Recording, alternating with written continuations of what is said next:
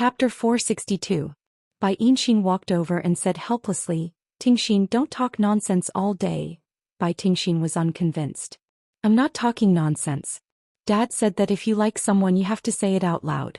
Is it wrong to like someone?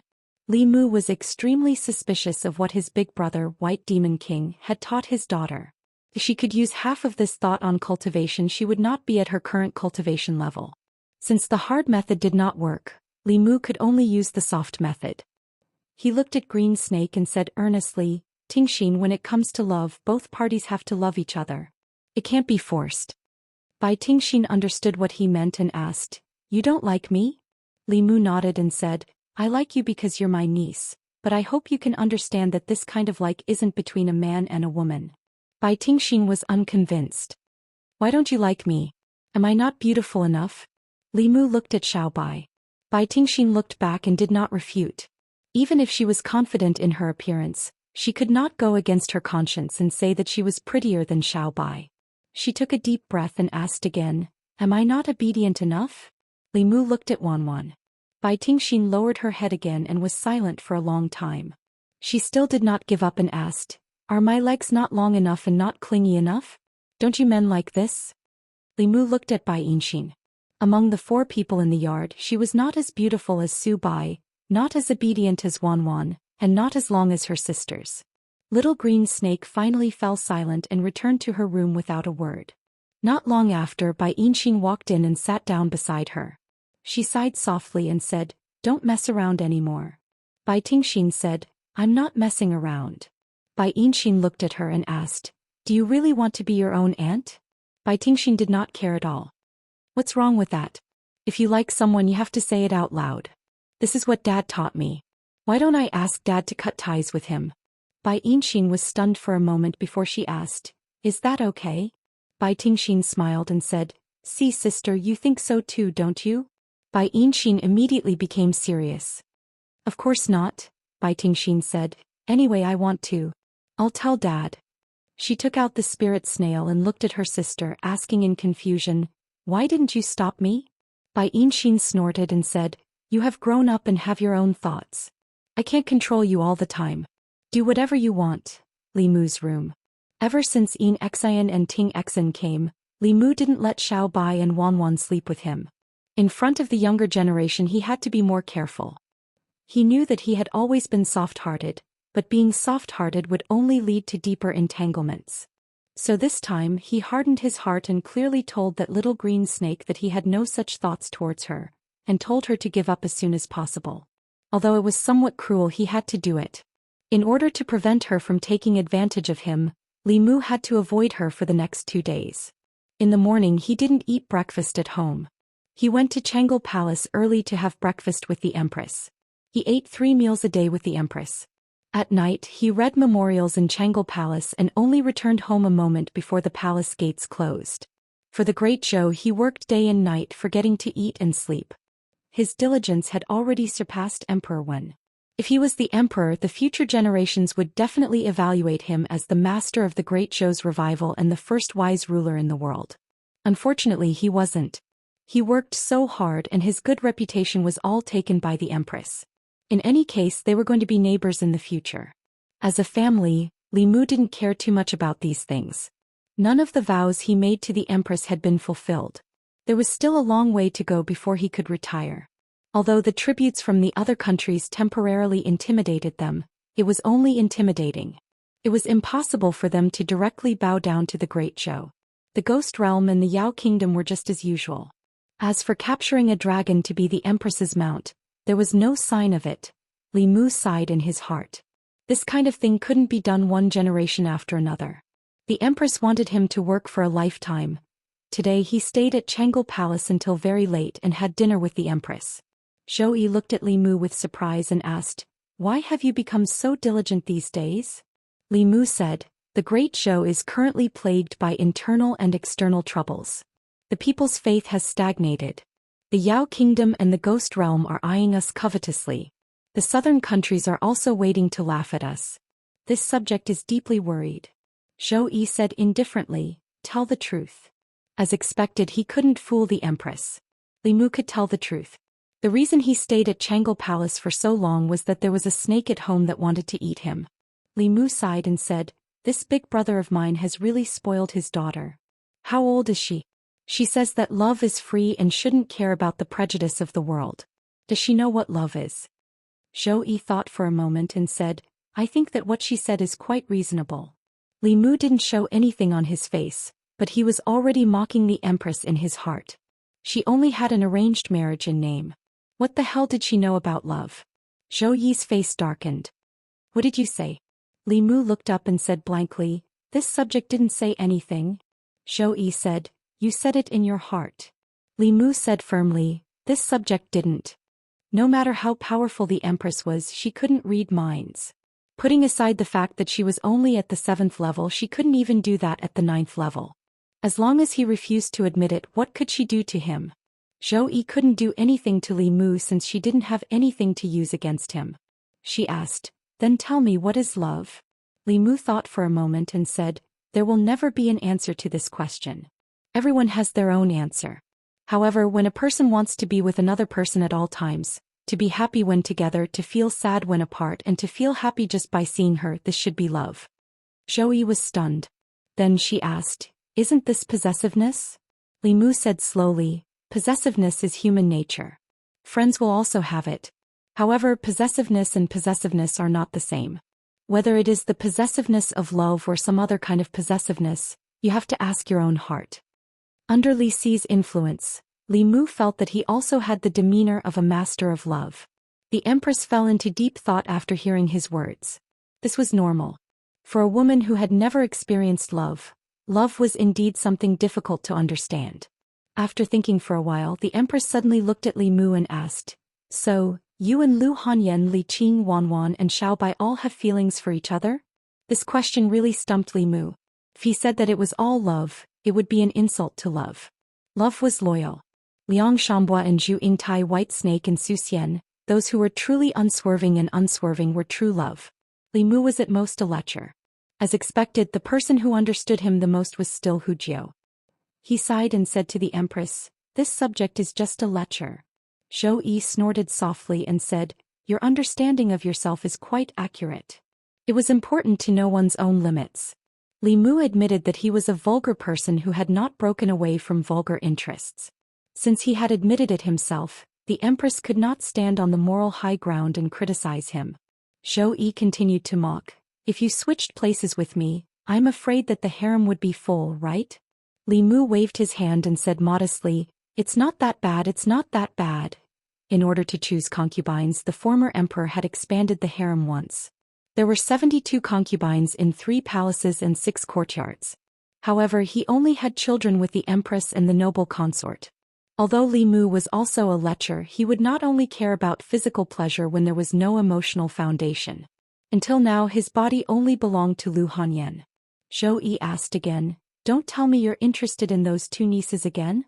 Li Mu looked at the Empress and said in disbelief, "Am I such a person in your Majesty's eyes?" Zhou Yi waved her hand and said, "I'm just asking out of curiosity." Li Mu said firmly, "Although I'm lecherous, I also have principles. I won't have any thoughts about my nieces. What's the difference between that and a beast?" Today he had talked a little too deeply with the Empress. Seeing that the palace doors were about to close, Li Mu stood up and said, "It's getting late. I'll go back first." Zhou Yi said casually, "It's getting late. Why don't you stay in Changle Palace tonight? You can read a few more memorials." Li Mu shook his head and said, No, I'll come back tomorrow." These past few days he had been sick of reading memorials. Now he did not want to read any more. Zhou Yi waved her hand disappointedly and said, "Go, go." Seeing Li Mu leave Changle Palace, Zhou Yi returned to her bedroom and sat in front of her dressing table. She inadvertently saw herself in the mirror and was slightly stunned. The woman in the mirror was naturally very beautiful. However, no matter how beautiful she was, it could not hide the disappointment on her face. She began to think about why she was disappointed. It seemed to be because Li Mu had left. However, she had spent at least 16 hours with him today. During these 16 hours, the furthest they had been apart was no more than 10 steps. Why would she be disappointed when Li Mu left? Could it be that she wanted Li Mu to be with her 24 hours a day, eating and sleeping? Mei Wei told her that this was just normal possessiveness. However, Li Mu told her that this was love. Zhou Qian's expression suddenly became one of bewilderment. She did not know who she should listen to. The Empress was somewhat abnormal these past 2 days. While Li Mu was reading memorials, she did not read novels. She leaned on the dragon throne alone, thinking about something. However, it was normal for women to have more thoughts. Li Mu did not take it to heart. He had encountered difficulties in the matter of incorporating the demons of the Great Zhou. After the palace secretariat had decided on the policy and approved it, the palace secretariat immediately sent it to the various counties. These past few days, the various counties had successively responded. Contrary to Li Mu's expectations, only a few out of the 36 counties of the Great Zhou responded to the policy with a small number of demons. This policy was completely beneficial and harmless to the weak demons in various places. After becoming the demons of the Great Zhou, they did not need to bear any responsibility. They would remain as they were in the past. The only difference was that the Great Zhou court had become their backing. In the future, regardless of whether it was righteous or evil path cultivators or powerful demons that threatened their lives, the local authorities would not sit idly by. They would be treated as true citizens of the Great Zhou. Even so, not many demons were willing. Li Mu guessed that it was probably because they did not trust the court at all. This was not surprising. Within the borders of the Great Zhou, the demons were in an awkward situation. Although they were all native demons of the Great Zhou and the Great Zhou was their hometown, the court was the court of the human race. On this land, humans could wantonly slaughter them. However, if they dared to slaughter humans, only death would await them. This situation had persisted for tens of thousands of years. From the Great Zhou to the previous dynasty, it had been like this for generations. The conflict between the demons and humans was engraved in their genes. Li Mu put down the reports from the various counties. After thinking for a while, he stood up and said, "Your Majesty, I will go out to investigate. I will be back in 2 or 3 days at most." Zhou Yi said absent-mindedly, "Be careful." After Li Mu left, outside the hall, Mr. Mei stuck his head out to take a look. He asked Shangguan Li, "Ali, did you notice that something is not right with His Majesty these past 2 days?" Shangguan Li asked, "What's wrong?" Mr. Mei said, "His Majesty has become less talkative and smiles less. He is often in a daze by himself. I don't know what he is thinking about." Shangguan Li thought for a while and said, "Maybe His Majesty is worried because the demons are not progressing well." Mr. Mei did not take her answer to heart. Ever since Li Mu was born, His Majesty had never cared about these things. Big and small matters, it was always Li Mu who took care of them. "Mei Wei, Ali, come in." The Empress's voice came from inside the hall. Mr. Mei walked in, bowed and asked, "Your Majesty, what are your orders?" Zhou Yi looked at her and asked, "Mei Wei, tell me, what is love?" Mr. Mei was stunned for a moment. Then a complicated expression appeared on his face. He said, "Your Majesty, if I knew what love was, I would not be alone now." Zhou Yi reacted and said, "Ali, you." It was only then that she realized that the other 3 women in the hall, including her, were completely clueless about this matter. According to Li Mu, the green snake seemed to know a lot about love. Zhou Yi stood up and said, "Let's go. Take 2 boxes of pastries from the imperial kitchen and go to the Li mansion. I haven't seen Xiao Bai and Wan Wan for a few days." Central County. There were 36 counties in the Great Zhou. Central County was located in the center of the country. It was where the divine capital was located. However, the development of Central County was not as good as the other 36 counties. The entire Central County had to provide convenience for the divine capital. All resources were provided to the divine capital. This made it impossible for Central County to become prosperous. The people were not too poor, but they barely had enough to eat and wear. The demons in Central County had a relatively miserable life. The people were not rich. They had no livestock to steal and they did not dare to do so. It was too close to the divine capital and there were too many cultivators. No demons dared to cause trouble here. Instead, they were worried that the cultivators would steal their souls. They longed to go to the demon nation. However, as local demons of the Great Zhou who grew up here, they were already familiar with this place. No one wanted to and no one dared to leave. With their cultivation, it was very likely that they would die on the way to the demon nation before reaching it. In a mountain somewhere in Central County, a dozen figures sat cross-legged in an open space filled with fallen leaves. All the demons who had taken human form within 100 miles were gathered here. These demons usually cultivated in their own hidden abodes. Other than those who were close to them, they rarely gathered. This was the first time they had gathered together.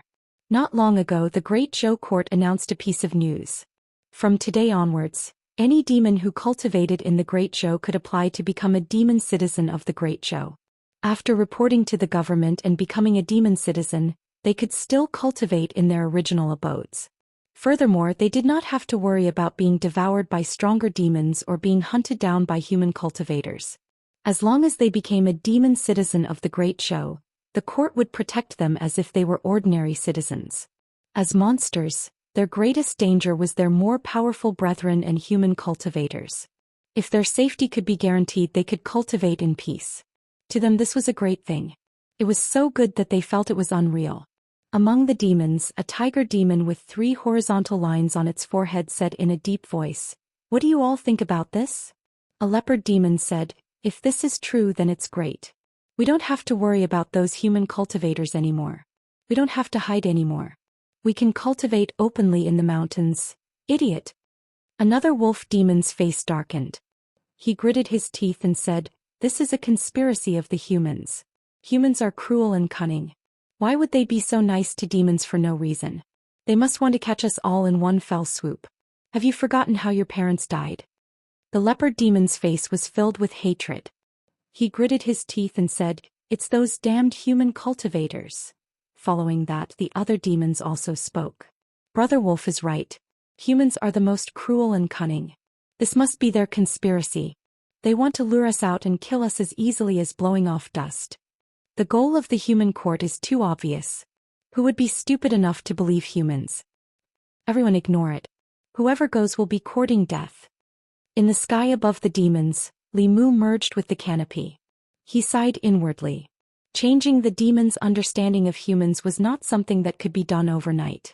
After returning to the divine capital, Li Mu had already thought of the next step of the plan.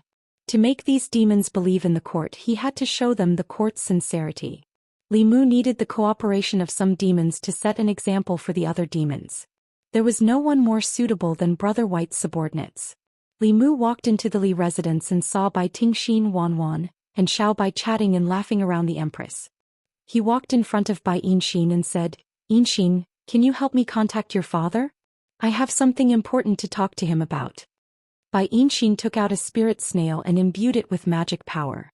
After saying a few words, she handed it to Li Mu. Li Mu greeted him briefly and then went straight to the point to tell him about it. The White Demon King said straightforwardly, "You can do as you see fit. You can bring Yinxin and Tingxin along. They will arrange it for you." Li Mu smiled and said, "Thank you, Brother White." The White Demon King said, "We're family. It's my duty." Li Mu said a few more words of courtesy before saying, "Then Brother White, I'll take Yinxin back tomorrow." The White Demon King said, "Wait a moment." Li Mu asked, "Is there anything else?" The White Demon King said, "I heard from Tingxin that you're now a minister of the Great Zhou court and a favorite of the Great Zhou Empress. You have a very high status and identity. When I became sworn brothers with you back then, I didn't expect you to have this day." Li Mu smiled and said, "This won't affect our relationship as brothers." The White Demon King said, "No, no, no. With your status and identity, how can you become sworn brothers with a demon? How will others look at you? From now on, don't call me brother anymore. I don't have a brother like you, but our relationship is still there. I hope you don't think too much." Li Mu was stunned and said, "Brother White, this..." The White Demon King smiled and said, "I'm doing this for your own good. Don't call me Brother White anymore. I still have other things to do. I'll take my leave." Li Mu held the snail that no longer made any sound and was at a loss. At the same time, thousands of miles away in the depths of the Eastern Sea, in a crystal palace, on a huge clam bed, a woman with 2 horns on her head rolled her eyes at the White Demon King and said angrily, "You're spoiling your daughter." The White Demon King did not care at all and said, "Back then your father did everything he could to stop us. It's not like you don't know how difficult it was for us. I won't let my daughter suffer like this." He smiled at the woman under him and said, "You just have to look for me at this time. It's only been 4 hours. Come, let's continue."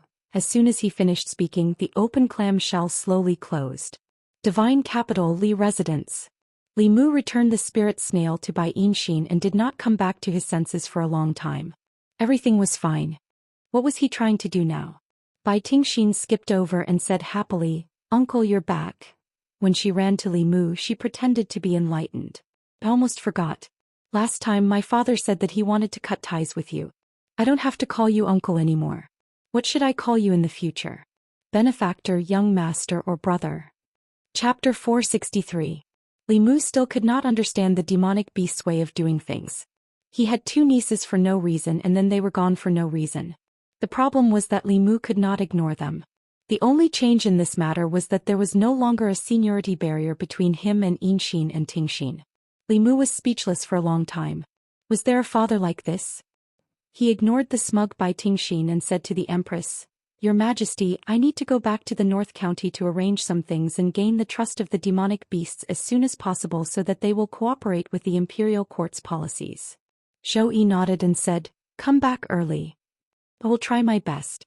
Li Mu responded to the Empress and said to Bai Yinxin, "Yinxin, I need you to go back to the North County with me and discuss something with your other uncles." Bai Yinxin did not hesitate and nodded, "Okay." Bai Tingxin immediately said, "I will go too." Li Mu flatly refused, "One of you is enough." When he was still her elder, this little snake was already lawless. Now that he did not even have the protection of this relationship, she would definitely want a yard after taking an inch. Bai Tingxin looked at Li Mu and said unconvinced, "Then why do you want my sister to go with you? Do you have other thoughts about my sister?" In order to prove his innocence, Li Mu said, "It's the same no matter who goes. How about this? I will choose whoever I choose. Then you have nothing to say, right?" Bai Tingxin said, "Then you have to be fair." Li Mu nodded and said, "Don't worry, it will be absolutely fair." He stretched out his finger and pointed at the 2 sisters, "I will choose whoever the little rooster chooses." When the last word was said, his finger pointed at Bai Tingxin. Disappointment appeared in Bai Yinxin's eyes, while a victorious smile appeared on Bai Tingxin's face. Li Mu thought for a while, looked at the little green snake and said, "You are eliminated. Yinxin, let's go." Beside the stone table in the courtyard of the Li residence, Bai Tingxin was hugging a puppet snake that she had made herself. She was slapping its tail and scolding, "Humph, I told you not to bring me along. I'll beat you to death, I'll beat you to death." Wan Wan sat on the swing and occasionally glanced at Bai Tingxin's direction with a worried expression. There was no fox spirit, but there were 2 snakes. The task given to her by Miss seemed to be getting harder and harder to complete. Xiao Bai sat next to her and was also worried. In the past, she only had to worry about whether other vixens would approach her benefactor. Now, other than vixens, even beautiful snakes had appeared. She heard from Sister Xen that men liked women with long legs. Her legs were not as long as theirs. Zhou Yi was still in the Li mansion. She walked to Bai Tingxin and sat down opposite her. She asked, "You like Li Mu?" Bai Tingxin nodded and raised her head to look at the Empress. Suddenly, she seemed to have realized something and asked expectantly, "Empress Sis, can you issue an imperial edict to marry me to him?" He definitely won't dare to disobey Empress Sis's imperial edict. Zhou Yi said faintly, "I can't." Bai Tingxin was disappointed. "Why?" Zhou Yi said, "You can't force a melon to be sweet. Feelings can't be forced." Bai Tingxin said firmly, "I want to force it." Zhou Yi asked, "He doesn't like you. What's the use of forcing it?" Bai Tingxin did not seem to mind at all. "He just hasn't realized how good I am yet. I believe that he will find out sooner or later. Love at first sight is just a matter of face. Only love that grows over time is true love."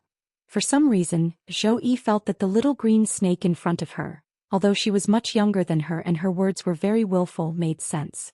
She couldn't help but want to hear more from her and learn more. She asked, "Did you fall in love with Li Mu at first sight?" Bai Tingxin curled her lips and said, "Of course not. Am I such a superficial snake? When we first met, we even fought. He even injured me. Later on, I slowly realized that he was good-looking, knew how to cook, had a gentle temper, and even saved me and my sister's life. At that time, I told myself that I, Bai Tingxin, have set my mind on him for the rest of my life." Zhou Yi thought for a while and asked, "Have you ever thought that one of you is a human and the other is a demon?" Bai Tingxin was unconvinced. "So what if he's a demon? Xiao Bai is a demon too. In the book he wrote, other than demons there are also ghosts. Love doesn't differentiate race, identity or status. This is what he told us. Zhou Yi was puzzled and asked, then you don't mind that he already has a wife, Wan and Xiao Bai? Bai Tingxin sighed and said, what can I do even if I mind? I also want to monopolize him but I came too late. Empress Sis, if you have someone you like very very much, you will understand how I feel. Zhou Yi shook her head, what a joke. How can I have? Bai Tingxin said regretfully, that's too bad. Sister Empress, you'll never know what it feels like to like someone. You'll always think about being with him, wanting to possess him, wanting him to only be with you. Zhou Yi clutched her chest and felt that her breathing began to become a little irregular. She was shocked. She didn't know why, but her inner demon was beginning to stir again. At this time, Bai Tingxin snorted and slapped the snake again. She said angrily, I like him so much but he actually likes my sister more. He didn't even bring me back to Beijun. I'll beat you to death. In the sky above Zhongjuan, a flying boat sped past. At a certain height below the 9 heavens astral wind layer, the atmosphere was relatively thin and the air was very stable. The flying boat sped past without any bumps. Li Mu stood at the bow of the boat and looked at Yin Exen, who was sitting cross-legged in the boat and cultivating seriously. He couldn't help but sigh at his decision. If he had brought another snake on this trip to Beijun, he wouldn't have been able to have a peaceful journey. Li Mu sized her up and thought of her appearance 2 years ago. She didn't seem to be much better than Tingxin. However, a woman changed 18 times between childhood and womanhood. Not only did she become more and more beautiful, even her personality had become so likable. He didn't know when the other snake would grow up. On the way, Li Mu had already asked Yin Exen. Her family had a very high status in Beijun's demon world. In the Great Zhou there were very few demons that exceeded the 5th realm. The White Demon King's strength was the strongest among the demons in Beijun. In the entire Beijun, most of the demon experts such as the Green Bull Demon, the Tiger King, the Rat King and others were working under him. As for the other demons, even if they weren't under him, the Green Bull Demon, the Tiger King and the other demons had a say. A day later, in a mountain somewhere in Beijun, the Tiger King came forward with a smile and said, Brother Li, long time no see.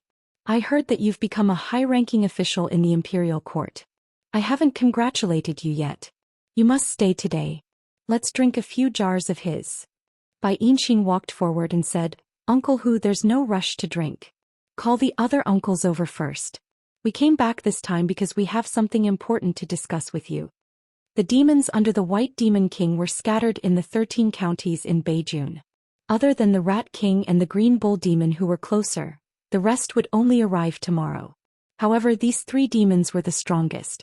Even the White Demon King called them brothers. Li Mu naturally couldn't order them directly. After the 3 demons gathered, Li Mu asked, Brothers, have you heard that the imperial court wants to register the demons in the Great Zhou? The Green Bull Demon nodded and said, I've heard but I don't know if it's true or not. We're still waiting. The Tiger King said, it's most likely fake. The human imperial court isn't so kind. Even if they don't attack us when they fight with the Demon Kingdom and Ghost Realm, they will use us as cannon fodder. This must be a vicious plan that someone came up with. Li Mu said in shame, to be honest, I was the one who suggested this. The Green Bull Demon's eyes lit up. He suddenly looked at Li Mu and asked, Brother Li, are you serious? Li Mu nodded and said, in the Great Zhou, a large part of the reason for the conflict between the demons and humans is that the imperial court's laws are unfair. The demons suffer under these unfair laws. I want to ease the conflict between the 2 races, so I pushed this matter forward. However, the hatred between the demons and humans is too deep.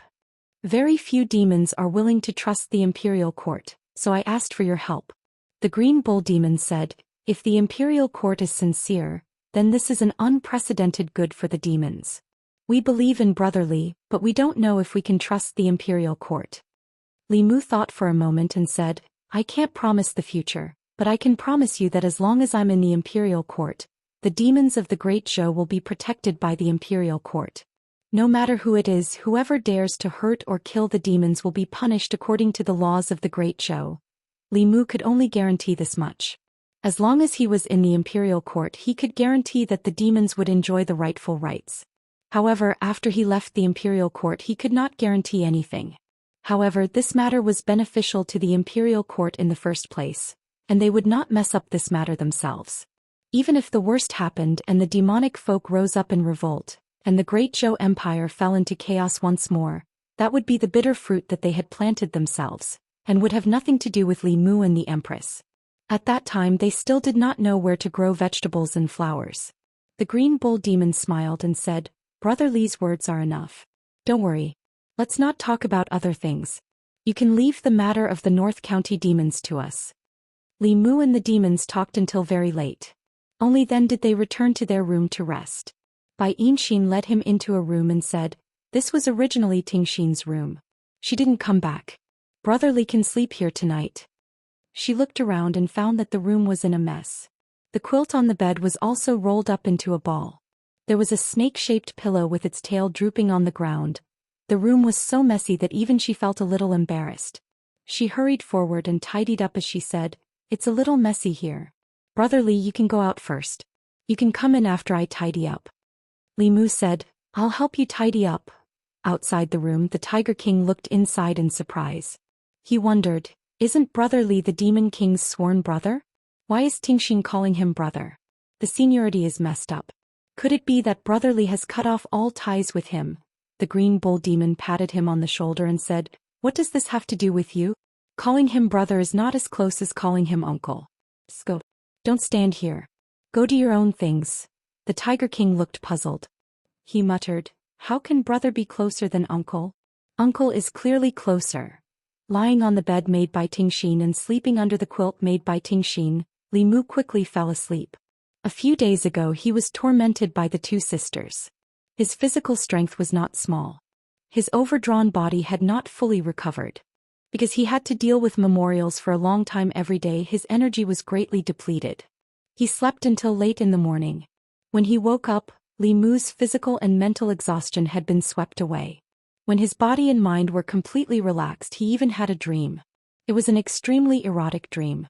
He had been separated from Lu Hanyan for a few months, and he had also been abstinent for a few months.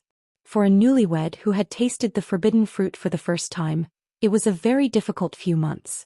Li Mu admitted that he was a lustful person, but even a lustful person had a bottom line. However, things like dreaming were not something that could be controlled by his subjective consciousness. Li Mu smelled the fragrance on the quilt that belonged to Bai Tingxin and swore that he would not sleep here tonight. Recalling the contents of the dream, he felt a little ashamed. He felt sorry for calling brother Bai countless times. Bai Yinxin had already woken up. She helped Li Mu bring his toiletries. Li Mu walked out of bed and said, "Thank you, Yinxin. Leave it there. I'll do it myself." Bai Yinxin still helped him wet the towel. After wringing it dry, she handed it to him. In fact, cultivators had their own supernatural powers to avoid dust. However, most of the time they still maintained the habits of ordinary people. This could make them feel that they were still human at all times, reducing the possibility of inner demons during the cultivation process. After washing up, Li Mu walked out of the room. The demons under the White Demon King had received the summons and had rushed over overnight. After hearing the Green Bull Demon and the Tiger King explain the purpose of gathering them, some of the demons were overjoyed, while others expressed their worries. Could this be a conspiracy of the imperial court? Why would they do something that is only beneficial to the demons for no reason? This is a matter of great importance. It's better to be careful. The demons' guard against humans was engraved in their bones, blood, and genes. It was impossible to convince them with just a few words. Fortunately, they did not completely refuse because of the White Demon King. In order to dispel their concerns, Li Mu made some concessions. The demons of the North County did not need to go to the various government offices to register. He would transfer a few officials from the county office to help them register their demons here. This could dispel some of their concerns. Many demons believed that the entire matter was a conspiracy of the imperial court. The day they went to the government office to register their names would be the day they died. In addition, the demons of the Great Zhou did not need to listen to the orders of the local government. After the demons were registered, they would establish a demon division that specialized in dealing with demons. There were demon officials in the demon division who were local powerful demons. They could receive a salary from the imperial court and command the demons of a county. Although this would increase the expenses of the national treasury, after Li Mu reformed the consecration department, the national treasury had a large amount of expenses left. It was more than enough to pay the salaries of the demon officials of the demon division. The demons of the various counties, regardless of race, were forbidden from killing each other. Once discovered, the demon division would directly capture them. After reporting to the imperial court, they would be dealt with according to the laws of the Great Zhou. If a cultivator harmed or killed a demon, the demon division could also capture them and hand them over to the imperial court. In addition, demons with a certain level of strength could complete missions issued by the various government offices in exchange for spiritual jades, dharma treasures, fulu pills, and other cultivation resources. When they heard about the benefits of being registered as a demon, the demons of the North County were in an uproar. Being registered as a demon in the Great Zhou seemed to only have benefits for them. There were no disadvantages at all. Weak demons not only had difficulty cultivating, but they also had to worry about being devoured by powerful demons at all times. They usually hid and did not dare to reveal any demon chi.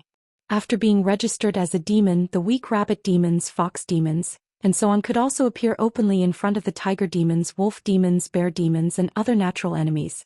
If they dared to touch a single hair of theirs, they would be punished by the demon division and the imperial court. Not only was the safety of the small demons guaranteed, but the powerful demons also heaved a sigh of relief. Their strength was only relative.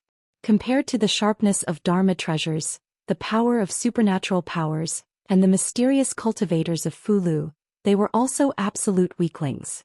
Usually they only dared to hide in the depths of the mountains and forests and did not dare to easily appear in human cities. Even so, they still had to worry about human cultivators coming to their door, killing them, and taking their souls and demon cores to cultivate. With the demon registration, everything was different. Even demons had a strong sense of belonging to the land under their feet. If they could have a powerful backer to support them, who would be willing to be a weak mountain spirit with no one to rely on. From now on, their identities were no longer mountain demons but the demons of the Great Zhou. Anyone who wanted to harm them had to consider carefully whether they could afford to offend the Great Zhou court. The White Demon King was very prestigious in the hearts of the demons of the North County. After the news spread, the demons of the North County began to rush here, afraid that they would miss this once-in-a-lifetime opportunity if they were too late. Li Mu opened his heavenly eye and saw the large and small demon auras in the mountains. He was gratified. As expected, the demons did not trust the imperial court but they trusted the demons. This time the White Demon King had helped him greatly. It was not in vain that he had spent so much effort on his two daughters. It was late at night. Li Mu was still thinking about all kinds of possible changes when Bai Yinxin knocked on the door and walked in with a bowl of ginseng soup. She said, "Brother Li, you've been busy all day. Drink this bowl of ginseng soup and rest early." "Thank you, Yinxin." Li Mu took the bowl and found that the soup in the bowl was neither cold nor hot. He drank a few mouthfuls and then asked, "Yinxin, are there any other empty rooms here?" Bai Yinxin asked, "What's wrong? Is Brother Li not comfortable sleeping here?" Li Mu nodded and said, "I'm not used to sleeping in Tingxin's room." Bai Yinxin thought for a moment and said, "Then I'll sleep here. You can sleep in my room next door." After drinking the ginseng soup, she brought Li Mu to her room. Although the two sisters were born from the same parents, their personalities were completely different. Their rooms were also completely different. The younger sister's room was as messy as a snake's nest, while the elder sister's room was clean and tidy. It gave people a very comfortable feeling. The only thing in common between the two rooms was that the quilts were very fragrant.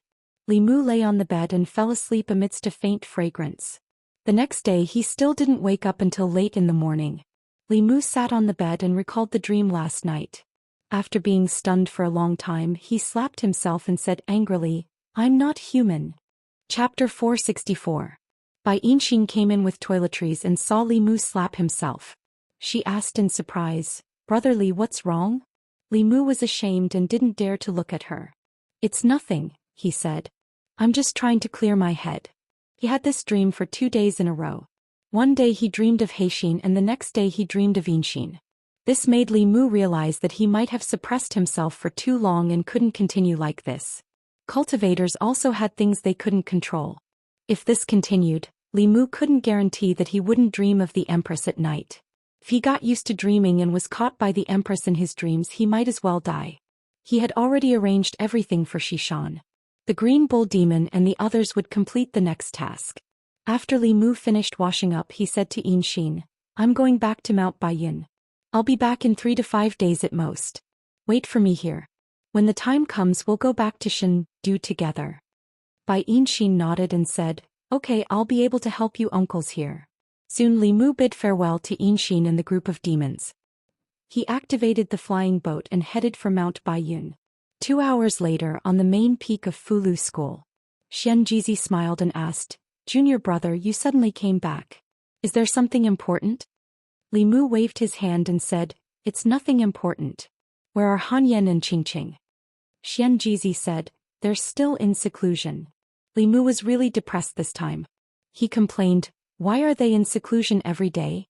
How can there be so much seclusion to do? Xianxia said softly, This is something a core disciple of Fulu School must go through before becoming the head. All the brothers have gone through it. When you leave the Great Zhou Court in the future, you'll also have to go through it. Li Mu thought for a while and said, Let me see where they're in seclusion. Xianxia flicked his sleeves. The scenery before Li Mu's eyes changed. His body appeared in another space. This place was filled with verdant mountains, birds chirped and flowers bloomed. The ground was covered with thick vegetation. In the sky, 7 inverted mountains floated between the clouds. Between the mountains, white clouds drifted and red-crowned cranes flew. There were stairs connecting the mountains. It was a fairyland. The size of this space was no less than Li Mu's demonic emperor space. It must have been left behind by a 9th realm senior in the history of Fulu School. Although those experts had passed away, they had left behind countless legacies for the sect. Li Mu sensed the auras of Lu Hanyan and Li Qing on one of the mountain peaks. He also sensed the auras of several chiefs on the other mountain peaks. In addition, in front of Li Mu, there were balls of light that floated aimlessly in the air. Sometimes they would fly into the mountains and then fly out again. Li Mu looked at those balls of light and said in surprise, These are memory balls of light? Hyun Jinko nodded and said, These are the memories of our sect's seniors. When they reached the end of their lifespan, they would pass down their lifetime of cultivation experience through this method for future disciples to comprehend. Hearing this, Li Mu could not help but feel deep veneration for the Fulu School seniors. Although the demonic emperor White Emperor had also left behind his memories, his goal was to be reborn thousands of years later. The Fulu School's seniors were so selfless. Even though they had passed away, they continued to shine for the sect. In their memories, there was a lifetime of cultivation experience, understanding of Abhijna and the Fulu way. Future disciples only needed to comprehend their memories, and they would be able to save themselves the hard work of groping on the path of cultivation. Of course, whether it was the Fulu way or the Abhijna way, they were all constantly evolving. The cultivation knowledge of the past might be somewhat outdated now, but it was still the same. To the sect, the memories of every expert were precious and irreplaceable resources. The selfless contributions of these experts must have played a huge role in the reason why large sects were able to last for thousands of years and pass down their legacies. Hyun Jinko looked at those balls of light and said emotionally, This place is called the Ruins of End. It is the final resting place of the sect's seniors, and also the final resting place of us.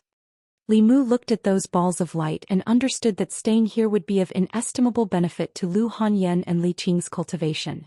Li Mu did not intend to disturb them any further. Just as he was about to leave, a streak of light suddenly flew over from a mountain peak. Within the streak of light was a figure that Li Mu had been thinking about day and night for a very long time. Lu Hanyan looked at Li Mu from afar. Her eyes were filled with longing as well as some other emotions that only the two of them could understand. The two of them glanced at each other. Nothing needed to be said. Li Mu took Lu Hanyan's hand and said to Xianxia, Send us out. Xianxia asked, Junior brother, you just came in. Don't you want to take a look around? Li Mu smiled, There will be plenty of opportunities in the future. Xianxia waved his sleeve again.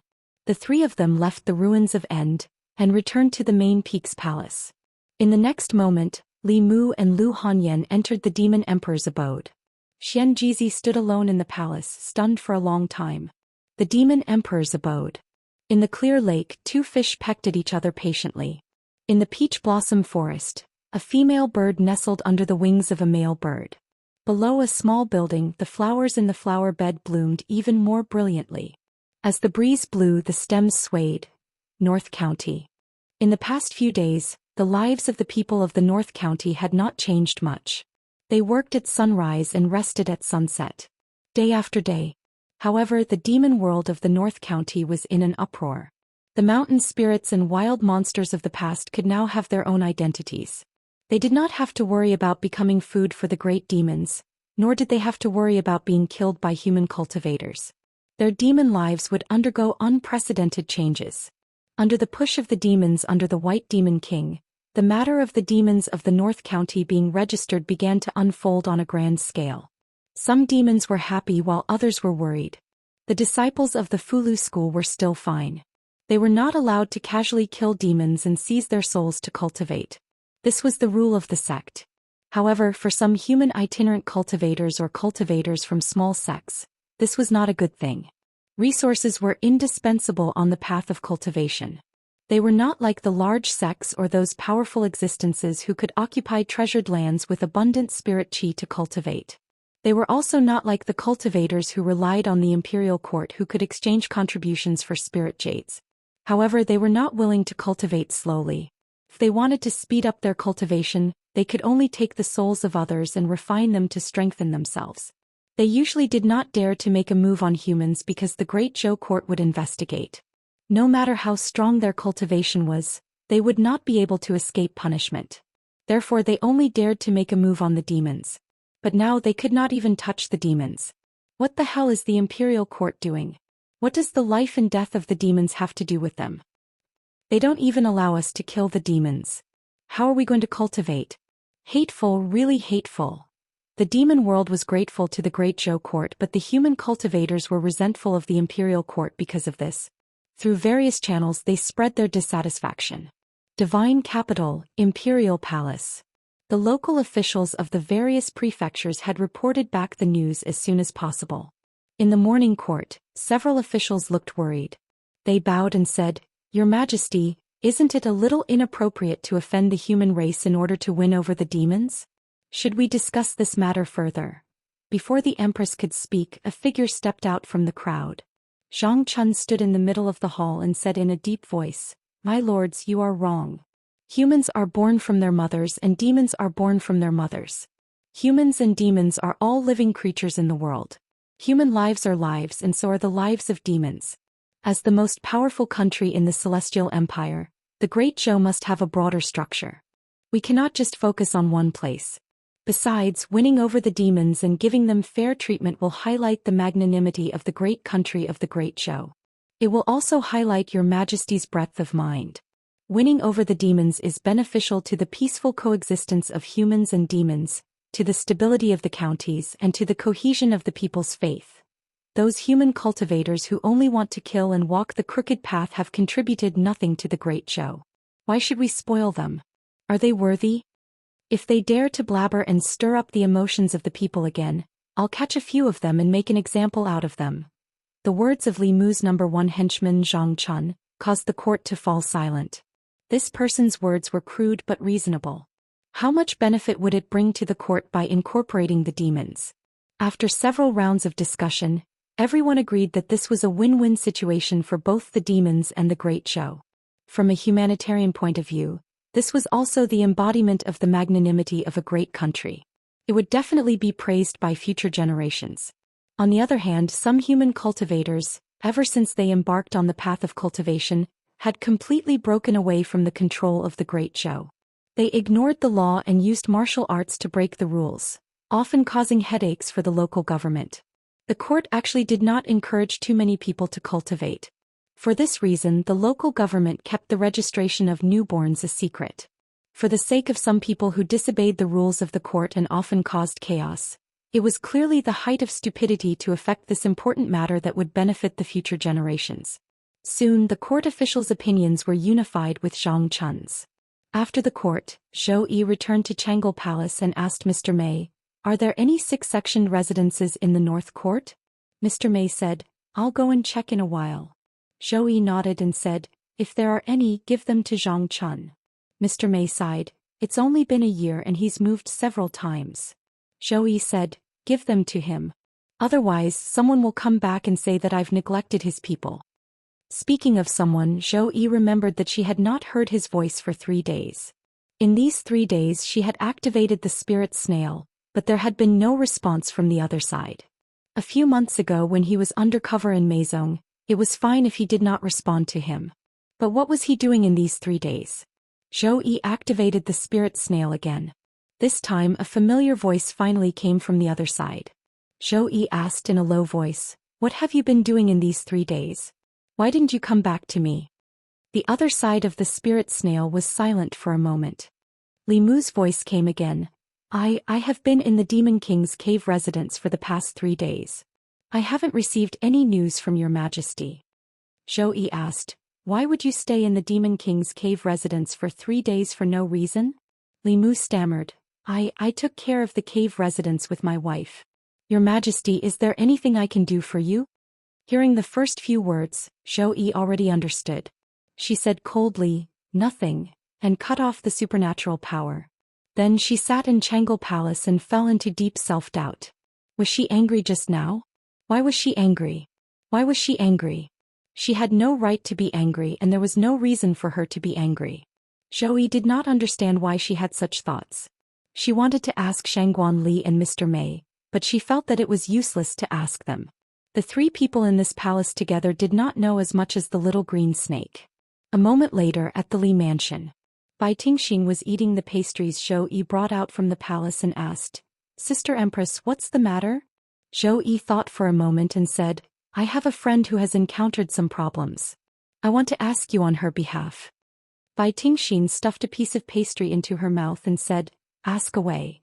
Zhou Yi was silent for a moment and said, "My friend always misses a man and wants to keep him by her side. She wants to hear his voice. When she hears that he is with another woman she will be angry for no reason." Bai Tingxing put down a piece of pastry and said, "This question is too simple. Your friend must have fallen in love with that man." "I also feel the same way about Li Mu the bad guy," Zhou Yi murmured. "Is this love?" Xiao Bai ran over from the side and asked with a gossipy face, "Sister Zhou, who is this friend you are talking about? Is it Auntie Mei or Sister Ali?" Zhou Yi came back to her senses and coughed lightly. She said, "Actually I am talking about Ali, Changle Palace." Shangguan Li sneezed inexplicably.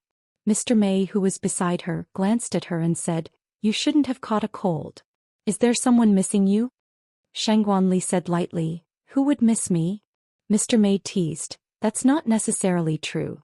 Maybe it's Li Mu the lecher. He likes all young and beautiful girls. Although you are not young you are indeed very beautiful. Beijun." Li Mu sneezed a few times. He was extremely suspicious that someone was speaking ill of him behind his back. At this time he had already left Fulu school and was on his way to Yinxin. Absence makes the heart grow fonder. After a few days of shameless two-person world, Li Mu still had to separate from Lu Hanyan, even though both of them were reluctant to part. A gentle home was also a hero's grave. Lu Hanyan was going to become the head of Fulu school in the future. Li Mu could not watch her immerse herself in a gentle home and affect her cultivation. Whether it was Lu Hanyan, Li Qing or Li Mu, all of them had to cultivate diligently. A breakthrough in cultivation meant an increase in lifespan. The higher their cultivation the longer they could stay together. In Xishan, where the White Demon King's abode was located, the registration of monsters was still in full swing. This matter was far from as simple as the average person thought. Compared to monsters that had taken human form, there were actually more monsters that had yet to take human form. These monsters had already developed spiritual intelligence. They could communicate with humans and understand human language, but they did not transform into humans. They looked no different from ordinary wild beasts.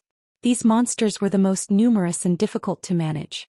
However, they were the weakest and should be protected the most.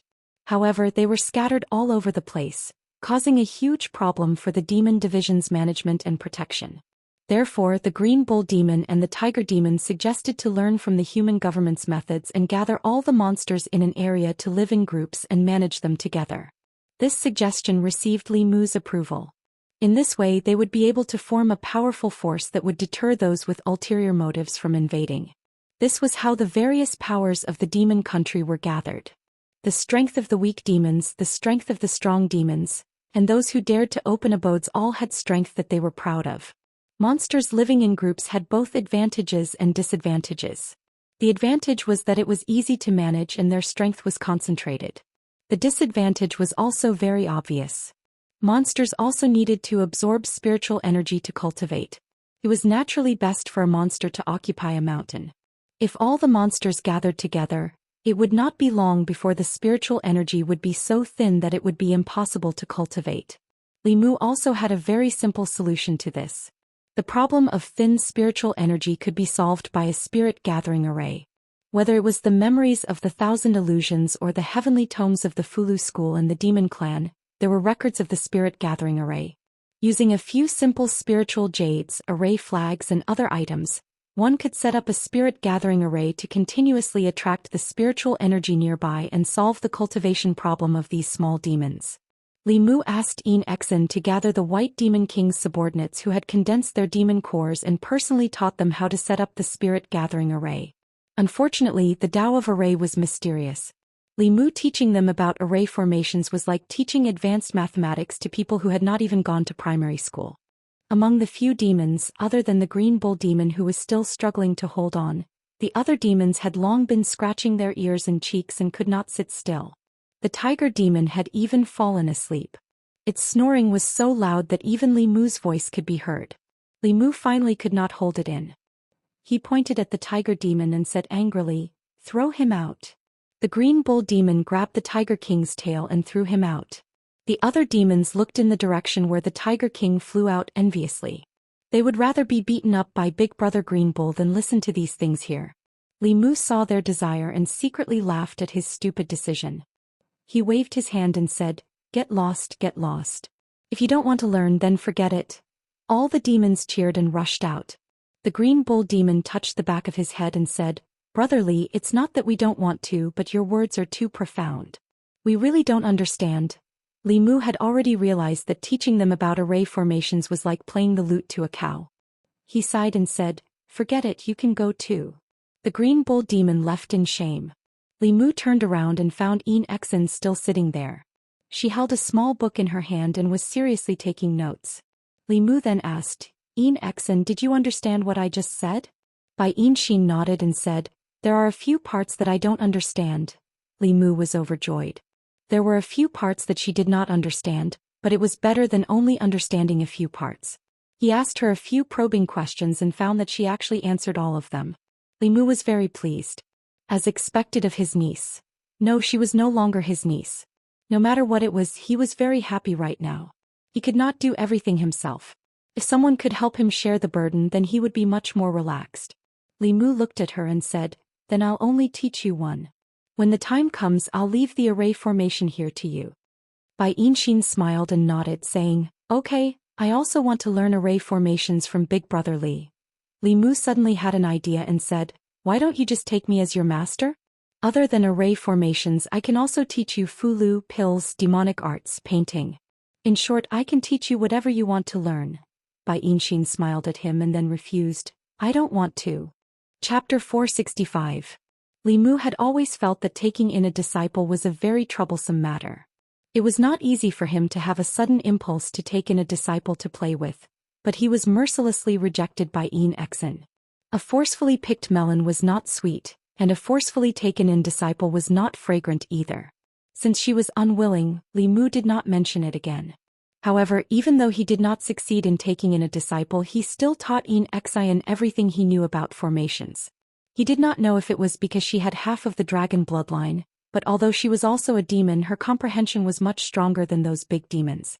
She often understood with a little guidance and could even draw inferences from one example. This fully satisfied Li Mu's sense of achievement. It was human nature to be good at teaching others, especially Li Mu who had a lot of skills but no one to inherit them. After a long time he was bored and needed to find someone to teach him. The disciple he taught was so smart, so as a teacher he was naturally happy. Although Xianxia was still unwilling to call Li Mu sir. In one night, Li Mu finished teaching her the basics of formations. Currently he was only at the beginner level, but there was still a long way to go. It would not be too late to teach her slowly when they returned to the fairies' capital. The next morning, with Li Mu's help, she began to try to set up her own formations. Although the number of demons was far less than humans in the entire North County, There were close to 1,000 demons that had transformed and had not transformed. Among them, 80 to 90% were small demons that had not transformed. According to the division of the mountains, each mountain could be assigned to dozens of demons. After the spirit gathering formation was set up, the density of spiritual energy in the entire mountain was about the same. The demons opened up an open space on their own mountain and built houses to live in. He was already a demon citizen of the great Zhou dynasty. Of course, he could not be like the mountain spirits and wild monsters in the past, casually digging a hole and calling it an immortal's cave. He deserved to be called an uncivilized beast. Xianxia was setting up a spirit gathering formation for Mountain Number 1. Mountain Number 1 was where the North County Demon Division was located. The Green Ox and the Tiger King were the chief and deputy demon commanders. This mountain was being built on a large scale, imitating the Imperial Court's Yamen and building a government office. The Department of Demons was directly under the Department of Consecration. It was completely modeled after the Great Zhou Court. Other than the government offices, there was also an official residence. The Tiger King wanted to compete with the Green Bull Spirit for the 5-entry mansion in building one of the first mountain. Neither of them was willing to submit to the other. After fighting for a while, the Tiger King finally gave up with a dejected expression. Under Li Mu's constant guidance, Xianxia finally finished setting up the first set of array formations that she learned in her demon life. After the last piece of spiritual jade was completed, the demons of Mount Number 1 immediately sensed the changes. The spiritual energy around them was rapidly condensing. In less than 2 hours, the concentration of spiritual chi here was already several times higher than usual. This meant that cultivating here for one day was equivalent to cultivating for several days in the past. Tiger King wiped his saliva and said, "This thing is good. If I cultivate here in 10 years, no, in 5 years I will be able to break through to the 5th realm." Green Ox and Tiger King were the strongest subordinates of the White Demon King, but they were still some distance away from the 5th realm. Li Mu quickly realized a problem. There were 36 Department of Demons in the Great Zhou. In any case, they were the officers of the Department of Demons. 4th realm cultivation was far from enough. One had to know that the chief officers of the 36 counties all had to be at least at the 5th realm. If outsiders found out that the Great Demon Commander was only at the 4th realm, they would think that there were no demons in the Great Zhou. However, compared to the demon nation, the Great Zhou did not have any powerful demons. A 5th realm demon could already be called a demon king. There was still no news of a 6th realm demon in the Great Zhou. Li Mu had to think of a way to raise their cultivation as soon as possible. Suddenly, an idea flashed through his mind. He stretched out his hand. A white light flashed and a few jade bottles appeared in his hand. 3,000 years ago, the demon emperor Bai Di had set up a vicious trap. He wanted to use the top-notch elixirs of the demon clan to attract the later generations to kill each other. Back then, in the demon emperor's cavern, the demons had fought until their blood flowed like a river for these elixirs. In the end, these bottles of elixirs were secretly kept by Li Mu. Tiger King and Green Ox Demon looked at the jade bottles in Li Mu's hand. Although they did not know what was inside, they instinctively swallowed their saliva. The things in the bottles were very attractive to them. Li Mu threw a bottle to each of them and said, "These two are heaven-level breakthrough pills. It should be enough for you to break through to the 5th realm. Hurry up and refine them. Only when your cultivation increases can you manage the demons in the North region." Tiger King said in disbelief, This is really for us?" Li Mu glanced at him and asked, "You don't want me to give it to Rat King?" Rat King's eyes shone with green light. He immediately stood up and said, "He doesn't want it, but I want it. Go, go, go." Tiger King sent him flying with his tiger claw. He said to Li Mu, I want it, I want it." "Thank you, Brother Li, thank you, Brother Li." Green Ox Demon also thanked him gratefully. Regardless of whether it was a human or a demon, a pill that could help a cultivator break through to the 5th realm was a treasure. Li Mu said again, "I will teach you 2 new cultivation techniques. In the future you will cultivate according to these techniques." The demonic techniques of the various races in the heavenly tomes were very complete. If one had enough talent and luck, it was enough to allow a small demonic beast to cultivate to the 9th realm. Li Mu circulated his mana through the 2 demonic beasts' bodies and said, "Remember this mana circulation route. In the future, cultivate according to this mantra. Other than the 2 of you, you cannot tell anyone else about this." It was not that Li Mu was stingy. It was just that he knew the nature of the green ox and the tiger, but he did not know about the other demons. Once he passed on top techniques to demons with evil intentions, it would bring endless trouble to the imperial court. It was also a sin that Li Mu created himself. Tiger King followed the technique that Li Mu taught him. After circulating his mana in his body, his eyes were filled with shock. Then he looked at Li Mu seriously and said, "Brother Li, no, big brother Li, in the future you are my big brother." Green Ox Demon knelt on the ground and bowed respectfully to Li Mu. Tiger King saw this and also knelt down without hesitation.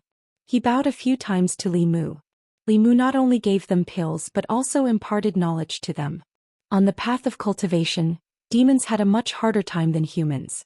It was even more difficult to obtain a cultivation technique. The cultivation technique that Li Mu taught them was almost tailor-made for them. It allowed their cultivation speed to increase exponentially. With so much kindness, the two demons did not know how to repay it. Li Mu waved his hand and said, "All right, we are all brothers. There is no need to be so formal. After you have refined these pills, I will teach you some of the techniques of our race." After giving the 2 realm breaker pills to the 2 demons, Li Mu suddenly thought of Xianxia. This little girl should not think too much. He looked at the girl beside him and said, "Xianxia, don't think too much. It is not that I don't want to give them to you, but your cultivation is still too shallow. The realm breaker pills are useless to you. Also, these 2 pills are from 3,000 years ago. Who knows if they have expired? When your cultivation is enough, I will make new ones for you." The green bull demon had already poured out the pills. His 2 large eyes looked at Li Mu. Tiger King had just thrown the pills into his mouth. He looked at Li Mu in shock. Finally, he gritted his teeth and swallowed the pills. Reality proved that even if it was a pill from 3,000 years ago, as long as it was preserved properly, its medicinal effects would not be affected. Li Mu's efforts were not wasted. In just 3 days, the 2 demons had refined the pills and reached the 5th level. As long as they stabilized for a while, they would be able to use the full power of the 5th level. In order to increase their strength again, Li Mu taught them the techniques of their race and gave them new weapons. The green bull demon received a steel mace. The tiger demon received a 9-ringed saber. They were both high-grade earth-level magic treasures. After the 2 demons received them, they could not bear to part with them and went outside to spar. The North County Demon Division finally had a decent master. A 5th-level demon cultivator could barely be considered a master in the demon nation. But in the Great Zhou demon world they could do whatever they wanted. However, the strength of the entire demon division was still not enough in front of a true master. Other than the spirit gathering formation, Li Mu also planned to help them set up a defensive formation. The highest level of formations was not to use spiritual jades or formation flags to form a formation to block the enemy. Instead, it used the power of heaven and earth. According to different terrains, it borrowed the power of heaven and earth to form a formation. For Xianxia, who had just come into contact with formations, this was still difficult to understand. When Li Mu set up the formation, he would let her observe and then explain it to her in detail. On a mountain wall somewhere, Li Mu and Xianxia, one on top and one on the bottom, were carving formation patterns. Formation patterns were similar to Fulu. These seemingly random lines could mobilize the power of heaven and earth. As Li Mu drew, he sighed. It was good to bring Xianxia out. She would only cause trouble for him and take advantage of him. Xianxia was completely different. She was obedient and capable. She reduced his burden by a lot. After Li Mu finished drawing a part of the formation patterns, he felt the spirit snail vibrate. He took out the spirit snail and the Empress's voice came from it. "What are you doing?" Li Mu said honestly, "I'm helping the North County Demon Division set up a formation." The Empress liked to check on Li Mu. If she missed a call from the spirit snail, she could make dozens or hundreds of calls. Li Mu reported on his recent work and the progress of the North County Demon Division. He also chatted with the Empress and learned about the protests of the independent cultivators in the Great Zhou. Li Mu had already expected this. The imperial court protected the demons, but it had little impact on the disciples of the large sections. The Fulu school and other large sects had strict restrictions on their disciples. They were not allowed to kill demons to take the shortcut of cultivation. However, these independent cultivators often did such things. More than 90% of the heretical cultivation wanted by the imperial court were independent cultivators. About 70% to 80% of the heretical cultivation wanted by the demons were independent cultivators. These evil human cultivators could be said to be the cancer of both the human and demon worlds. Among them there were people who followed the righteous path, but there were more people who followed the evil path. They were the unstable factors in the Great Zhou. They had cultivation and did not obey the rules of the government.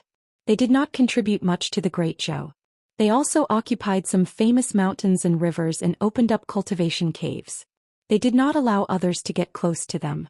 The local government also turned a blind eye to them.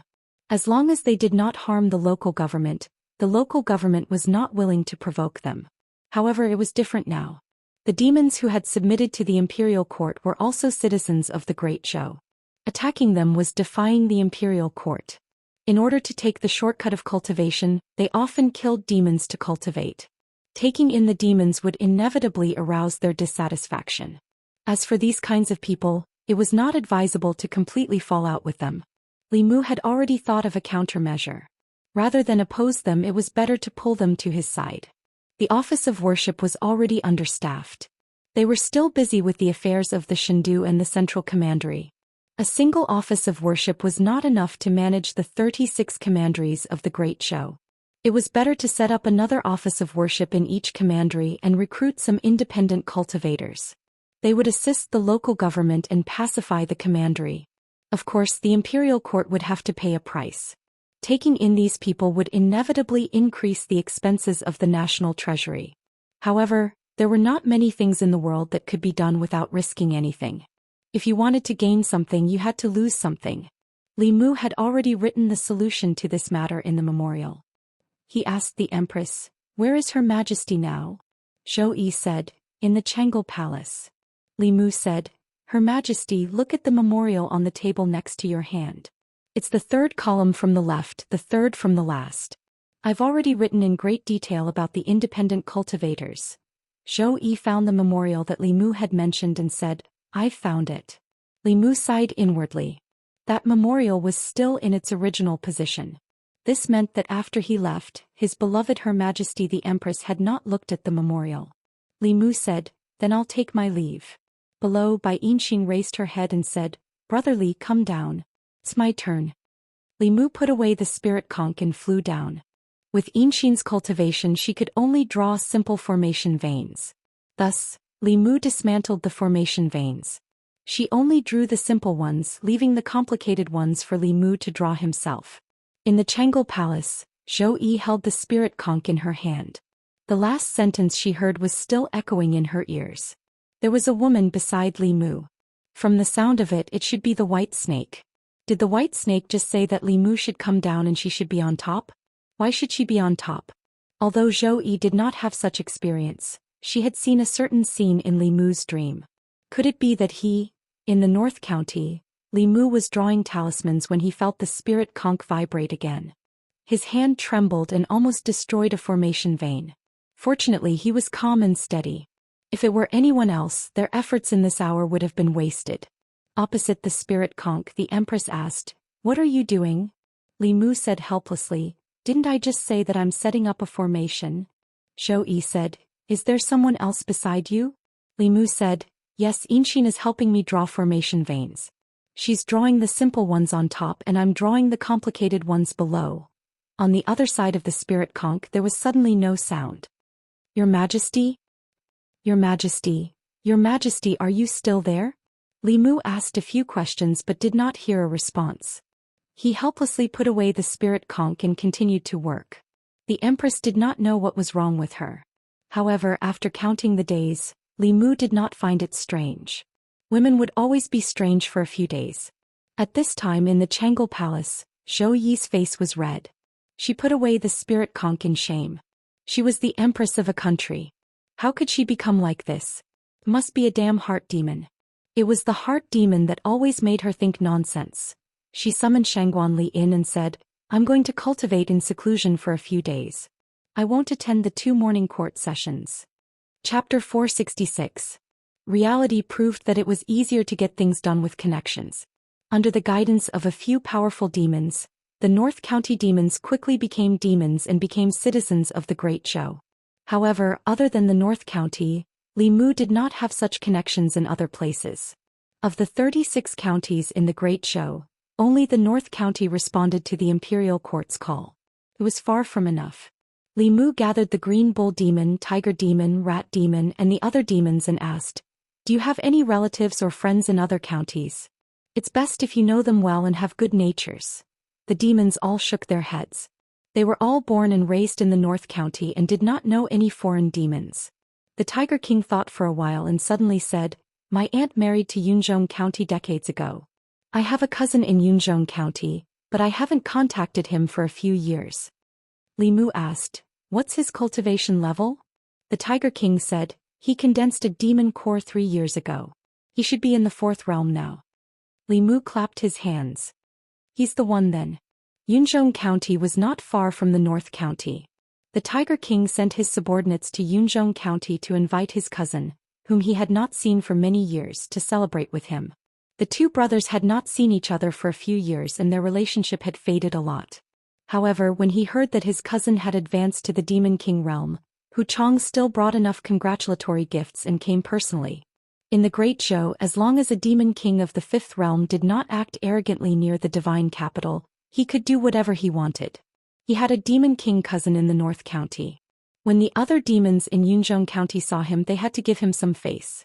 He had to use this opportunity to get in touch with his cousin again. In the mountains of the North County, Hu Chang rode on a fierce tiger. He patted the head of the tiger under him and asked, "Have we arrived?" The tiger opened its mouth and said, "Your Majesty, we're almost there." The tiger ran for 15 minutes in the forest and finally arrived at a mountain.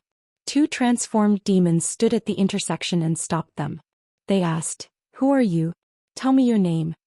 The tiger said, "The king on my back is the Tiger King's cousin. Hurry up and let us in."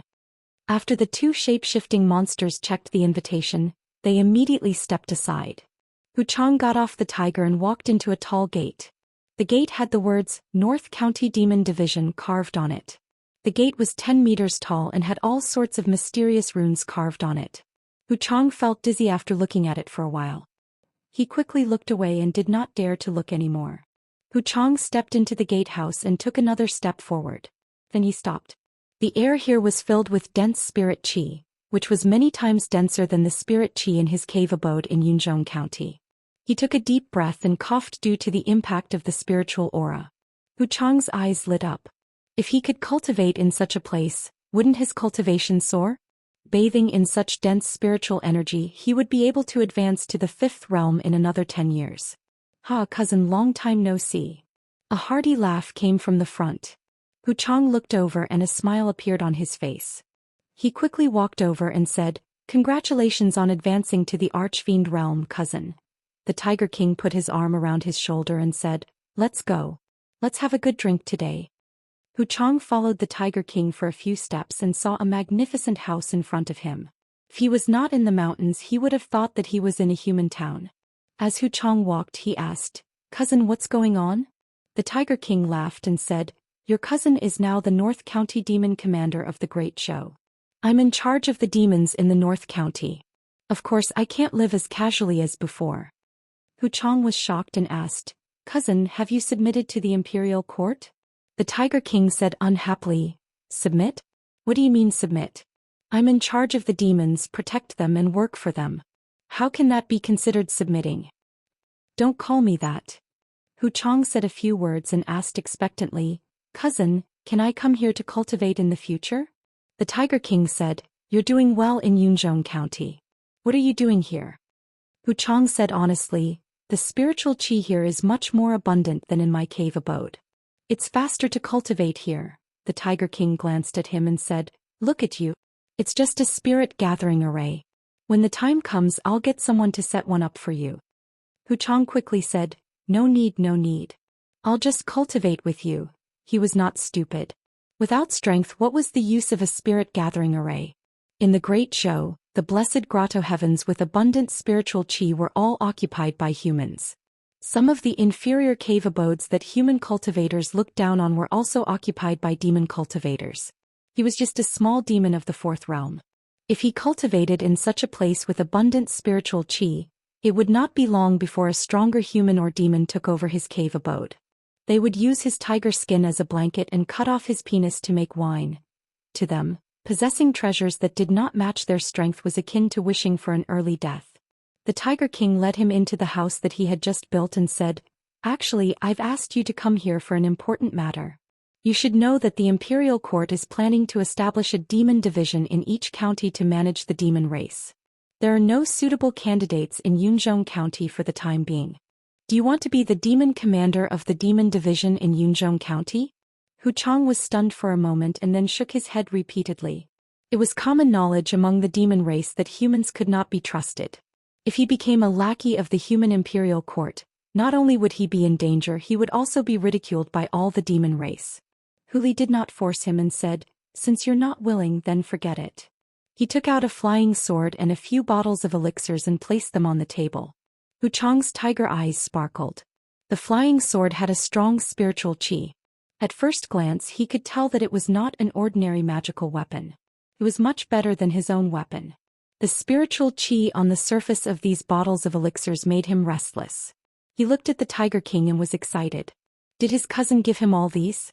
The Tiger King said, "You're more familiar with Yunzhong County than I am. Take these things.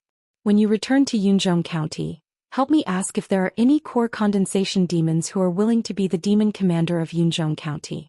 Then give these things to them. This sword is a product of the North Sect. These elixirs can increase their spiritual qi. When they have enough spiritual qi, the Imperial Court will give them a realm-breaking pill to help them break through to the 5th realm. The Imperial Court plans to let all the demon commanders reach the 5th realm within 3 years." Hu Chang took a deep breath and put away these things. He said seriously, "Don't worry, cousin. I'll help you pass on the message." He stayed for a night and left early the next morning. 3 days later he sent someone to report that there were no monsters in the Yunzhong Commandery who were willing to be the demon medallion. However, in order to live up to his cousin's trust, he was willing to take up the responsibility of the demon medallion. He would unite the monsters in the Yunzhong Commandery and cooperate with the Imperial Court to do his part in building a civilized, harmonious, free and equal great show. In the North County Demon Division, Li Mu stared at the cauldron in front of him. Refining elixirs was more difficult than writing talismans. He had to control the flame and the precious elixirs in the cauldron. Every time he sweated, Exen would take out a handkerchief and gently wipe it for him. It was very difficult to gain something without risking anything. The reason why the North County was so successful was because of the White Demon King. If he wanted to rope in demons from other places, it was the same as rogue cultivators. He had to give them enough benefits to move them. A relationship of interest was the most intimate relationship. Compared to humans, demons had too few resources. Their grotto heavens and blessed lands were all occupied by humans. They could only cultivate in barren hills and unruly rivers with thin spirit qi. Humans had spirit jades and pills for cultivation, but demons could only rely on the spirit qi floating in the air. In the demon clan's heavenly book, there were many elixirs for demons to increase their cultivation. Li Mu doesn't have any high-level elixirs in his hand, but it's more than enough for him to concoct some elixirs that are suitable for core condensation monsters. It was difficult for demons to cultivate and it wasn't easy for them to take shortcuts. Not many demons could resist the temptation of elixirs. Li Mu had already asked Green Ox and Tiger King to use all their connections to invite the demons from the neighboring counties to come here and observe. They could make their own choices. The effect of this was very obvious. The spiritual qi was much thicker than their cultivation cauldrons, and the treatment of the North County Demon Division's officials made the demons envious. What made them unable to control themselves was the Imperial Court's promise to raise all demon tokens to the 5th realm within 3 years. This was definitely a great opportunity to reach the heavens in one step. If they cultivated by themselves, it would take at least a few years to reach the 5th realm from the 4th realm. They might not even be able to cross that hurdle in their lifetime. If they missed this opportunity, it might become their lifelong regret. Green Ox and Tiger Demon had already proven this point. A few months ago, the two demons' strength was clearly similar to theirs. In just a few months, the gap between them was like heaven and earth. Immediately, the demons of 4 counties expressed their willingness to cooperate with the Imperial Court to establish a demon division to manage the demons of the counties. After sending off the demons of the counties, Green Ox heaved a sigh of relief and said, "Only Zhejiang County is left." This time they invited a total of 5 counties' demons. Only Zhejiang County had not responded. Not only that, but the 2 demons sent by Green Ox and Tiger King had also not returned. Li Mu asked, "What powerful demons are there in Zhejiang County?" Tiger King said, "Zhejiang County has the Black Bear tribe. They rule over the demons of Zhejiang County. The Black Bear King reached the 5th realm a long time ago and is on par with Big Brother. A few of his bear cubs are also at the 4th realm. It's one of the stronger counties of the demon race." Green Ox Demon asked, "Should I go take a look?" Li Mu said, "Let me go." Zhejiang County was adjacent to the demon country and did not have any orthodox sects overseeing it. It was not an exaggeration to say that it was the most chaotic county in the Great Zhou. The demons there were even more unscrupulous. Compared to the North County, it was more important to restrain the demons of Zhejiang County. Accompanied by Yinxin, Li Mu personally flew to the territory of the Black Bear tribe in Zhejiang County.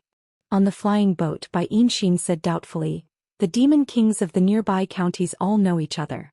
Back then father brought me and Tingxin to the Black Bear tribe. Although the Black Bear King looks fierce, he's actually a reasonable demon king. He usually restrains his subordinates and does not let them harm humans. Logically speaking, he should agree to this matter that benefits both humans and demons." Regardless of whether he was a reasonable bear or not, incorporating the demons was the imperial court's policy.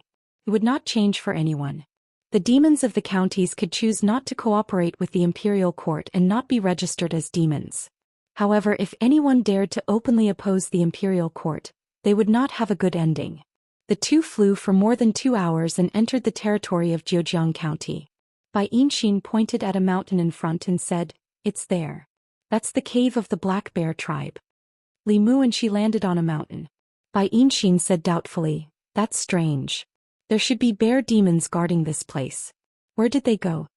Li Mu sensed and discovered a few powerful demon auras in the distance. He said in a low voice, "Don't speak. Follow me." Black Bear Ridge. To the people of Zhejiang County, this name was perhaps unfamiliar. Zhejiang County had many mountains and many demons in the mountains. The people usually did not go deep into the mountains. Even the boldest woodcutter only moved about halfway up the mountain. However, to the demons of Zhejiang County, there was not a single demon that did not know about Black Bear Ridge. That was the territory of the Bear Demon clan. The leader of the Bear Demon clan was a level 5 bear demon. He was one of the few demon clan experts in the Zhejiang County. Other demon clans did not dare to provoke the Bear Demon clan. However, at this moment, the bear demons that dominated Zhejiang County were in an extremely miserable state. A few bear demons that had yet to take human form were tied to trees. They were being whipped until their skin and flesh were lacerated. They kept howling. The bear demons that had taken human form and condensed their golden core were enraged. They wanted to save them, but they were also in danger. Under the attacks of the other figures, they could not fight back at all. The only 5th realm bear demon was trapped in a huge barrier of light and could not escape. A handsome man looked at the bear demon within the light barrier and said with a smile, "How about it? Agree to our conditions and I'll immediately release your subordinates. If you still refuse to come to your senses, I'll kill a black bear every 15 minutes and chop off its paws."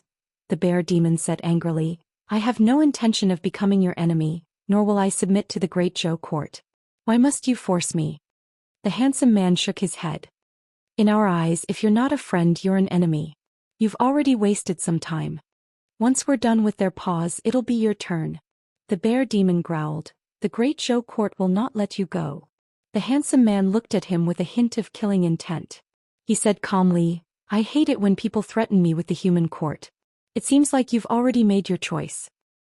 He looked at the person beside him and said, "Do it." That person pulled out his long saber and walked towards the bear demons tied to the tree. "There's something to go with tonight's wine." He looked at a bear demon and licked his lips.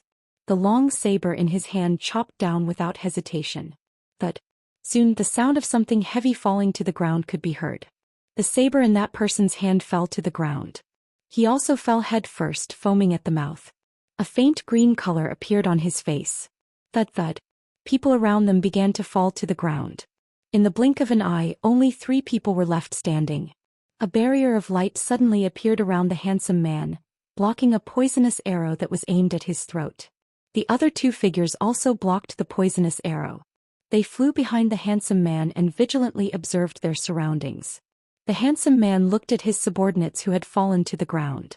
His expression was gloomy. He shouted, "Who dares to stab us in the back? Come out if you dare." Two figures walked out from behind a large tree in front of them. They were a man and a woman. Both of them were young and handsome. The young man looked at the handsome man and said calmly, "So it's you, the fox, who's playing tricks?" The handsome man stared at him and asked, "Who are you?" Li Mu was too lazy to talk nonsense with him. He waved his hand and a golden light shot out, binding the three people tightly. The immortal binding lock was the most practical of all the treasures the Empress gave him. It was so fast that ordinary fifth realm cultivators would not be able to react to it. They would be bound in an instant. Incorporating the demon race was beneficial to the imperial court. As expected, the demon sect would not just stand by and do nothing. However, he did not know who ordered this fox from the Meizong sect. Phantom Princess's subordinates would not do such a thing. Li Mu walked in front of the trapped fifth realm bear demon. He slammed his palm and the golden light barrier shattered. The bear demon was freed. He bowed to Li Mu and said respectfully, "Thank you for saving me." Li Mu said, "No need to thank me. Whether human or demon, they are all citizens of the Great Zhou. Protecting the citizens of the Great Zhou is the duty of the consecration department." The bear demon's eyes flashed. He bowed to Li Mu again and went to rescue his trapped subordinates. The three fifth realm cultivators, including the handsome man, did not expect to be captured by the young man in front of them. They could not use their magic power and were extremely shocked. At this moment, three powerful auras were approaching rapidly from afar. Feeling the three auras, Li Mu's expression changed but quickly returned to normal. The three demons that were bound by the immortal binding chains were overjoyed. They shouted, "Lord Phantom Princess, save us." The three figures arrived in an instant. Two demons and one ghost landed in front of Li Mu. Li Mu looked at Phantom Princess Hu Jiao and Hu Lu. He said, "Three foxes, we meet again." Phantom Princess looked at the three tied-up people and said, "Give them to me."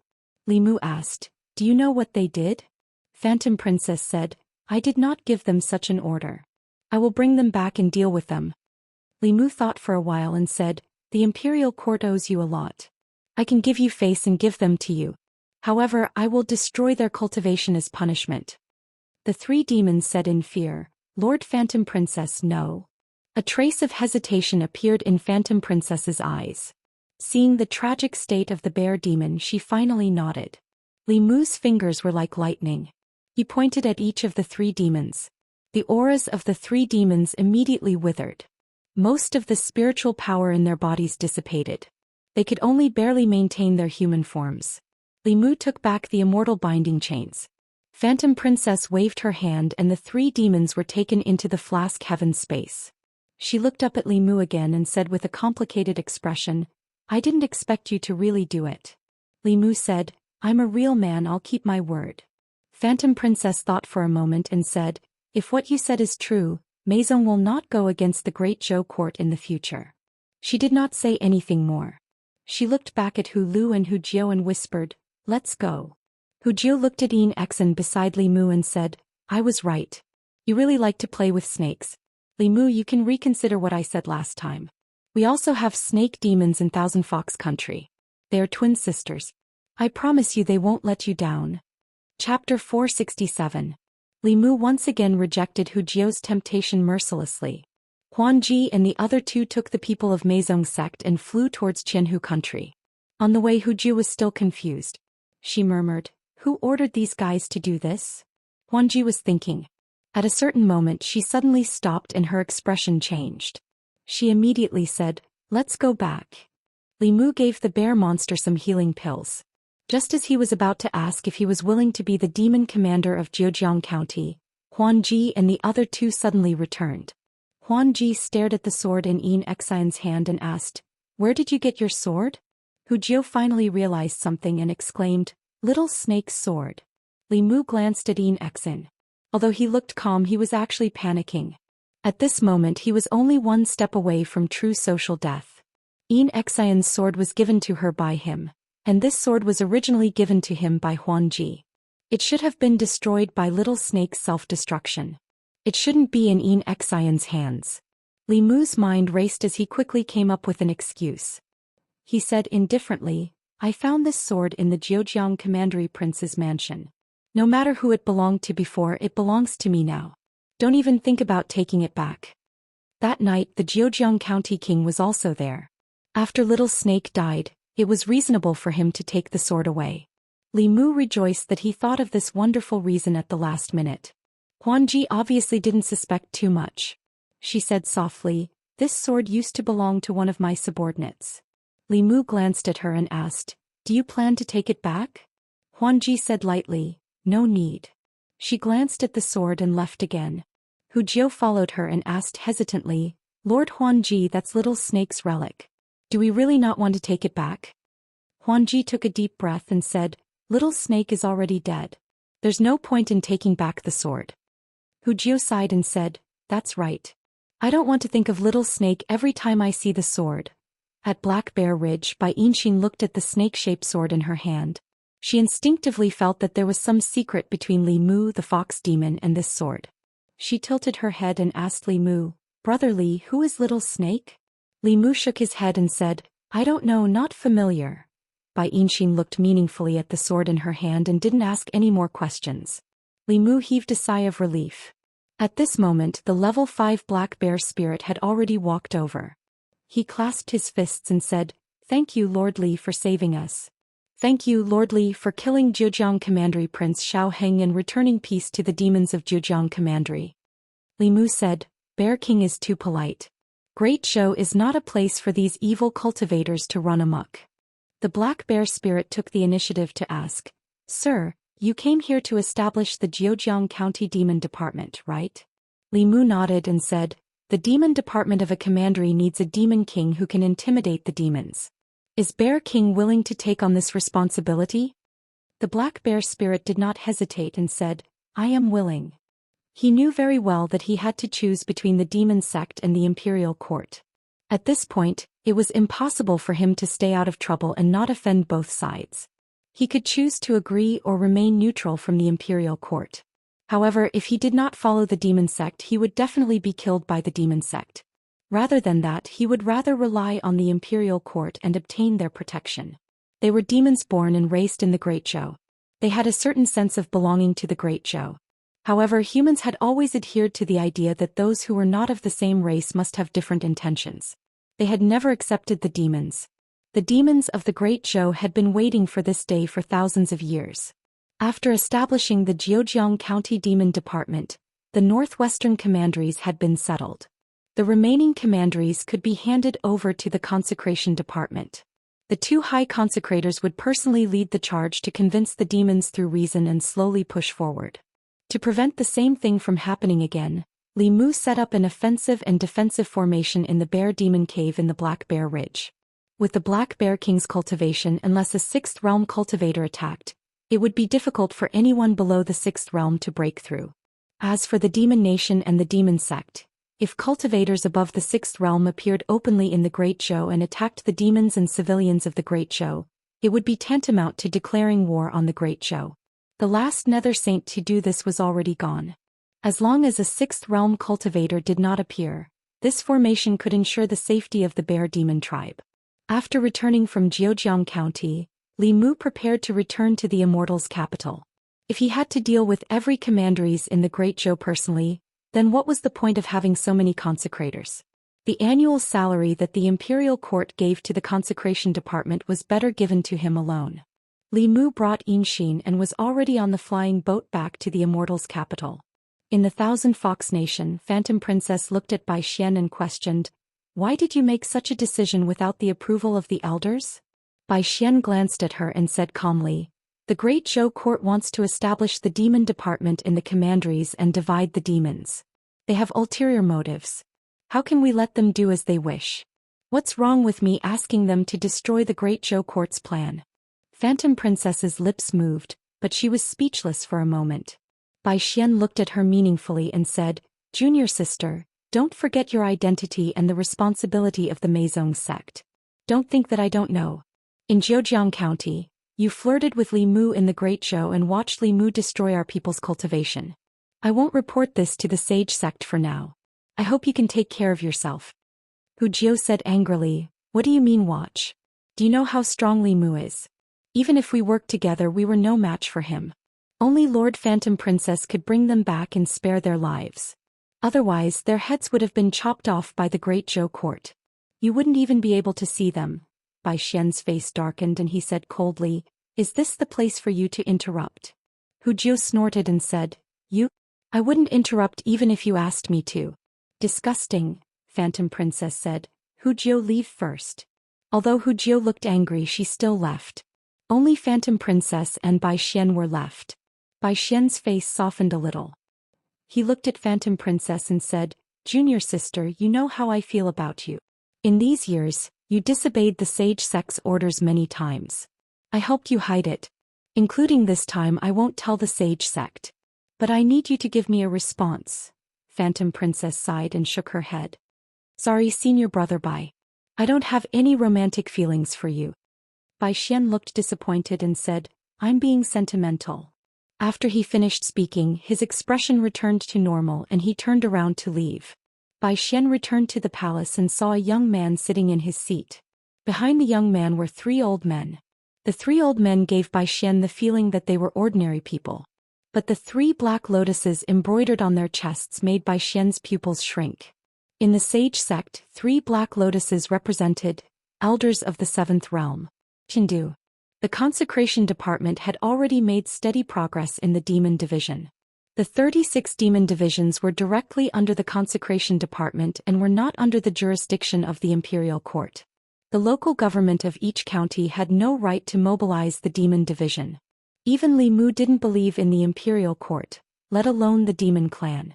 During the time of the previous emperor, the imperial court had done many despicable things and caused a lot of trouble for the empress and Li Mu.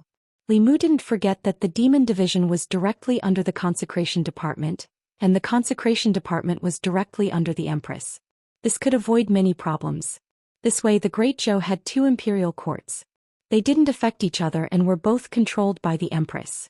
Li Mu only did one thing these days and that was to make pills. From the demon clan's heavenly book, Li Mu obtained a pill formula for the demon clan. From the pill cauldron sect's heavenly book, Li Mu obtained the method of making pills. After returning to Chengdu he applied for some high-grade spiritual herbs from the empress to make realm-breaking pills. A realm-breaking pill that could help a 4th realm to 5th realm was already a heaven-grade pill and wasn't easy to make.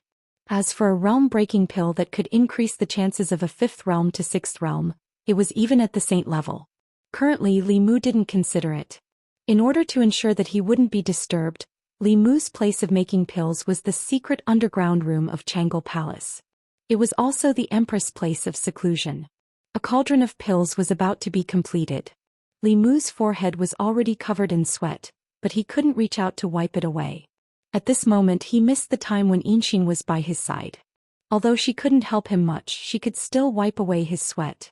As Li Mu was thinking about this, a slender white hand reached out from the side and used a handkerchief to wipe away his sweat. Li Mu turned around and saw the empress's face. He was a little flattered. Your Majesty, Zhou Yi said softly, focus on making pills. Li Mu turned his head back and wholeheartedly began to refine pills. In fact, he had some complaints in his heart just now. He was just a small secretary but he cared about the empress's heart. He approved the memorials, did the undercover work, drew the fulu and made the pills. Even the donkeys in the production team didn't dare to order him around. But the moment the empress lowered herself to personally wipe away his sweat, Li Mu felt that it was all worth it. Then Li Mu couldn't help but despise himself. He was so easily satisfied that he was bought over by small favors. How embarrassing. In front of the empress his heart had to be harder. Beside him Zhou Yi had already peeled an orange. She took out a piece and said, "Open your mouth." Li Mu opened his mouth and she slowly put the piece of orange into Li Mu's mouth. This time Li Mu was really confused. It had only been half a month and the empress had changed a lot. Not only did she wipe away his sweat, but she also fed him oranges. She used to be good to him but she wouldn't lower herself to do something like serving others. Li Mu swallowed the piece of tangerine with trepidation. After refining this cauldron of pills when he returned home he secretly gave Lord Mei a look. Walking out of the palace Li Mu slowed down.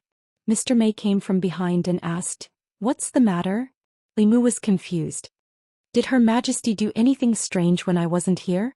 Mr. Mei said unhappily, "What strange things could Her Majesty do? If not, then forget it." Li Mu shook his head and went home on his own. Mr. Mei glanced at him, turned around and complained, "Strange." Then her expression froze. Strictly speaking, Her Majesty did seem a bit strange when Li Mu wasn't here. For example, she went to Li Mu's house more often than when Li Mu wasn't here. And she didn't go to see Wanwan and Xiaobai. Instead, she spent more time with the little green snake. When did Her Majesty become so familiar with the little green snake? When Li Mu returned home, he was welcomed by 4 beautiful girls. Wanwan, Xiaobai, and Yinxing were fine, but Tingxin was really clingy. As long as Li Mu was in his house, she would think of ways to pester him. Sometimes she would ask him questions about cultivation, and sometimes she would ask him to teach her supernatural powers. The key was that she couldn't learn it in one try. Li Mu often had to teach her 10 or even dozens of times. In the process, a lot of physical contact was unavoidable. Even though Li Mu was already very careful, he couldn't avoid her rubbing here and there. Teaching her supernatural powers was more torturous than refining pills and writing talismans. Li Mu had no choice but to teach Yinxing first and then let Yinxing teach her. In the room, Bai Tingxin pouted and said unhappily, "He's deliberately avoiding me." Bai Yinxing glanced at her and said unhappily, "Who told you to always be so unruly?" Bai Tingxin said, "Happiness is fought for by oneself. I have to work hard for my own happiness." Bai Yinxing shrugged and said, "Then you slowly fight for it. I'm going to sleep." Bai Tingxin walked out of the room and stood at the door. Her eyes were rolling around.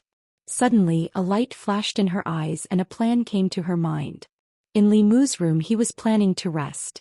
Before going to sleep, he had just chanted the clear heart chant twice. There was a restless snake at home that was thinking of ways to provoke him every day. After having nightmares for 3 consecutive days, he didn't dare to sleep without chanting the clear heart chant a few times before going to sleep. Suddenly, there was a knock on the door. Li Mu got out of bed and opened the door. He saw Lu Hanyan standing outside. He was stunned for a moment and then he said in surprise, "You're back." Lu Hanyan threw herself into his arms.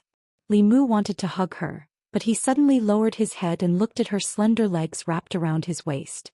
Lu Hanyan was still somewhat reserved. She had never done such a thing to Li Mu. Moreover, to be honest, although her legs were also very long, they were not so slender. After carefully feeling it, Li Mu felt the difference. This little snake was getting more and more overboard. She had only learned the basics of the alien transformation technique and she dared to show off in front of him. If he didn't teach her an unforgettable lesson this time, he didn't know what she would do in the future. Li Mu didn't expose her immediately. He smiled and said, "Come in." Lu Hanyan smiled and followed him into the room. Li Mu closed the door of the room and set up a soundproof barrier. Soon, Bai Tingxin's scream came from the room, but it was blocked in the room by the barrier. A moment later, in Bai Yinxing's room. Looking at her sister lying on her bed with teary eyes, Bai Yinxing sighed helplessly. She lifted up her sister's skirt and took off her white underwear.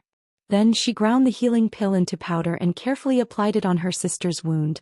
Bai Tingxin grimaced in pain and gritted her teeth. "I won't admit defeat." Last night, Li Mu had taught the disobedient green snake an unforgettable lesson. Presumably, she wouldn't dare to be impudent in the near future. The next morning, he went to the palace without eating breakfast. In Chang'e Palace, he saw Lady Zhu, whom he hadn't seen in a long time. Lady Zhu, who was dressed in black, had a very solemn expression. Mr. Mei and Shangguan Li also had solemn expressions.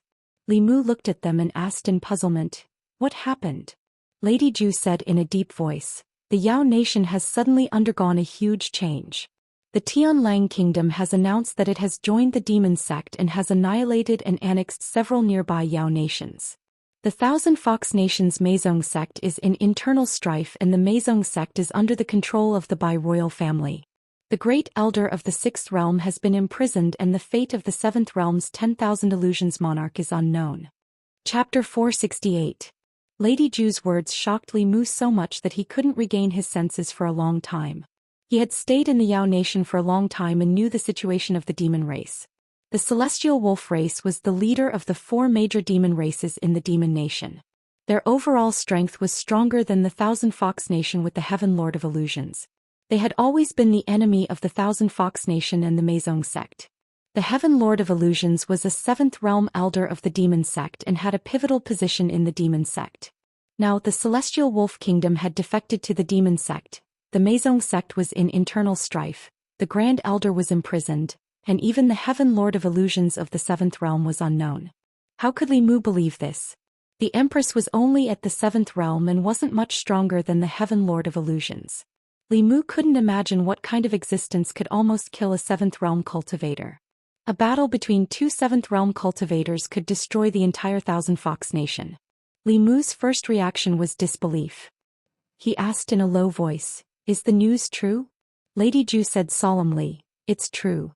Many of our spies in the Yao Nation have sent back urgent reports. Even we don't know why the demon sect would have internal strife and attack their own 7th realm cultivator. It's said that 3 7th realm elders of the demon sect took advantage of the critical moment when the Heaven Lord of Illusions was in seclusion to launch a sneak attack on him. The Heaven Lord of Thousand Fox Nation escaped with serious injuries. There was also internal strife in the Meizong sect. The Bai family of the Thousand Fox Nation took advantage of the chaos to imprison Grand Elder Huan Yun and take control of the Meizong sect. Li Mu roughly knew the reason why the demon sect attacked the Heaven Lord of Illusions. Although the Heaven Lord of Illusions was powerful, he often disobeyed the orders of the demon sect. A disobedient 7th realm teammate was even more threatening than a 7th realm enemy. However, he didn't expect the conflict between the Heaven Lord of Illusions and the demon sect to be so serious that the demon sect would send 3 7th realm elders to kill him. A battle between 7th realm cultivators had the power to destroy the world. The 3 7th realm cultivators chose the time when the Heaven Lord of Illusions was in seclusion. Even so, he still managed to escape. Li Mu didn't care if 10,000 Illusions Heaven Monarch was fine or not. He asked Lord Zhu, "Where is Phantom Princess from Meizong sect?" Lady Zhu said, "When the incident happened, Phantom Princess was not in Thousand Fox Country. However, I believe that the Bai family and the Devil Dao will not let her off. The Crown Prince of Thousand Fox Country Bai Xian has now become the King of Thousand Fox Country and the Grand Elder of Meizong sect. After he ascended to the throne, he wantonly placed a bounty on Phantom Princess in the Demon Country. Just providing information about Phantom Princess would be able to obtain a generous reward. This was not out of Li Mu's expectations. The Fox clan's heavenly book was in Huan Ji's hands. Bai Xian wanted Huan Ji for that page of the heavenly book. Mr. Mei said worriedly, "The Celestial Wolf clan has already begun to annex the other forces of the Demon Nation with the secret support of the Demon Dao. They probably want to unify the Demon Nation. If the Demon Nation is unified, the northern part of the Great Zhou will face an unprecedented strong enemy. Ever since the fall of the White Emperor, the Demon Nation had been divided for 3,000 years. In these 3,000 years, although the demon race had always been the greatest enemy of the ancestral province's humans, the divided demon race only dared to invade the borders in a small area. They did not dare and did not have the ability to invade on a large scale. However, if the demon nation was unified by the Celestial Wolf clan, the situation would be different. With the support of the Demon Dao, a unified demon nation would become the Great Zhou's greatest threat. The northwestern border would never be peaceful. More importantly, once the demon nation invaded, the Ghost Realm and the southern countries would definitely take advantage of the situation to invade. The centuries-old foundation of the Great Zhou would be in jeopardy. After this news was spread, the imperial court was in chaos. Under the auspices of the Minister of War, the head of the Secretariat and the palace attendants, an impromptu court meeting was held in the Crepe Myrtle Hall. Officials of the fairies' capitals rank 4 and above were not allowed to be absent for any reason. Today there were no old party members or new party members in the Crepe Myrtle Hall. Everyone only had one identity, and that was the Great Zhou's officials. The demon nation's situation had changed drastically, and the Great Zhou court had to come up with corresponding countermeasures. In the Crepe Myrtle Hall, King Ping said in a deep voice, "The demon nation must not be unified. Otherwise the Great Zhou will be in danger. I suggest that the imperial court immediately send troops to the demon nation to suppress the Celestial Wolf clan and prevent future troubles." In the imperial court, the new party had always liked to attack the old party. However, this time they maintained a rare silence. "This cannot be done. While everyone was silent, the left assistant minister of the Ministry of War stood up and said, "The Great Zhou has never participated in the internal affairs of other countries. There is no righteous reason to send troops to the demon nation. Moreover, the demon nation's terrain is complicated and difficult to supply. Fighting in the demon nation is disadvantageous to our soldiers, and we will easily fall into a passive situation." The civil and military officials had different opinions on this matter. The civil officials believed that the demon nation had always had ulterior motives. Once it was unified, it would definitely attack the Great Zhou. The Great Zhou could not sit back and watch the demon nation grow stronger. The military officials analyzed the drawbacks of sending troops to the demon nation from the perspective of starting a war. Strictly speaking, this would be interfering in the demon nation's internal affairs. It would not be legitimate. More importantly, the demon nation and the ghost realm had a similar characteristic for thousands of years. No matter how hard they fought and how ferocious they were, once the human race tried to take advantage of the situation, they would immediately join forces. If the imperial court sent troops to the Celestial Wolf clan, it would most likely have the opposite effect. It would cause the demon nation to be unified even faster. At that time, the Great Zhou's soldiers would have to fight in an away place and would have difficulties in supplies. They would also have to face an unprecedentedly united demon nation. It would be almost impossible for them to win. However, it was not as if no one had come up with a solution. Which of the people standing in the imperial court was not a sly old fox? As long as they did not fight among themselves, there would be plenty of schemes and intrigues when their thoughts collided. The demon nation originally had 4 major factions: the Wolf clan, the Bear clan, the Snake clan, and the Fox clan. These 4 major demon clans all had 7th realm Xian demons overseeing them. Although the Celestial Wolf clan was the strongest, the other 3 clans were not weak either. Now that the Fox clan was in internal strife, the Celestial Wolf clan, with the support of the demon Dao, had the intention of annexing the other demon clans and unifying the demon nation. However, how could the other 2 clans be willing to become the Wolf clan's vassals? The demon clan could support the Celestial Wolf clan, and the Great Zhou court could also secretly support the 9 Heavens Snake clan and the Xianxia Bear clan, allowing the demon clans to fight against each other and quell this disaster without expending a single soldier. The problem now was how to persuade the 2 major demon clans. Although they were not convinced by the Celestial Wolf clan, they obviously would not trust the imperial court even more. Who would be willing to take the risk of going to the demon nation and complete such an arduous mission? The Purple Myrtle Hall fell into silence again. Some of the officials were cowardly. They could give advice, but they were unwilling to risk their lives and enter the demon nation. There were also some officials who knew their own limitations. With their abilities, they were not able to persuade the 2 major demon clans. Instead, they would delay the imperial court's important matters. A white-robed figure floated in from outside. When the officials saw the middle-aged man walk into the hall, they all lowered their heads and bowed respectfully. "Greetings, Principal." The middle-aged man stood with his hands behind his back and said softly, "I'll go." There was no one more suitable than the principal of White Deer Academy, the Minister of War of the Great Zhou, to go on the diplomatic mission to the 2 major demon clans. He had the qualifications and the strength to do so. All the officials in the hall placed their hopes on him. Several days later, the principal of White Deer Academy returned to the divine capital. What he brought back was not good news. The 9 Heavens Snake clan and the Xianxia Bear clan had rejected the Great Zhou court and clearly stated that they would not cooperate with the humans. This result caused the imperial court to become nervous again. This nervousness even spread to the common people. Changel Palace. Zhou Yi was no longer in the mood to read. Although she was not willing to be the emperor since she was in this position, she had to be responsible for the people of the Great Zhou. Otherwise, she would have left the divine capital with Li Mu long ago and gone to a place where no one could find her to grow flowers and vegetables. Li Mu sat at the side and looked at her frowning appearance. He sighed softly in his heart. In fact, if it was anyone else, this matter would be a dead end. The 2 major demon clans refused to cooperate.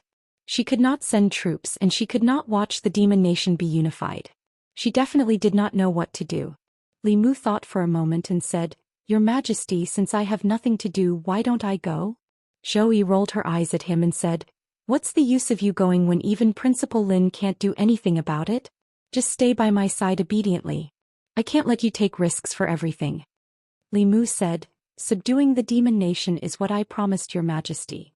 Besides, my wife is not by my side, so it's quite boring for me to stay here. I might as well find something to do. Lu Hanyan and Li Qing were far away in the northern commandery. There was also a restless little snake at home, who was thinking of ways to seduce him all day long. Last night it became Lu Hanyan. Tonight it might become Li Qing. Li Mu could not afford to offend her, but he could avoid her. More importantly, the Thousand Fox Nation had undergone a great change. He did not know how Hu Jiao and Huanji were doing. Li Mu had to admit that although the little snake was dead, he still could not sit back and do nothing about the companions who had fought side by side with him. Zhou Yi looked at Li Mu and said self-deprecatingly, "So it's because you feel bored by my side. You'd rather go to the demon nation than stay here." Chapter 469. Li Mu didn't expect the Empress to look at the problem in such a tricky way. He quickly explained, "Your Majesty, please don't misunderstand. That's not what I meant." "Then what do you mean?" "I don't mean anything. Do you feel that it's meaningless to talk to me?" Li Mu took a deep breath and finally said, "I won't go." A moment later he left Changle Palace with a helpless expression. In the past 6 months he had indeed spent more time outside than in Chengdu. The Empress had already seen the resentment in the memorial, but this time, Li Mu had to go to the Yao nation. In fact, he and Phantom Princess had the same dream, which was that humans and demons could coexist peacefully. She ended up like this largely because she didn't want to hurt innocent humans and angered the higher-ups of the demonic path. For the great show he couldn't sit by and watch the Yao nation unite. For Little Snake he couldn't watch anything happen to Phantom Princess and Hu Jiao. The Empress' anger was temporary. She would agree if he coaxed her later. In Changle Palace, Zhou Yi sat on the dragon throne. After a long silence she asked Mr. Mei and Shangguan Li, "Am I being unreasonable?" Shangguan Li lowered her head and didn't answer. Mr. Mei glanced at Shangguan Li and said helplessly, "Actually, Li Mu is also helping your majesty. If the Celestial Wolf tribe unifies the Yao nation, it will be a disaster for the Great Zhou." Zhou Yi said, "But he just came back a few days ago. Recently he's only been in Chengdu for a few days and gone for a few months." Mr. Mei thought for a moment and said, "Your Majesty, a short separation is for a better reunion. After he calms down the chaos, he'll have time to stay by your Majesty's side." Zhou Yi sat there and fell into deep thought. Li Mu returned to the Li residence. When he opened the door he found the Empress was already in the courtyard. Zhou Yi looked at him, took a deep breath and said, "Go. I won't stop you." Li Mu breathed a sigh of relief. The Empress actually knew how to coax herself. If only everyone could be as reasonable as her. Since the Empress had already agreed, Li Mu did not have any more misgivings. Before he left, he made arrangements for Wanwan and Xiao Bai's cultivation and assigned tasks to Yin Xian and Ting Xen. In the courtyard, Li Mu hugged Wanwan and Xiao Bai and gently patted their heads. He said, "Cultivate well at home and wait for me to come back." He walked towards Moaning Heart again and the girl opened her arms to him. Li Mu didn't want to hug her at first, but she had already posed. If he didn't do anything, how could she get out of the embarrassing situation? The girl only thought about a farewell hug. If he thought too much, it would make him seem like he had a dirty mind. Li Mu hugged her gently and said, "Take your time to comprehend the matrices I taught you. I will check them when I come back." Bai Yinxin nodded gently and said, "I understand, Brother Li. I will work hard to cultivate." Li Mu finally looked at Bai Tingxin. Wanwan had hugged him, Xiao Bai had hugged him, and his sister had also hugged him. If he treated her differently, it would be inappropriate. As soon as he opened his arms, Bai Tingxin jumped onto him. She hooked her arms around his neck and wrapped her slender legs around his waist. She promised, "Don't worry, I will cultivate well. You also have to be careful outside. I will wait for you to come back." She clung to Li Mu and was unwilling to come down. Li Mu could take her down by force. A former niece spoke like the mistress of the house. Li Mu even wanted the Empress to bring her to the palace to learn the rules. At the very least he wanted her to learn how to hug and not cling to others. Li Mu had told her many times about this. She insisted that this was the nature of the snake race and could not be changed. Li Mu let out a long sigh of relief. Finally he looked at the Empress and said, "Your Majesty, I will leave now." Zhou Yi naturally stretched out her arms. Li Mu was stunned for a moment. He opened his arms and hugged her gently. The Empress's figure was seriously underestimated. Except for Li Mu, no one knew what kind of curves were hidden under her loose clothes. She was not inferior to Lu Hanyan. Wanwan and Xiao Bai were slightly inferior. Yinxin and Tingxin were even more incomparable. After a short hug, Li Mu took a step back. He looked at them again and turned to leave. Until his figure completely disappeared, several figures were still standing at the door. At a certain moment, Zhou Yi asked the green snake beside her, "Don't you like him? Why didn't you leave with him this time?" Bai Tingxin said meaningfully, "As long as two people's hearts are together, why would they care if they can accompany each other every day?" Zhou Yi said, "But your hearts are not together." Bai Tingxin clenched her fists and said firmly, "Sooner or later it will be." Great changes had occurred in the Yao kingdom. The great Zhou court wanted to ally with the Yao to resist the Yao, but they were rejected. They could only find other ways. In recent days, various large and small court meetings had been held. They were all discussions about resisting the Yao race. Another group of students of White Deer Academy had gone to the north. Even the dean had personally gone to Jiujiang County to stand guard there and deal with possible conflicts in the future. The Secretariat, the Assistant Minister of the Secretariat, and the several secretaries of the Secretariat all looked haggard. They had yet to reach a conclusion about the Yao race. They began to miss the days when they had Li Mu. He was in the Secretariat and they did not have to worry about big or small matters. Unfortunately, in the past half-year, he had rarely participated in the affairs of the imperial court. He focused on the affairs of the consecration department. The tasks he carried out were all confidential tasks. The Secretariat did not have the authority to know. Lu Yi scratched her hair and said with some annoyance, "Where did Lord Li go?" "In the hinterland of Yingzhou. In a hollow mountain, Qinshi, Hanshersan, Sun Qi, and nearly 100 corpse sect disciples stood respectfully beside a platform. They said loudly, 'All corpse sect disciples greet the great elder.' Not everyone was willing to work with corpses. Thus, within the 10 demonic Dao sects, there weren't many corpse sect disciples. This time, in order to refine the 10 demonic Dao corpses, Qinshi and the others had called back all the corpse sect disciples. In the middle of the platform, a young man stood with his hands behind his back. He said faintly, "Something happened recently that made me very sad." All the corpse sect disciples had been hiding in this mountain for the past few months. They did not pay attention to the outside world and focused on refining the sage corpses. They did not know what was happening outside. However, anyone could see that the great elder was very angry. The pressure of an expert made them unable to breathe. They could not help but lower their heads. Li Mu was silent for a moment and said again, "There is internal strife in the Meizong sect. The great elder Huan Yun was seized and imprisoned by a traitor." As soon as he said this, the crowd immediately exclaimed, "How is this possible? Doesn't the Lord of Heaven still exist in the Meizong sect? The Lord of Heaven will not sit by and do nothing." Li Mu stretched out his hand and pressed down.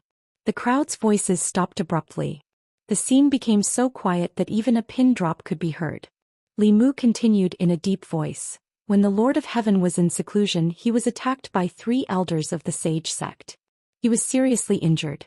It is unknown whether he is dead or alive now." His words caused an even greater uproar among the corpse sect disciples. How is this possible? The Lord of Heaven is at level 7. He can also become an elder in the sage sect. Why would the sage sect attack the Lord of Heaven? This doesn't make sense. Fake news, it must be fake news.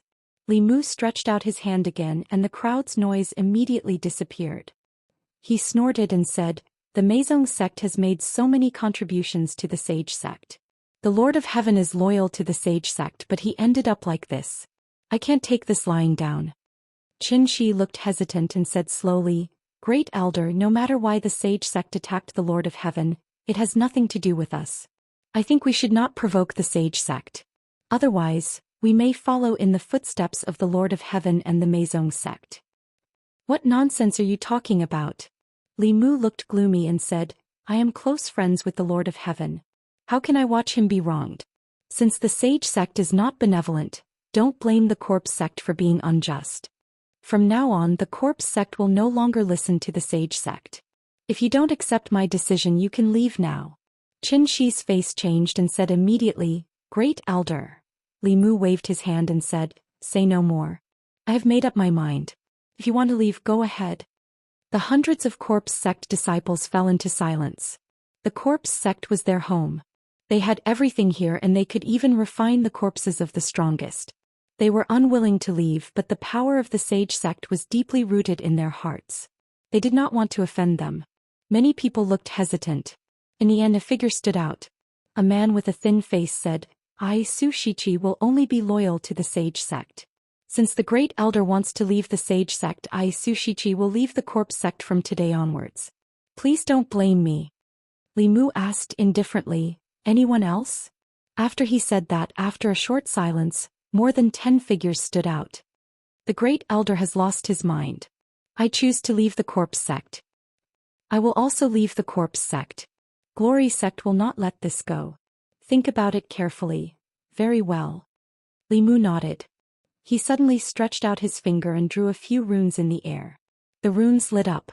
He formed a seal with his hands, and the runes turned into more than 10 and shot into the figures of more than 10 people. Plop. More than 10 people fell to the ground at the same time, unconscious. Li Mu glanced at the crowd and asked indifferently, who else wants to leave the corpse sect? Chapter 470. Inside the mountain, the corpse sect disciples were silent. Everyone had a premonition that the familiar great elder had returned. Before this, although all kinds of evidence showed that the young man in front of them was the Grand Elder's possessed body, his personality was very different from Grand Elder Qian Huan's. The benevolent-looking Grand Elder Qian Huan was actually the most ruthless and cruel. Those who disobeyed him in the corpse sect had all become real corpses. This young and handsome face gave Zhou Xian and the dozen people an illusion.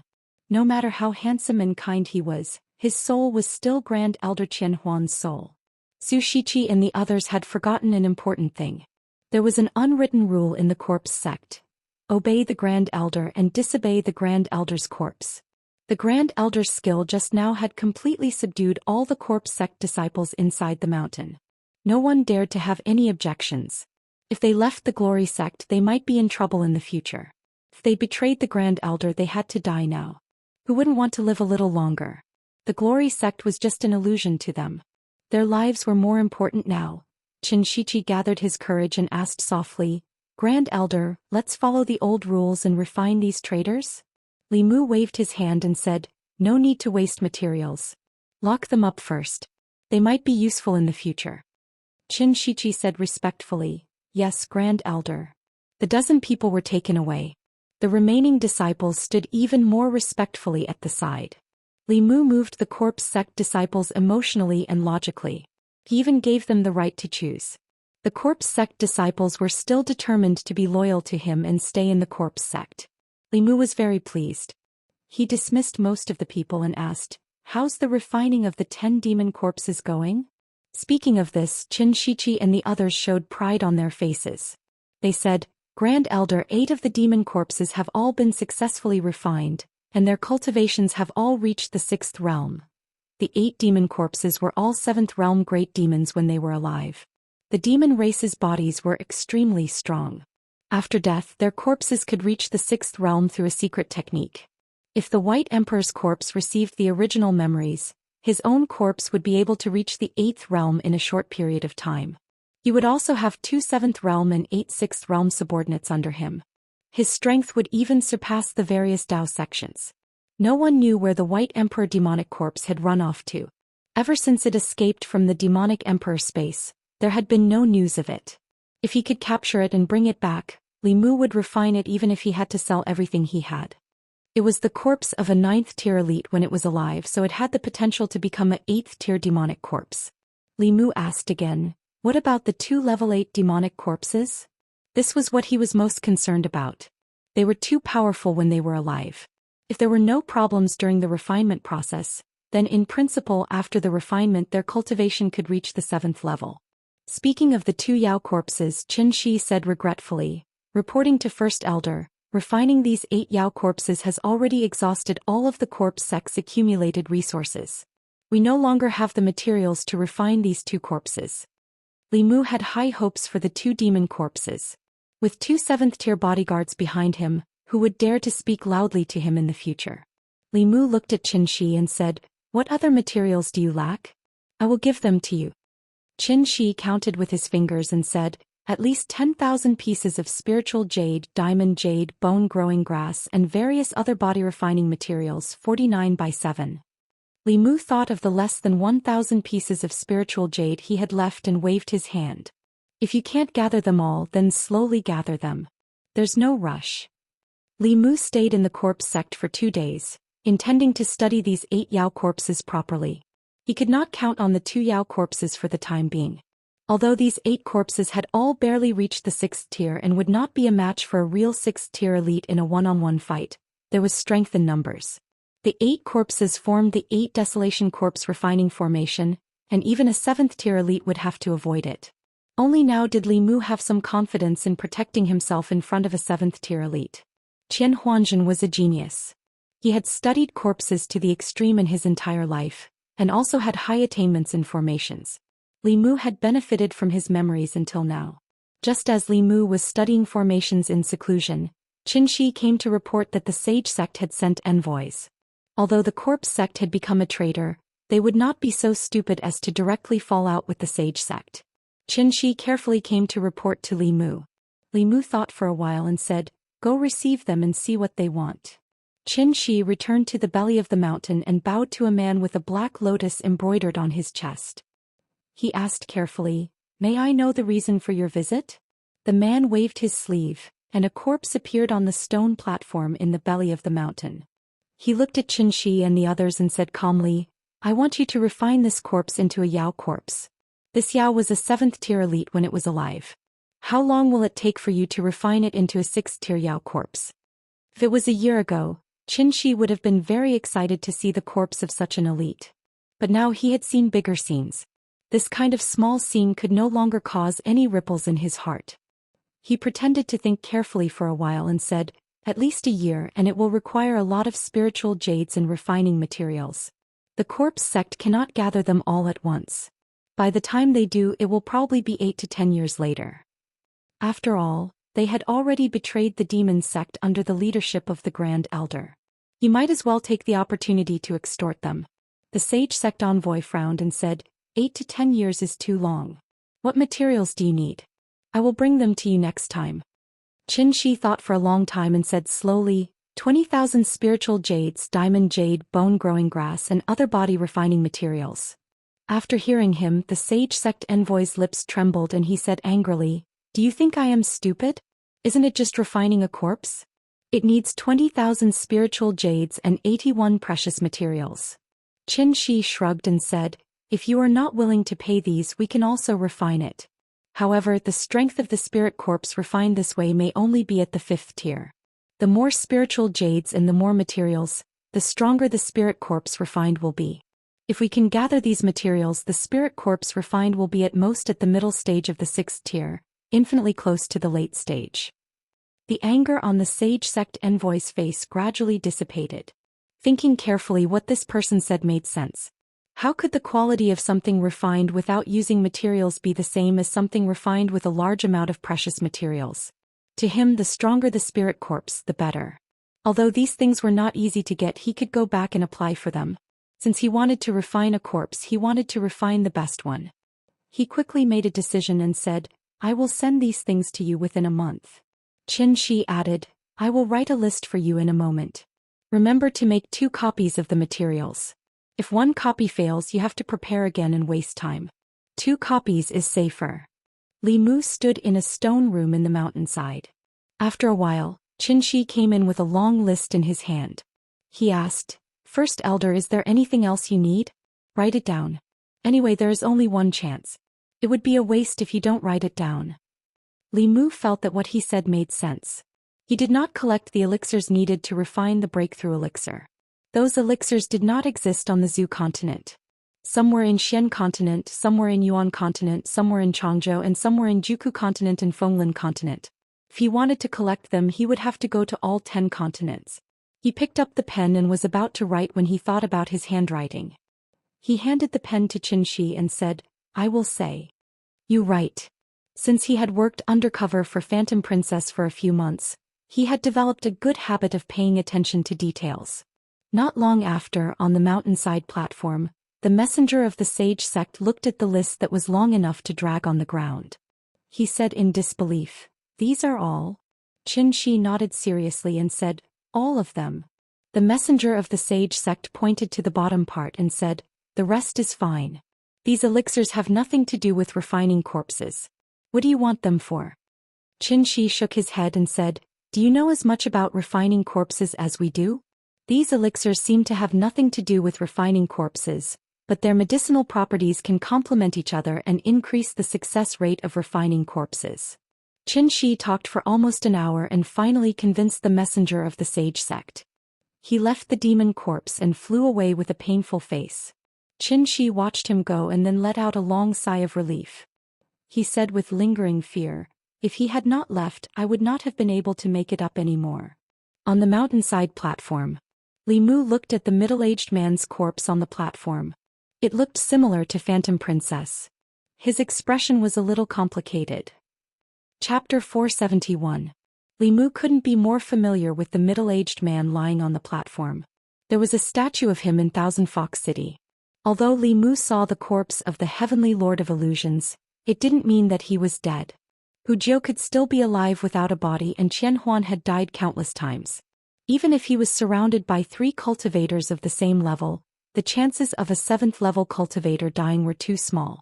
However, to make a 7th-level cultivator leave his body behind and escape with his soul, it was enough to imagine how fierce the battle was. Xianxia asked, "Grand Elder, this corpse?" Li Mu waved his hand and the corpse of the Heavenly Lord of Illusions disappeared. He said, "This is the corpse of the Heavenly Lord. I will keep it for the Huan clan. You can focus on refining the 2 corpses." Xianxia had already guessed the identity of this corpse, but he didn't dare to use it. He bowed and said, "Yes, Grand Elder." Li Mu said, "I still have something to do.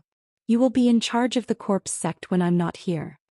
Xianxia cupped his fists and said, "I will not disappoint, Grand Elder."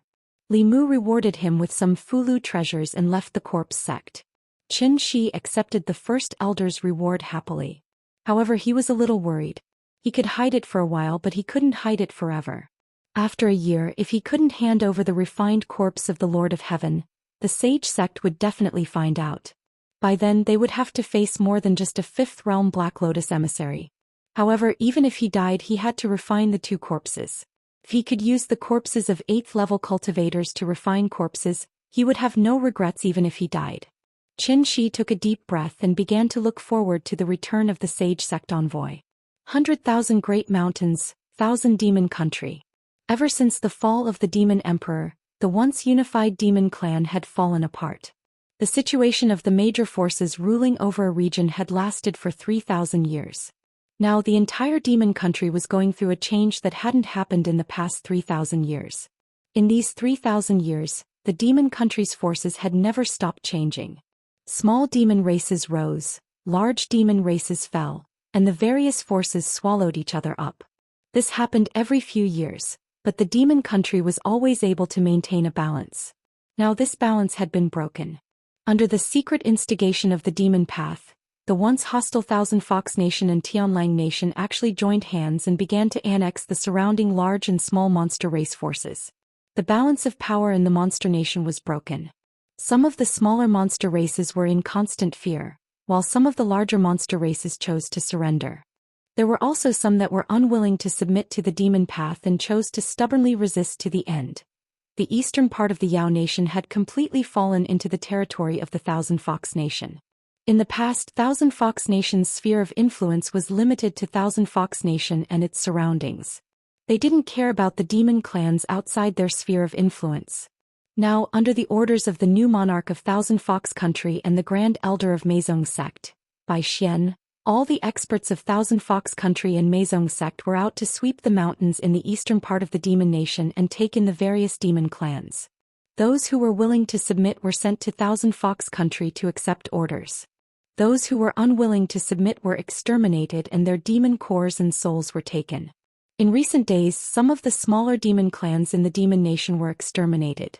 At this moment, the Rabbit Demon Clan of Tianfeng Mountain was facing such a situation. The Rabbit Demon Clan was one of the weakest demon clans in the demon nation. There were only a dozen or so rabbit demons in this clan, and the strongest was only at the 4th realm. Most of them were small demons who had yet to transform. There were many great demons in the demon nation, and they usually didn't dare to show themselves. They could only hide in their cave abodes on Tianfeng Mountain and cultivate silently. On Tianfeng Mountain, a man with an aquiline nose floated in the air. He looked down at the rabbit demons from above and asked calmly, "Have you thought it through?" The transformed rabbit demons looked at each other and shook their heads. If the rabbit demon clan submitted to the fox clan, they would have to go to Thousand Fox Country and be ordered around by the fox clan. They wouldn't even have the power to decide their own lives. Not a single rabbit had ever walked out of the Thousand Fox Country alive. It was easy to foresee what would happen to them. They would either be used as cannon fodder and die in battles with other demon clans or become food for the fox clan. The 4th realm rabbit demon raised his head and said, "Sir, our rabbit demon clan only wants to cultivate here." The aquiline-nosed man said calmly, "So you're not willing to submit?" Beside him another subordinate said, "Sir, why are you still talking nonsense with them? Take their demon cores and souls. Tonight we'll have spicy rabbit heads and rabbit stew." A hint of greed flashed across the aquiline-nosed man's eyes. Although he was ordered by his superiors to take in the rabbit demon clan, it wouldn't do him any good even if he did. He might as well take the demon core of the leading rabbit demon. The other transformed rabbit demons could be used as cauldrons to absorb their dermic powers. As for the remaining rabbit demons who hadn't transformed, he could bring them back and stew them. A hint of bloodlust flashed across his sharp eyes. He said sternly, "Since you're not willing to submit, then die." As soon as he said that, his body swooped down from the sky. Against the weakest rabbit demon he didn't even bother to use weapons. His hands turned into sharp eagle claws and his nails shone with a cold light. He grabbed at the 4th realm rabbit demon's abdomen. Although the two demons were both 4th realm, the eagle demon's dermic powers were much stronger than the rabbit demon's. In terms of bloodline, the eagle demon suppressed the rabbit demon. The eagle demon was extremely fast. Although the rabbit demon was more agile and kept dodging, it still couldn't make up for the difference in strength. Poof! At a certain moment the rabbit demon let out a painful growl. A bloody hole appeared in its abdomen. A bloody demon core floated in the eagle demon's palm. He licked his lips, opened his mouth and swallowed it directly. Most of the core formation stage demon's cultivation was in the demon core. After losing the demon core, the rabbit demon's cultivation immediately fell to the transformation stage. The rabbit demon didn't care about wiping the blood at the corner of his mouth. He gritted his teeth and said, "Run, big brother." The other female rabbit demons had tears of grief and anger on their faces. When they wanted to escape, they found that they were already surrounded by the eagle demon's subordinates. The eagle demon licked the blood at the corner of his mouth and said, "Kill all the male rabbits. Keep the female rabbits and send them to my room tonight." Just as the demons were about to attack, a ray of light flashed across their heads. A young eagle demon raised his head and said angrily, "Who is it? Come down." The eagle demon clan had pledged allegiance to the Thousand Fox Country. No one in the demon kingdom dared to provoke them. Someone actually dared to fly over their heads. The ray of light had already flown over, but when it heard the voice, it flew back and landed on the mountain peak. It was a young and handsome human man. He looked at the young eagle demon and asked, "You called me?" When the eagle demon saw Li Mu, he was stunned for a moment and blurted out, "Human?" The demon kingdom was a forbidden area for humans.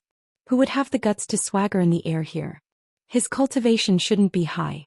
He didn't expect that not only would he be able to eat a demon core today, he would also be able to swallow a human primordial spirit. The eagle demon was overjoyed and immediately flew towards the young human. A ray of golden light flew out from the young man's hand and turned into a rope that wrapped around the eagle demon's neck. The eagle demon felt that the spiritual power in his body couldn't circulate and fell from the sky.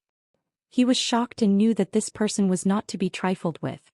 He immediately shouted, "I'm a disciple of the Meizong sect in the Thousand Fox Country. If you dare to hurt me, the Meizong sect won't let you go." Meizong sect? Li Mu glanced at him and shook his head. The Meizong sect is getting more and more casual with their recruitment. He came to the Thousand Fox Country alone and just happened to lack first-hand information. He was still worried about where to ask when a demon came to him. Li Mu directly pressed his hand on the eagle demon's head and forcefully searched his soul. The Glory sect sent 3 elders to ambush the Heavenly Lord of Myriad Illusions who was in seclusion. The Heavenly Lord of Myriad Illusions was severely injured and only his primordial spirit managed to escape. The 3 Glory sect elders were also severely injured and are recuperating in the Thousand Fox country. With the help of the Glory sect elders, Bai Xian's cultivation base has broken through to the 6th level. He is now the king of the Thousand Fox country and the great elder of Meizong sect. He is currently looking for Huan Ji in the entire demon country. The information Li Mu found from the eagle demon was similar to what he heard from Lord Zhu, but more detailed. The Lord of Illusions was indeed not dead. For existences like them, as long as a trace of their primordial spirit was still alive, it was difficult for them to completely die. The fact that primordial spirit was not captured was also good news. In addition, the demon path really wanted the Celestial Wolf tribe and the Thousand Fox country to unify the entire demon kingdom. Their goal was self-evident. When the demon kingdom was unified, it would be the time for them to wage war against the Great Zhou. Li Mu finished searching the eagle demon's memories for the past few months. The eagle demon's expression became dull. His mouth opened and saliva flowed out. He let go of his hand and the demon fell to the ground. Then he saw a few rabbit demons standing in the distance, looking at him in horror and trembling. Li Mu's throat moved. Huju was right. Lady Rabbit and Lady Cat were much cuter than the other demons. Although they had transformed into human form, they still retained their long furry ears. At this moment, due to the shock, their rabbit ears were drooping. Their hands were hanging in front of their chests, and their beautiful faces were pale. However, they looked even cuter and could easily arouse the pity of others. Li Mu could not help but want to go up and rub their ears. Chapter 472. In the end, Li Mu resisted the urge to rub the rabbit. Once he was done with the demon nation, it would be better to rub Xiaobai when he returned home. Moreover, there was a bloody male rabbit beside him. He could not rub the female rabbit's ears. The male rabbit demon's demon core was dug out by Eagle 7. His cultivation level was greatly reduced. Although he would not die, his previous cultivation was completely ruined. It would be almost impossible for him to cultivate to the 4th realm in the future. The demon nation was an extremely cruel place. Big demons ate small demons and small demons ate even smaller demons. Rabbit demons were basically at the bottom of the food chain. Li Mu sensed the mixed demonic aura below and did not want to join in the fun. If not for the little eagle's shout, he might not have come down to meddle in other people's business. But since he came down, Li Mu could not bear to see the rabbit demon's blood continue to flow. In the end, his heart softened. With a flip of his hand, an elixir appeared in his palm. He threw it to the rabbit demon and said, "Eat it and heal yourself." The rabbit demon held the elixir that was filled with spirit chi and said gratefully, "Thank you, benefactor." "Thank you." Li Mu ignored the rabbit demon and thought about how to deal with the 3 eagle demons. Besides the 4th realm eagle demon that he searched the soul of just now, there were 2 other little eagles here. The little eagle that was talkative just now was now pale. His intestines were green with regret. Because of what he said just now, the king had become an idiot. He did not know what would happen to him. The 2 little eagles looked at each other and immediately revealed their true forms. They were 2 goshawks. When they spread their wings, they were more than 10 feet long. They did not even care about the king as they spread their wings and flew into the sky. Li Mu's figure disappeared from where he was. Then there were 2 bangs in the air. A few feathers slowly floated down. The 2 goshawks fell to the ground. There was a footprint on each of their backs. Li Mu had already thought of the next step of the plan. Of course, he would not let them run away just like that. The 2 little eagles fainted from the fall. The rest of the rabbit demons surrounded them. The male rabbit demon's wound was no longer bleeding. He knelt on the ground and bowed to Li Mu with his hands clasped. He said, "Thank you, benefactor, for saving us." The female rabbit demons knelt down to express their gratitude. Even those rabbits that had yet to transform also knelt on the ground and kowtowed incessantly. Li Mu waved his hand and said, "Consider yourself lucky. I can save you this time, but I can't save you next time. You better find another place to cultivate." The male rabbit demon said, "Little demons plead for benefactor to take us in. We are willing to do anything for benefactor to repay your kindness." Li Mu did not need him to work like an ox or a horse.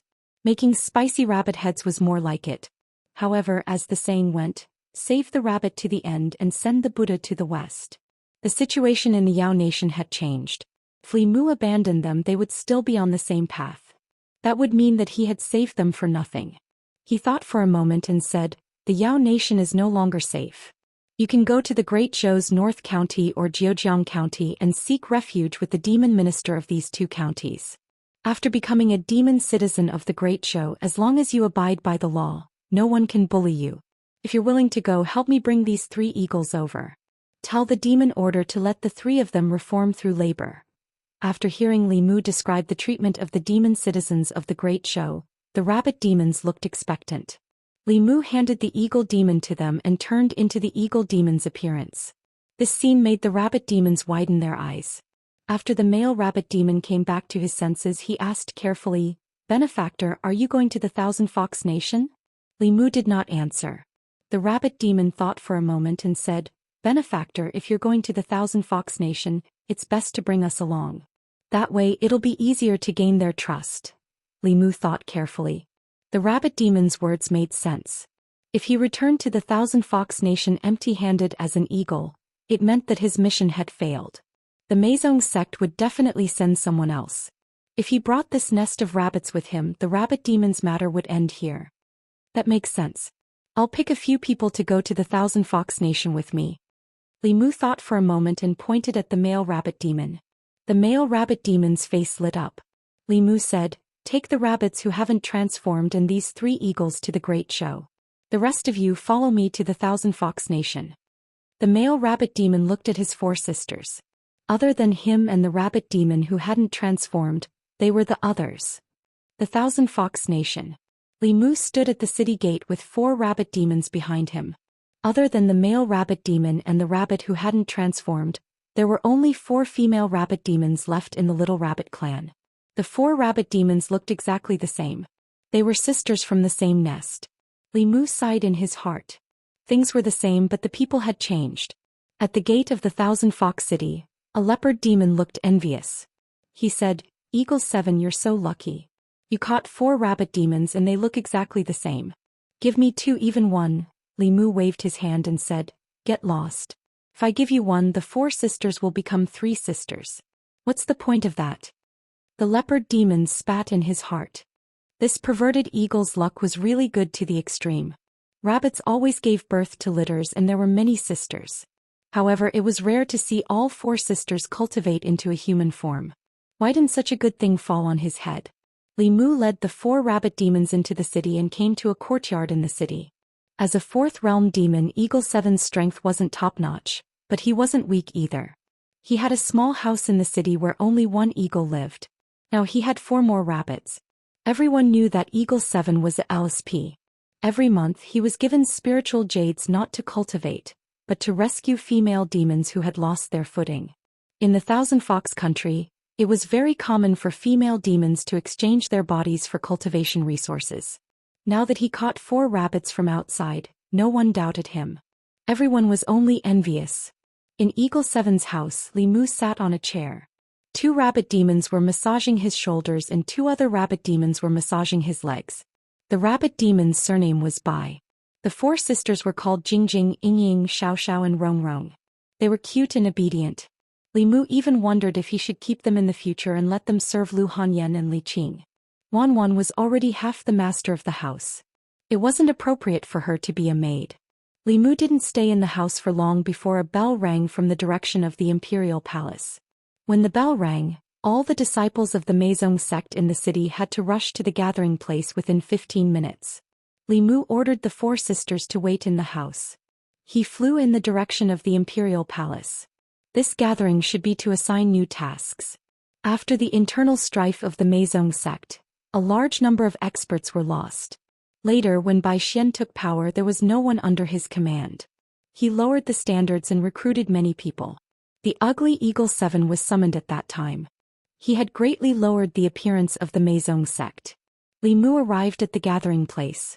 After glancing around, he thought to himself, the Meizong sect only exists in name. In the past, every member of Meizong sect was a handsome man and a beautiful woman. They could easily infiltrate the enemy's inner circle and become undercover agents. Now, Meizong sect's repulsive members would attract the attention of the inner guards because of their looks, let alone infiltrating the imperial court. Li Mu landed on the square in front of the imperial palace. The leopard demon that he saw at the city gate just now walked over. He put his arm around his shoulder and said, "Eagle 7, I don't want you to send me off. When you're tired of playing with them, you can let me play with them, okay?" Li Mu said, "You'd better find them yourself. I'll play with those 4 rabbits for a year." Leopard 5 let go of Li Mu and said, "Stingy. Don't expect me to think of you when there's something good next time." Li Mu ignored him and went to the front to receive the task. After Bai Xian took over, he made some changes to the rules of the Meizong sect. In order to avoid serious consequences caused by spies, all the disciples of the Meizong sect would not be in the same position for a long time. They would randomly receive tasks. This time the task was to guard the city gate. The next task might be to go out and subdue the demon clan or patrol the streets. In this way, even if there were spies, it would be difficult for them to do anything in a limited time. In front of the crowd, an elder of the Meizong sect shouted, "Eagle 7. Li Mu stood up and said, "Here." The elder handed him a token and said, "Your task for these 3 days is to guard Huan Yun. After 3 days there will be a new task." Li Mu's eyes flashed and he said in a deep voice, "Yes." Chapter 473. Huan Yun, the son of Heaven Lord of Illusion and the Grand Elder of Meizong, was the most important criminal in Thousand Fox City. During the internal strife of Meizong, he and some other elders of Meizong who disobeyed the Bai family had their cultivation sealed and were locked in the dungeon under the palace. Other than Huan Ji, who was not in Thousand Fox Country, Hu Lu, Hu Jiao and all the other elders of Meizong who were loyal to Heaven Lord were captured by the Bai family. Although Huan Yun was powerful, he could only surrender in front of the 7th Realm elders of Sage Sect. Li Mu and the other 2 demons walked into the palace and went down the stone steps into the mountain. In the past 3 days, Leopard 5 and Pig 8 were guarding Huan Yun and the others. Perhaps it was because he was a traitor, but after Bai Xian took power he treated everything with extreme caution. Even a small task like guarding the door was assigned to the 3 demons. The 3 demons cooperated with each other and supervised each other. No one could play any tricks in the dark. After arriving at the dungeon, Pig 8 snorted and sat comfortably on the chair. He said, "It's so comfortable here. It's much better than guarding the city gate. I have to be exposed to the sun outside. You guys keep watch, I'll take a nap, lazy pig." Leopard 5 snorted and walked deeper into the dungeon. Li Mu followed behind Leopard 5. Their duty was to guard these criminals and prevent them from escaping from the dungeon. If anything happened, they had to report it to their superiors immediately. These former Meizong sect elites had their cultivation sealed. The chains passed through their shoulder blades and they were covered in wounds. Their auras were very weak. Leopard 5 walked all the way to the innermost part of the dungeon. He picked up the whip on the rack and whipped it hard at a figure tied to the rack. The figure's hands and feet were tied. There were also chains passing through his shoulder blades. His hair was disheveled and he looked at Leopard 5 indifferently. Leopard 5 was frightened by this gaze. But he soon realized that no matter how powerful he was in the past and how high his status was, he was just a prisoner now. What was there to be afraid of? Thinking of this, he waved the whip even more frequently. "Do you still think you're the Grand Elder of Meizong sect? How dare you look at me like this? Try looking again." In the past, he didn't even have the qualifications to be looked at by Huan Yun. Now he could stand in front of Huan Yun and humiliate him. This made Leopard 5 feel a sense of accomplishment. It was the current Great Elder Bai Xian's idea to humiliate Huan Yun every day. Not only was he following orders, but he also enjoyed the pleasure of tormenting experts. Huan Yun's cultivation had been sealed, so this kind of whip could not hurt him. However, the physical pain and psychological humiliation were unavoidable. After whipping himself for a while, Leopard 5 handed the whip to Li Mu and said, "Eagle 7, do you want to come?" Li Mu waved his hand and said, "Do it yourself. I'll study other torture devices." Leopard 5's excitement had already worn off. He returned to the torture chamber at the front and called Zhou 8 to gamble with spirit jades. Li Mu picked up a soldering iron and a pair of scissors. The torture tools in Thousand Fox Nation were even more varied than those in the Ministry of Justice. In the end, Li Mu didn't pick up any of them. He walked forward and patted Huan Yun's face. Shaking his head, he said, "I didn't expect that a 6th realm cultivator would end up like this." After saying that, he turned and left. Huan Yun felt a surge of dermic powers in his body, erasing all his pain and slowly repairing his body. He slowly raised his head and looked at the departing figure. In the dungeon, Leopard 5 and Zhu 8 were gambling with spirit jades. Li Mu sat on a chair and closed his eyes to rest. It wasn't that he couldn't save Huan Yun. However, if he did, it would definitely cause a commotion. His identity was also very likely to be exposed. For the sake of the big picture, it was better to let Huan Yun suffer a little first. The Imperial Court's alliance with the Nine Heaven Snake clan and the Tianshan Bear clan was rejected. Li Mu's reputation was no greater than that of the Dean of White Deer Academy. It was very likely that these two clans would ignore him. Therefore, Li Mu didn't want to ally with them from the beginning. The simplest way was to help Huan Ji regain control of Thousand Fox Nation and destroy the Demon Sect's plan. However, those three old fellows were still here. It was not easy to do that. If there was only one of them, it would be fine. However, he couldn't deal with 3 Seventh Realm experts no matter what. Li Mu didn't believe that these three old fellows would stay here forever.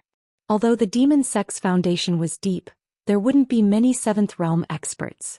These three people definitely wouldn't stay here forever. Li Mu looked at Leopard 5 and said casually, "Old 5, aren't you afraid that the Heavenly Monarch will come back and regain control of the Demon Sect? When that time comes, you will be skinned alive by the Heavenly Monarch." These words made Leopard 5 tremble. Then he waved his hand and said, "His primordial spirit is severely injured. It's impossible for him to come back. Besides, even if he comes back, the elders of the Demon Sect won't let him go." Li Mu asked in return, "Will the three elders stay here forever?" Leopard 5 said, "Don't worry. Although 2 elders have already returned to the Saint Sect to recuperate, there is still 1 elder who will remain here until we unify the Demon Nation. If the Heavenly Monarch dares to return, only death awaits him." Li Mu patted his chest and said, "Then I'm relieved." Now he was really relieved. It turned out that Thousand Fox Nation only had 1 injured 7th Realm expert. 1 7th Realm expert couldn't break the defense of the Dao Bell at all. Li Mu set up the 8 Desolation Corpse refining array. Even if he couldn't kill him, he could trap him. If Qin Shi and the others finished refining the last 2 demon corpses and the 3 elders of Yu and Ming gathered, he wouldn't be afraid. The problem now was how to find Huan Ji. Only by finding Huan Ji could his plan continue. However, there was someone more anxious than him about finding Huan Ji. After Bai Xian took over, he sent out most of the experts of Meizong and Thousand Fox Nation to capture Huan Ji. Li Mu's strength alone couldn't compare to all of them. The only thing he needed to do was to wait. Li Mu was watching Leopard 5 and Piggy 8 gamble with spirit jades when he suddenly heard footsteps outside. The two escorted a woman in. The woman's figure was plump and her looks were also top-notch. Although she wasn't young, she had a mature charm. Leopard 5 and Piggy 8 glanced at her and couldn't move their eyes away. A handsome man walked in front. Leopard 5 and Piggy 8 immediately stood up and said respectfully, "Greetings, Grand Elder." Li Mu also stood up and bowed. Bai Xian didn't even look at them and just waved his hand casually. He looked back at the voluptuous woman and said, "The Huan family has become a thing of the past. Why are you so stubborn? I don't want to attack my own people anymore. If you're willing to submit, you'll still be an elder of Meizong and your status will be even higher than before." The voluptuous woman spat and gritted her teeth. "You traitor. You betrayed your master, senior brothers and junior sisters. I feel disgusted just by looking at you. You'll die a horrible death." Slap. Bai Xian's face sank and mercilessly gave her a slap. A handprint immediately appeared on the woman's face. Bai Xian didn't give her a second chance. He glanced at Leopard 5 and the other 2 demons and said, "I'll leave her to you." Leopard 5 looked at the voluptuous woman and swallowed his saliva. He asked, "Grand Elder, can we do whatever we want with her?" Bai Xian patted his shoulder and said, "You can be bolder." With that he turned and left. Leopard 5 licked his lips. Just as he was about to walk toward the voluptuous woman, a figure blocked his path. Eagle 7 looked at him and said, "You think I don't exist?" Chapter 474. Leopard 5 looked at Eagle 7 who was standing in front of him. His expression turned ugly as he asked, "You want to fight with me?" Li Mu said lightly, "Grand Elder said to let us deal with it, not you. What right do you have to make the decision?" After that, he didn't forget to look at the pig demon beside him and asked, "Don't you think so, Zhu Ba?" Zhu Ba shook his head and said, You can fight among yourselves. I'm not interested.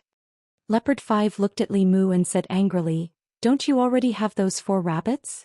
Li Mu glanced at him and said, although I have 4 rabbits I still want a fox. I haven't tasted a fox yet. Leopard 5 snorted and said, how can there be such a good thing? Either you give me the 4 rabbits and I'll give you the fox, or you don't fight with me. Li Mu refused. Sorry, I'm a person. Sorry, I'm a demon. I always want everything. Leopard 5 didn't waste any more words with Li Mu.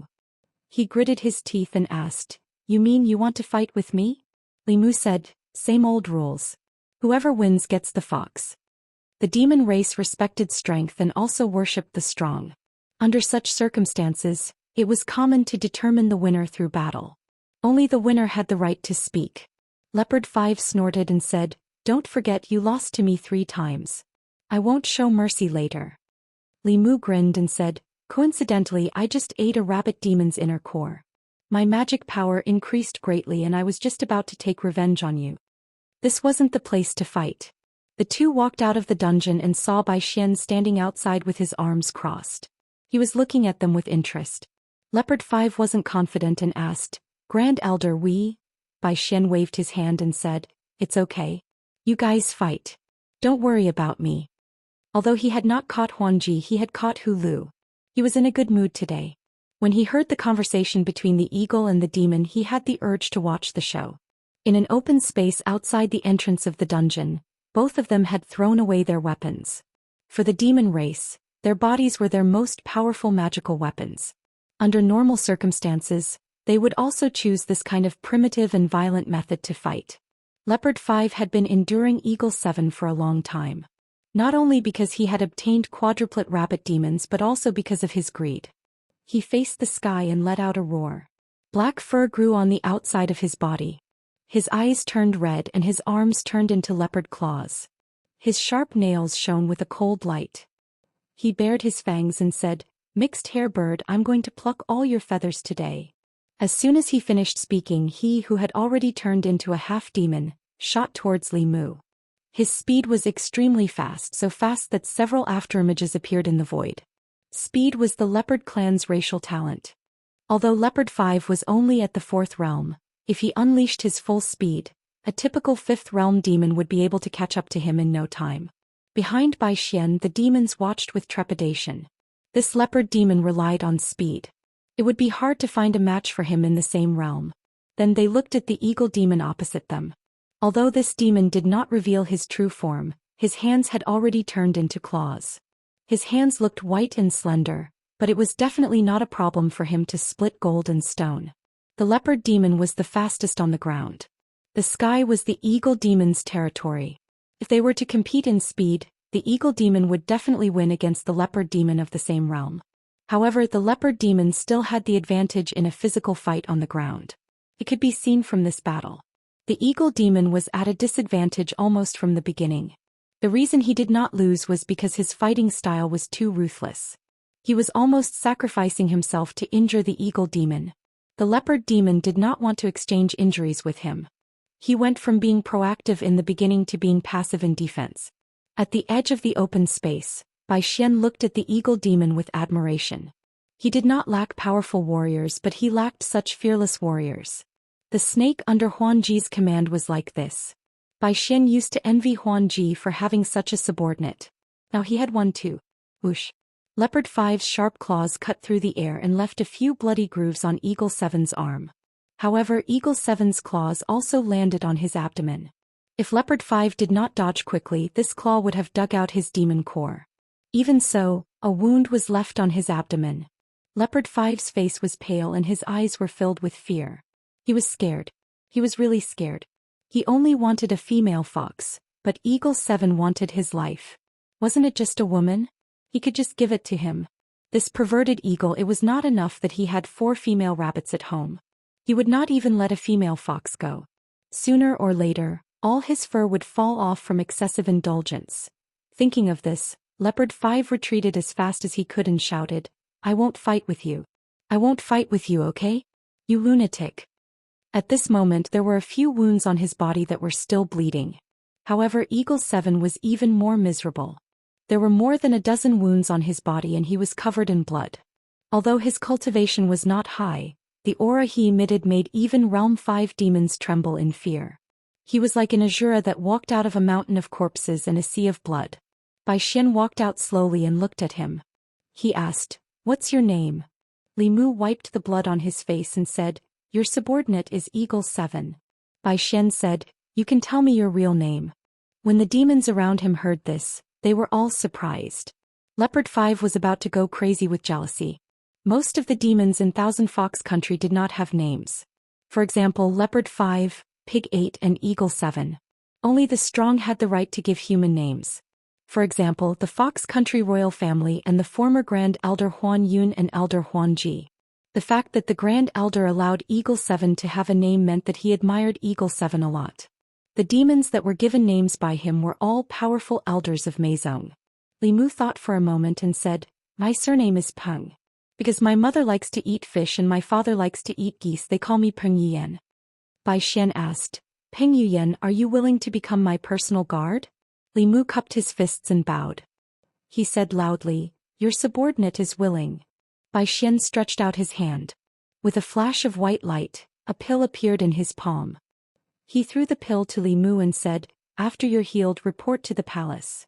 Li Mu said in a deep voice, "Yes." Bai Xian looked at him one last time and left with his hands behind his back. Even though Leopard 5 was extremely jealous, he still ran up immediately and said with a smile, "I was wrong in the past. I hope Commander Eagle will be magnanimous and not blame me." Li Mu could not be bothered with him and strode towards the dungeon. Leopard 5 still had a smile on his face, but he was cursing in his heart. This old pervert was so impatient. He would die in a woman's belly sooner or later. Then he hurriedly chased after him and said, "Commander Eagle, I'll arrange it for you." Not long after, in a sealed cell in the dungeon, whose 6th cultivation was sealed. At this moment she was no different from an ordinary human woman. She had always been fearless, but now she had a panicked expression on her face. Leopard 5 closed the door of the cell and shouted from outside, "I'll be right outside. If Commander Eagle needs anything, just tell me." Li Mu walked toward Hu 6 step by step. Hu 6 looked at the eagle demon covered in blood, her beautiful face full of despair. As he slowly approached, Hu 6 suddenly slammed her head against the wall. Li Mu stretched out his hand and an invisible force controlled her. Li Mu looked at Hu 6 and said indifferently, "Although your cultivation is sealed, you're still a 5th realm expert. Even if your body is dead, your primordial spirit is still here." Hu 6 said fiercely, "I don't believe you're still interested in a corpse." Li Mu smiled and said, "I won't let you become a corpse." Hu 6 knew that she couldn't die even if she wanted to. She closed her eyes in despair and said unwillingly, "If I knew I would be tainted by a beast like you, I would have let that Li guy take advantage of me earlier." Li Mu stopped in his tracks. He had something to say but didn't know where to go. He glanced at Hu 6 and said with his voice, "In your dreams. I told you you're too old. I don't want you. It's better if it's Phantom Princess." Hu 6 was stunned. She pointed at Li Mu and was so shocked that she couldn't speak. You. Li Mu continued, "Stupid fox, it wasn't easy for me to come in undercover. Don't ruin it." Hu 6 was stunned for a long time. Then she sat on the ground and hugged her knees as she cried. After falling into Bai Xian's hands, she met 2 lechers. She thought that she was about to face the darkest moment of her life. She didn't expect that the lechers would be lechers, but they were the lechers she wanted to see even in her dreams. Although she didn't get along well with Li Mu every time they met, it was really great to see him here. In just an instant she went from a harsh winter to a warm spring. This happiness made her want to cry. Outside the door, Leopard 5 sighed. This beautiful fox demon was also taken by that mixed hair bird. That mixed hair bird must have already started his operation. Just listen to how sad this fox demon is crying. Inside the cell, Li Mu squatted down and nudged Hu 6, who was sobbing softly. "Don't cry. Can you scream a little? That way your acting will be more realistic." Chapter 475. Outside the cell, Leopard 5 put his ear to the door. The door suddenly opened and he almost went in. Li Mu looked at him with an unfriendly expression and asked, "What are you doing here?" Leopard 5 said seriously, "I'm here waiting for Commander Eagle's orders." Li Mu kicked him in the butt and said mercilessly, "I don't need you here. Get lost. I'll get lost, I'll get lost. Leopard 5 patted his butt and ran away obediently. However, he was complaining in his heart. This Eagle 7 is not only lecherous but also stingy. He won't lose anything by listening to her voice. Li Mu walked back to the cell and dispelled the idea of asking Who 6 to bark. That scene was too embarrassing. Not only was Fox 6 embarrassed but Li Mu was also embarrassed. He decided to stay here for 2 hours. Besides Fox 6, no one would know what he was doing in these 2 hours. Hulu was no longer crying. Instead, she silently untied her skirt. Li Mu was stunned and said, "What are you doing?" Fox 6 took off her skirt and only wore a pink doo-doo. She said, "You're still being wishy-washy at this time.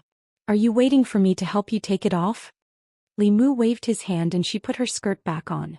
He explained to Fox 6, "I came up with a temporary solution to save you. If I didn't stand up, the one standing here would be that leopard." Fox 6 said, "I know you don't like me, but there's no other way. Do you want to fail your undercover mission?" Li Mu said, "I'll stay here for 2 hours. If you cooperate with me and scream, it'll be easy to fool him." Fox 6 shook her head and said, "You're thinking too simply. Bai Xian can tell at a glance whether I'm a virgin or not.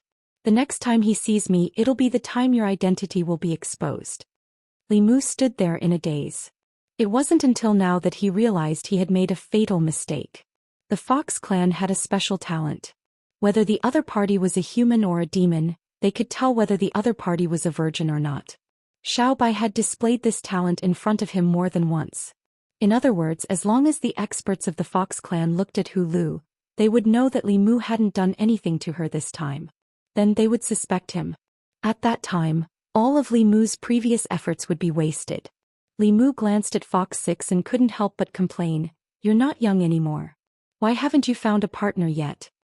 Not to be outdone, Hulu said, "I'm only 2 years older than the Empress of Great Zhou. Isn't she still a virgin?" Li Mu knocked on her head. "How dare you? His Majesty is not someone a fox like you can talk about." Fox 6 rubbed his head and lay on the bed as if he had given up. He said, "Then think of a way." "I don't care anymore." Li Mu rubbed his chin and thought of a solution. Although Hulu had already accepted her fate and laid down, it was impossible for him to turn her from a young girl into a woman if he really had sex with her. He was not a casual man, but he absolutely could not expose himself. If it was possible, Li Mu wanted Hulu to do it herself, but the Fox clan's supernatural power did not depend on that kind of thing. Men were yang and women were yin. Before the yin and yang intercourse, the yang and yin qi of a man and woman would be pure without any impurities. After the yin and yang intercourse, there would be yang and yin and yang. Even if it was only once, the yin and yang would no longer be pure. The Fox clan was very sensitive to the yin and yang qi of living things. They could use this to observe whether a man was a young man or a woman. In the eyes of the Fox clan, anything was what it was. Whether it was a transvestite or a transvestite, nothing could be hidden from the eyes of the Fox clan. Li Mu couldn't do anything about it at the moment, so he decided not to think about it. He asked Hulu, "Where's Phantom Princess?" Worry appeared in Hulu's eyes. She said, "I don't know. Bai Xian sent people to chase us. Lord Phantom Princess Hu Jiao and I escaped separately. Bai Xian shouldn't have caught them yet." She got up from the bed and looked at Li Mu. She asked, "What are you doing here? You know the art of transformation. Have you reached the 6th realm?" Li Mu glanced at her and said, "Have you forgotten what I do? It's just a matter of a disguised talisman. As for why I'm here, it's because you forced me. Who doesn't know that after the Fox clan and the Wolf clan unify the Demon Nation, their next target will be the Great Zhou? How can I just stand by and watch?" Hulu gritted her teeth and said, "It's all because of that traitor Bai Xian. He colluded with the Sage Sect's elder and ambushed the Lord of Heaven. He even imprisoned the Great Elder. In principle, the Lord of Illusion was the traitor of the diabolism. Bai Xian and the Sage Sect's elder were just cleaning up the sect. However, Li Mu was also a traitor of the diabolism. Not only did he betray the diabolism, but he also led a group of traitors of the Corpse sect to steal the Sage Sect's wool. He also had no right to speak here." He looked at Hulu and said, "If I help Phantom Princess return to the Thousand Fox country and regain control of the Maison sect, do you dare to go against the Sage sect?" Hulu immediately asked, "Are you willing to help Lord Phantom Princess regain control of the Maison sect?" Li Mu thought for a moment and said, "You can't make the decision on this matter.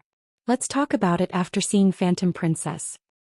He walked to the door and said, "You stay here first. I can't stay here for too long. I'll contact you in the next few days." Li Mu's original plan was to stay here for 2 hours. During these 2 hours Hu Lu would cooperate with him to make a symbolic call, and then he would go out. No one would suspect anything. Who would have thought that Hu Lu, an old fox, would mess up Li Mu's plan like Mr. Mei Shangguanli and His Majesty? He could only find another reason. In the dungeon, Leopard 5 was stunned when he saw Eagle 7 walk out of the cell after only half an hour. He blurted out, "So fast." Li Mu said angrily, "Who are you scolding?" Leopard 5 knew that he had said something wrong, so he immediately smiled apologetically and said, "Commander Eagle, why don't you play with her for a while?" Li Mu said, "I didn't expect that fox to be a virgin. The pure Yin in her body is still there. Wouldn't it be a waste to push her away now? When I completely refine the snake demon's demon core and improve my cultivation, I can use her pure Yin to break through to the 5th realm and become an elder." He looked at Leopard 5 and Pig 8 and warned, "Right, that fox is mine. If any one of you dares to touch her, I'll cut off your manhood and make it into wine." Pig 8 quickly said, "You know I'm not interested in foxes." Leopard 5 also promised. After Li Mu left, Leopard 5's eyes were filled with jealousy. All of this was supposed to be his, but Eagle 7 took it away from him. When Eagle 7's cultivation broke through, the gap between him and this mixed eagle would be irreparable. After Leopard 5's jealousy, he was also very regretful. If he had risked his life like Eagle 7 just now, perhaps he would have been appreciated by the Grand Elder and become the Grand Elder's personal guard. His future as a demon would be limitless. Unfortunately, there were no ifs. Li Mu's excuse was excellent. No one suspected that there was a problem with Eagle 7's identity. However, many people suspected that there was a problem with his body. 2 days later, a small circle of Meizong sect began to spread that Eagle 7's body couldn't take it anymore. In less than 10 minutes he surrendered his spear to the fox demon. As for keeping the pure Yin, it was just an excuse for him to cover up his inability. It wasn't until some meddlesome Meizong experts went to the dungeon to take a look and found that the fox demon's pure Yin was indeed still there that the rumor was dispelled. The first pure Yin of a 5th realm fox demon was so precious that many demons were drooling over it. The prisoners in the dungeon could be dealt with at will. As long as they were alive, the Grand Elder wouldn't care. However, no one dared to have any thoughts about that fox. Firstly, that eagle was lucky enough to be appreciated by the Grand Elder and became his personal guard. His status was above ordinary Meizong sect disciples and no one was willing to offend him. Secondly, many people had seen the battle between Eagle 7 and Leopard 5 that day.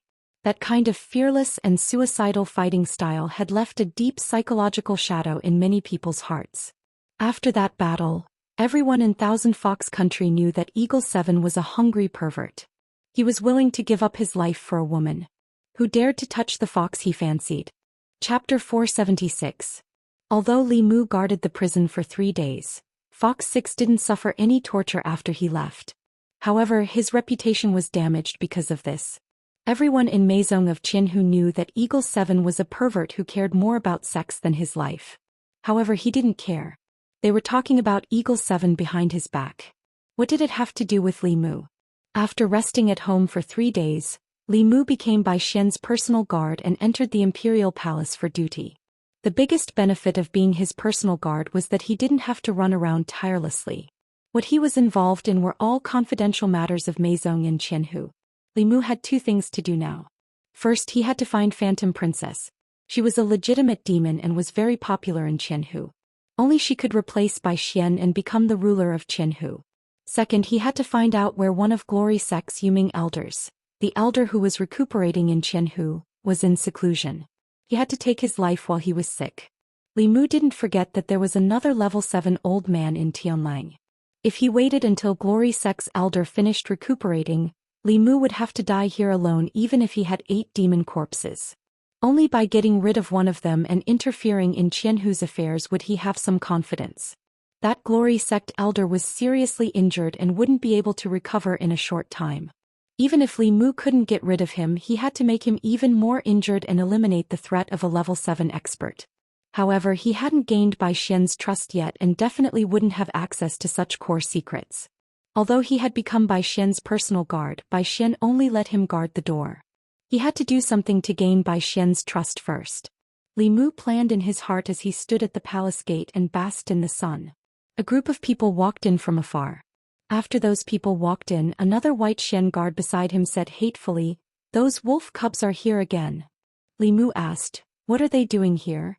Fox 18 said, "Of course it's to take over their territory. I don't know what the sage sect is thinking. We're clearly on their side, but they'd rather support these immature wolf cubs."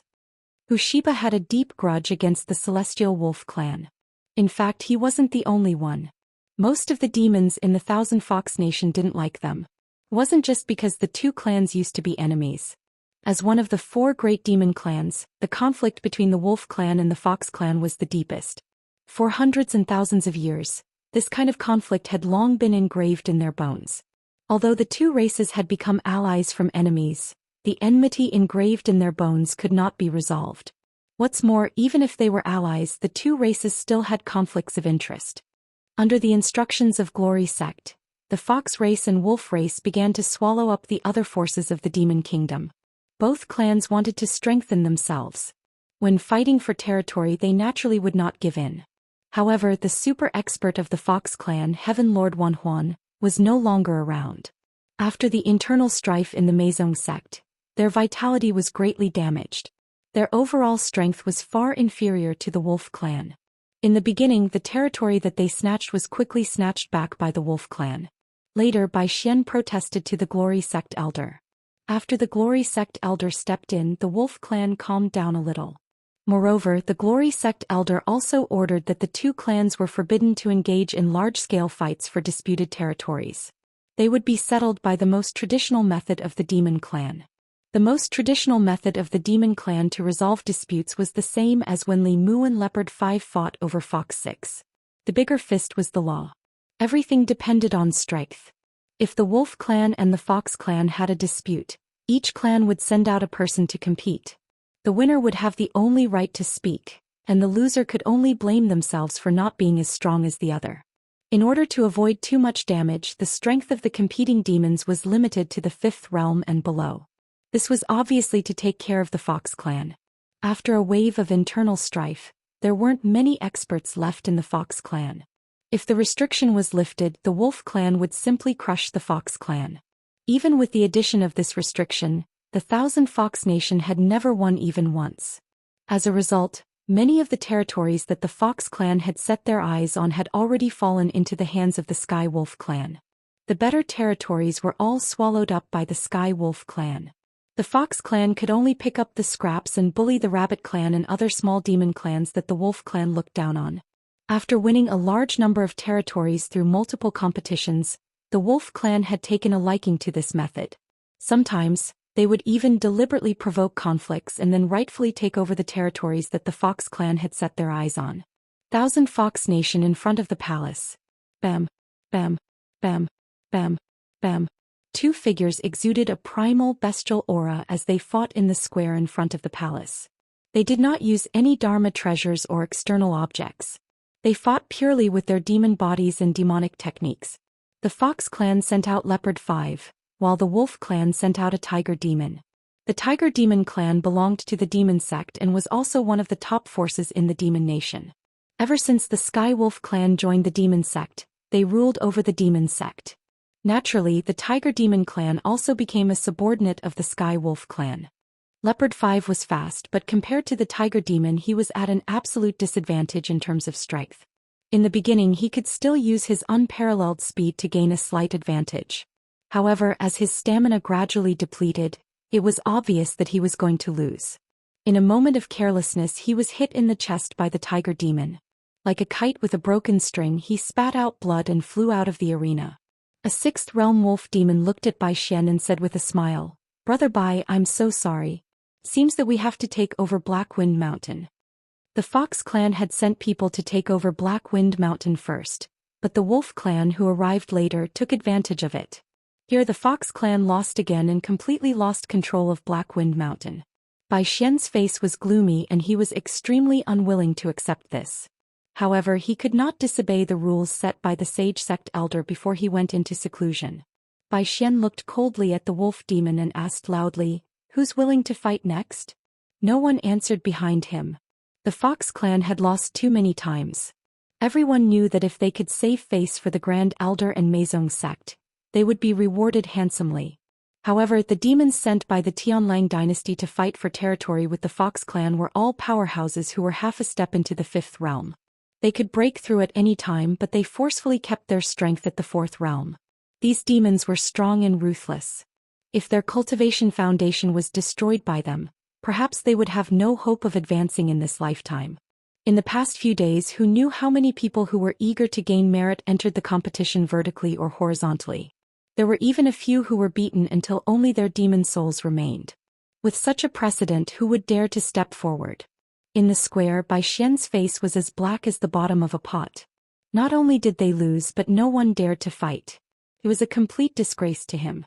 After today, the Serious Kingdom would probably think that there was no one left in the Fox clan. They would go overboard in the fight for the Demon Kingdom. Just as Bai Xian was about to randomly choose someone to fight, a voice suddenly came from afar. A thin figure strode over and said loudly, "Grand Elder, I'm willing to fight." Bai Xian looked at the personal guard he had taken in a few days ago with admiration. He had not misjudged the demon. A true warrior dared to face an undefeatable enemy and had the determination to stand up even if he knew he was no match for them. However, Bai Xian still shook his head and said, "Seventh Eagle, stand down. You've just recovered from your injuries. There's no need to force yourself." Li Mu did not move from his spot and said in a low voice, "Seventh Eagle, even if you lose today and die here, you must let them know that Meizong sect and Grand Elder are not to be humiliated." Alright. Light flashed in Bai Xian's eyes. Ying Qi's words had reignited the fire that had been extinguished in his heart for a long time. He said loudly, "You can give it your all. I will protect you. If you die in battle today, I will kill your enemy and avenge you." The sixth realm wolf demon looked at Bai Xian and said unhappily, "Brother Bai, are you going to break the rules of the competition?" Bai Xian snorted and said, "If Seventh Eagle dies, the territory will belong to you. The person who killed him will belong to me. You can protect him for one day, but you can't protect him forever." The Heavenly Wolf King didn't say anything else. The Wolf clan had taken advantage of the Fox clan too much recently. If they pushed Bai Xian too far, it wouldn't be their goal. He could only look at the tiger demon and say, "Be careful. Don't kill him." The tiger demon nodded and said, "I understand." The Wolf Demon King looked at Li Mu with respect. Although they were on different sides, such an enemy was worthy of their respect. The Fox Demon Clan and Meizong Sect's people were breathing rapidly. Their blood was boiling. Seventh Eagle was hopelessly lecherous, but he never backed down in the face of difficulties. He was a true man of Thousand Fox Country. Two small demons were about to help the injured Leopard 5 down. Leopard 5 looked at the figure and gritted his teeth. Wait. In the square in front of the palace, two figures stood facing each other, separated by 100 feet. Judging from the degree of demon chi they emitted, the tiger demon was undoubtedly stronger. However, compared to Seventh Eagle, he lacked an indomitable aura. The aura of the two demons reached a peak and exploded. Their figures disappeared at the same time. Bang, bang, bang. The demons with lower cultivation could not see them. They could only hear the sounds of collisions in the air. Fourth realm demons could barely catch a glimpse of their silhouettes. Only cultivators above the fifth realm could clearly see the details of the battle between the two demons. The Tiger Demon King's fist against the Eagle Demon King's claw. Soon many people revealed looks of disbelief. On the battlefield, the Tiger Demon, who was stronger, was at a disadvantage. Although they were both fourth realm demons, there was a slight difference in their strength. However, this was not the deciding factor of the battle. The Tiger Demon defended and attacked. However, the Eagle Demon only attacked. One was overcautious while the other was indomitable. The Eagle Demon would rather take a hit from the Tiger Demon to attack the Tiger Demon's fatal spots. His eagle claws were extremely sharp as they scratched at the demon core in the Tiger Demon's abdomen. One of the Eagle Demon's arms drooped weakly. It was clearly broken. There were also a few dents on his body. They were all caused by the Tiger Demon's attacks. However, the Tiger Demon's situation was not optimistic either. There were a few bone-deep wounds on his abdomen. As he attacked, his demon core could even be seen from the outside. If he was scratched a few more times by the reckless eagle demon, his demon core would probably be dug out. The demon core was the result of his decades of cultivation. If it was destroyed, his life's cultivation would be destroyed. Seeing the sharp eagle claws coming at him again, the tiger demon was completely terrified. It was not worth the risk of destroying his life's cultivation for a small achievement. He quickly retreated and said in horror, "I'm not competing anymore. I admit defeat." In the square, Li Mu limped out of the arena with a drooping arm. He looked at Bai Xian and said, "First Elder, we won." Then he blacked out and fell to the ground. Chapter 477. Bai Xian extended his hand, and an invisible force supported Li Mu's fallen body. He ordered his subordinates, "Take Commander Eagle away to treat his injuries." Two fifth-level monsters beside him quickly carried Li Mu away. Bai Xian looked at the heavenly wolf monarch and said, "The Thorns Ridge belongs to my fox tribe. If you dare to touch it, don't blame this emperor for being ruthless. I didn't expect you to have such fierce warriors under your command." The heavenly wolf monarch sighed and said to the monsters behind him, "Let's go." When the monsters of the heavenly wolf kingdom left, the morale of the Meizong Sect's people was greatly boosted. This was the first time in recent days that they had the upper hand in the confrontation with the wolf tribe. Bai Xian was in a good mood now that the Thousand Fox Kingdom could hold their heads high. He waved his hand and said, "Eagle 7 is promoted to deputy commander of this emperor's second personal guard. Bestow him with a new mansion and 8 beautiful female monsters. Yes, this subordinate will make the arrangements." When Li Mu opened his eyes, he was already at home. Faint pain came from all over his body, making him very uncomfortable. However, in order to gain Bai Xian's trust, he could only do so. In this world there was no love without reason, no hatred without reason, and no trust without reason. Fortunately, Li Mu had a lot of experience in how to be a good spy.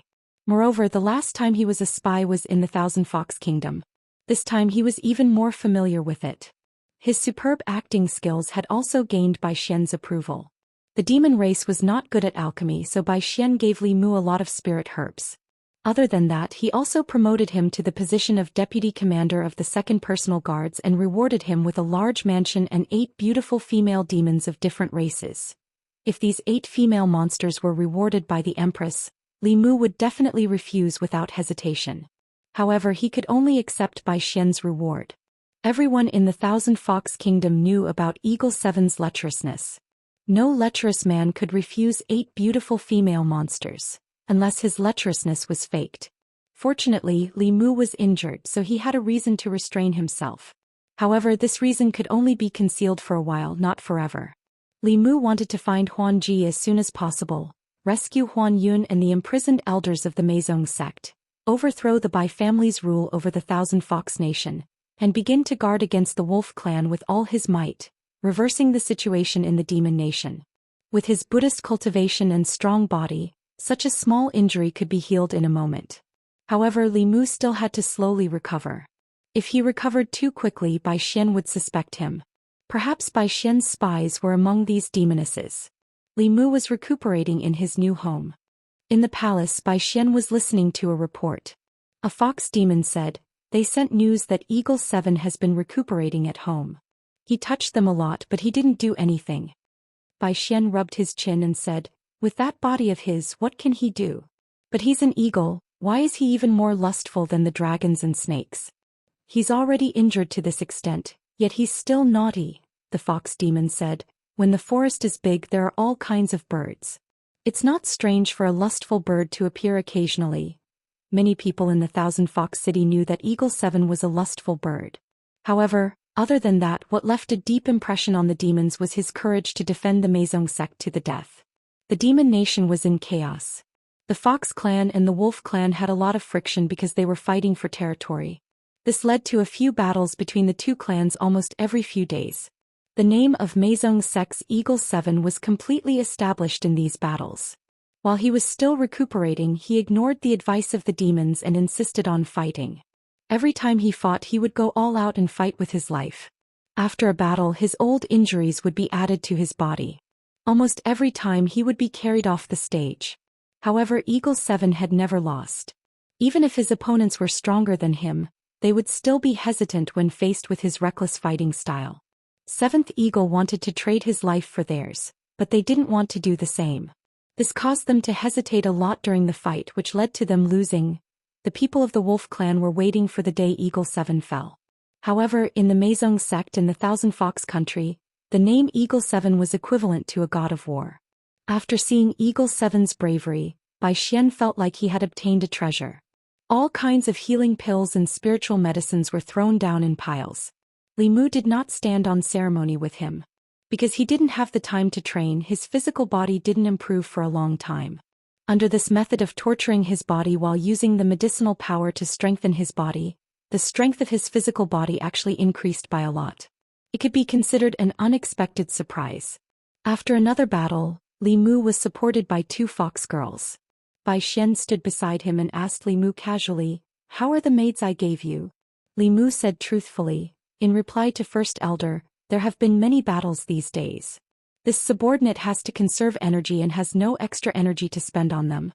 When this subordinate's cultivation increases a bit more, I still have to save energy to deal with Hu Lu."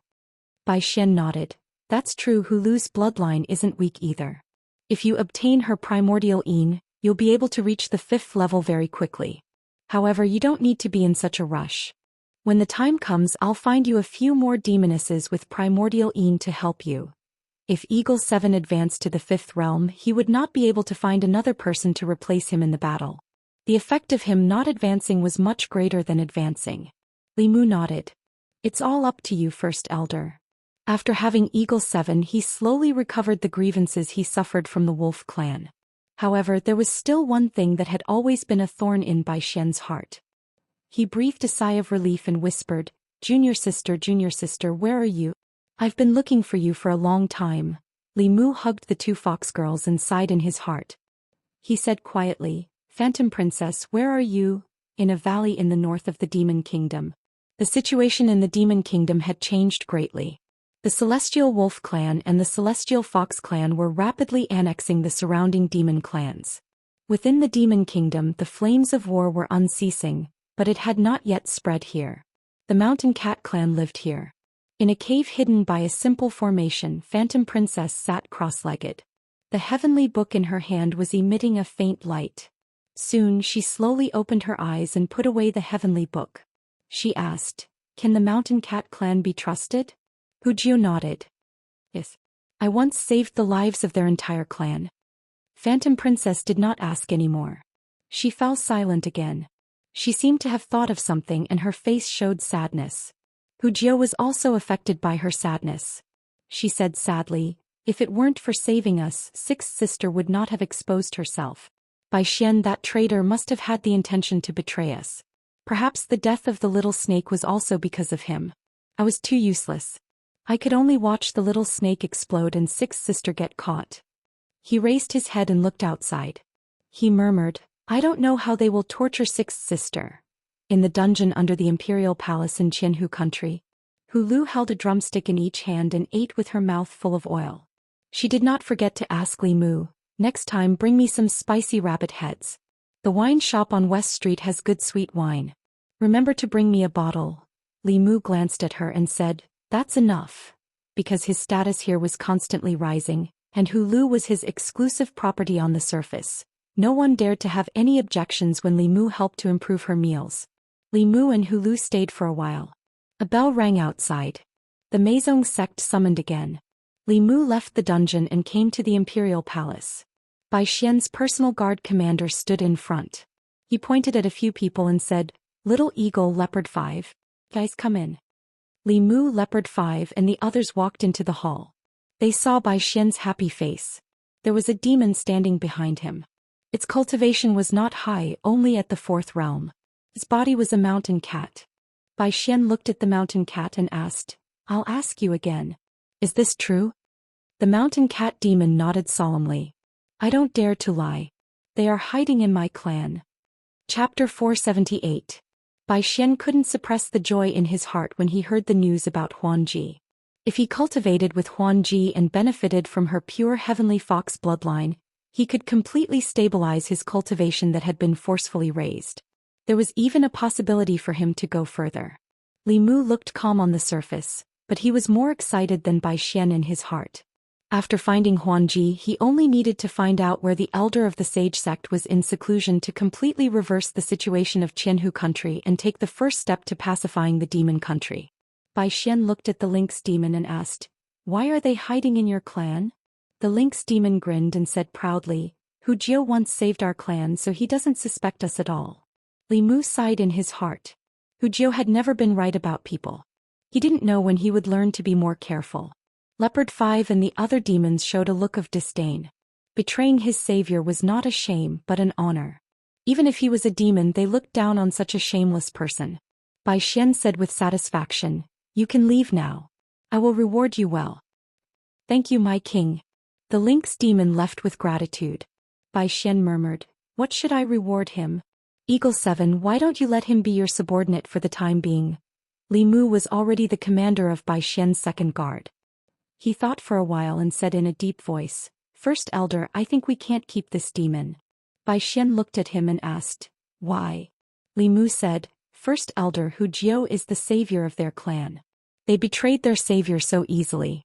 It shows that the lynx demon clan is ungrateful and two-faced.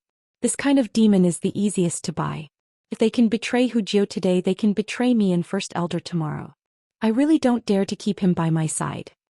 Bai Xian recalled Li Mu's words and his eyes gradually became deep. No one knew betrayal better than him. For people like them, there was nothing they couldn't do under the temptation of benefits, power and strength. Bai Xian was such a person himself, but he didn't want to have such people around him. He hoped that the subordinates around him could be as loyal as Eagle 7, instead of being on guard against their betrayal and betrayal. He smirked and said, "The Mountain Cat clan is so despicable. Indeed, they cannot be entrusted with important tasks. I grew up with Junior Sister and we are like brothers. Betraying Junior Sister is the same as betraying me." He looked at a personal guard beside him.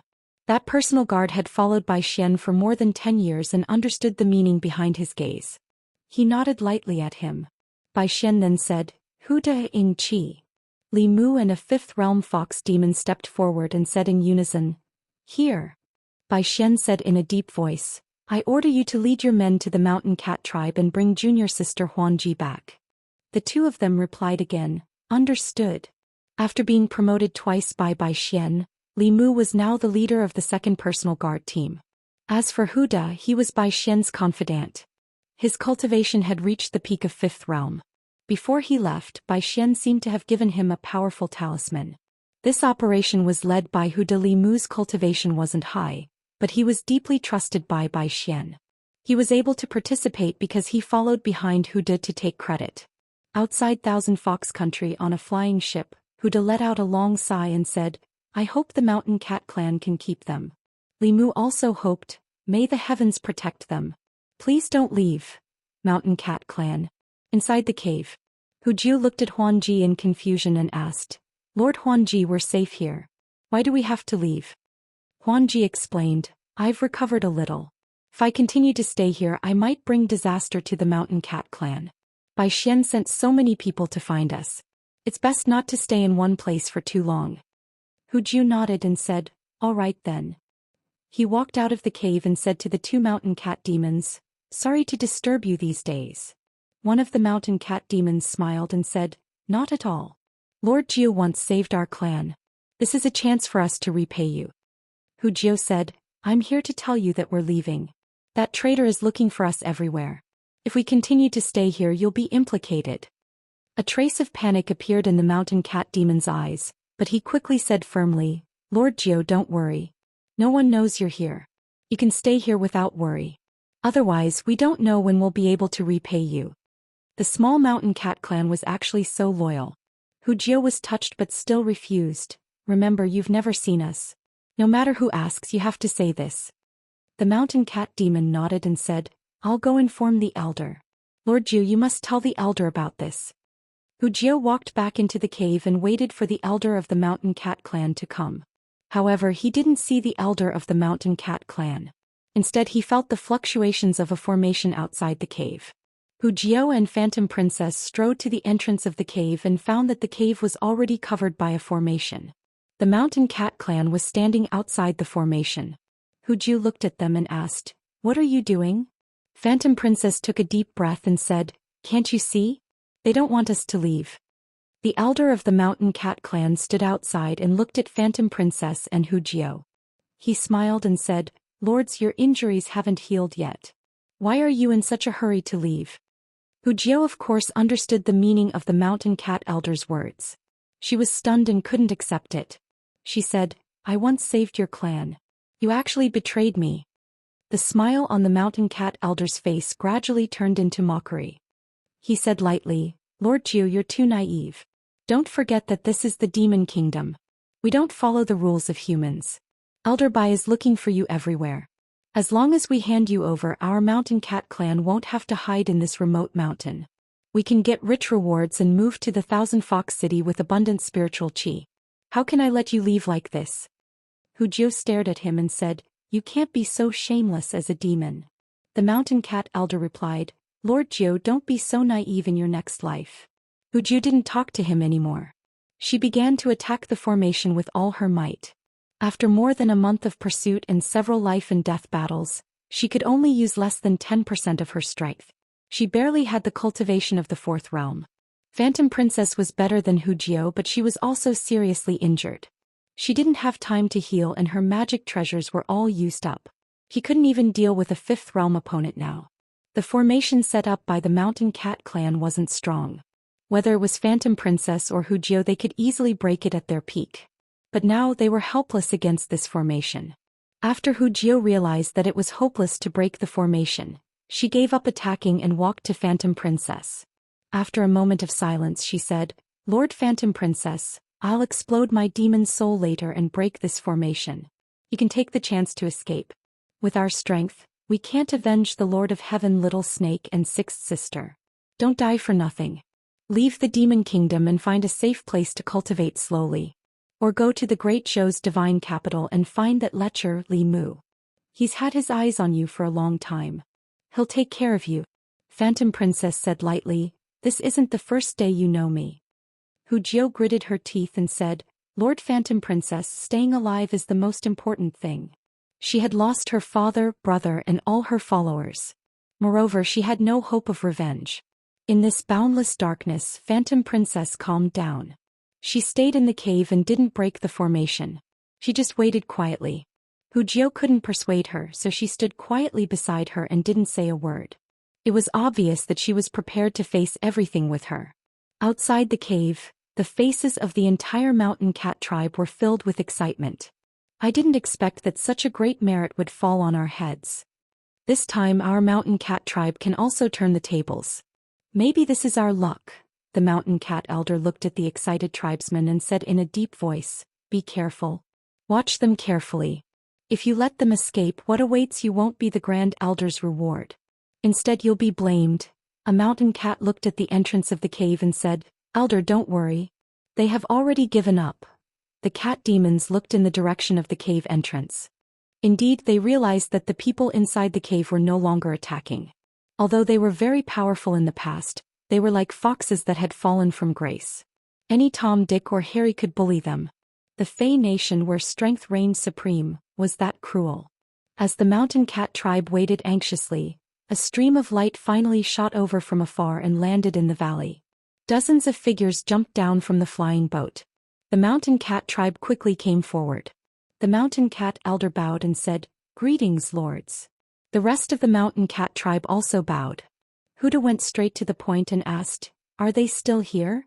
The Mountain Cat elder pointed at the cave that was covered by the formation and said, "Yes, we trapped them in the formation and waited for you to come." Huda patted him on the shoulder and said with a smile, "Not bad. When we return, the Grand Elder will reward you." When the Mountain Cat tribe heard this, their eyes lit up. Huda walked in front of the formation and slapped out. The formation that Hu Jiu couldn't break made a sound like porcelain shattering and shattered. Then Huda stood outside the cave and waited quietly. Soon two figures walked out of the cave. Huda bowed to Illusion Princess and said, "Lord Illusion Princess, come back with us. The Grand Elder has been looking for you for a long time." Illusion Princess said calmly, "Promise me one thing and I'll go back with you. Otherwise, even if you bring me back, half of your people will be left behind." Huda completely believed Illusion Princess's words.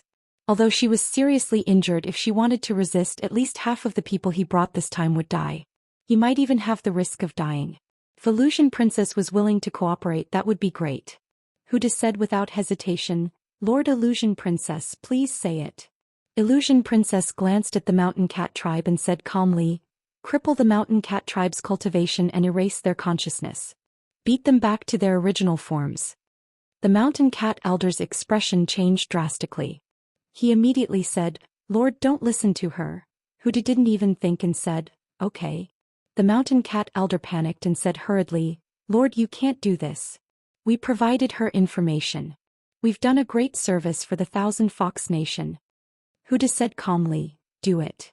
The weakest demon he brought this time was at the peak of the 4th realm. The Mountain Cat elder's cultivation was only at the 4th realm. After a few breaths, all the Mountain Cat demons, including the Mountain Cat elder, were captured. No. No.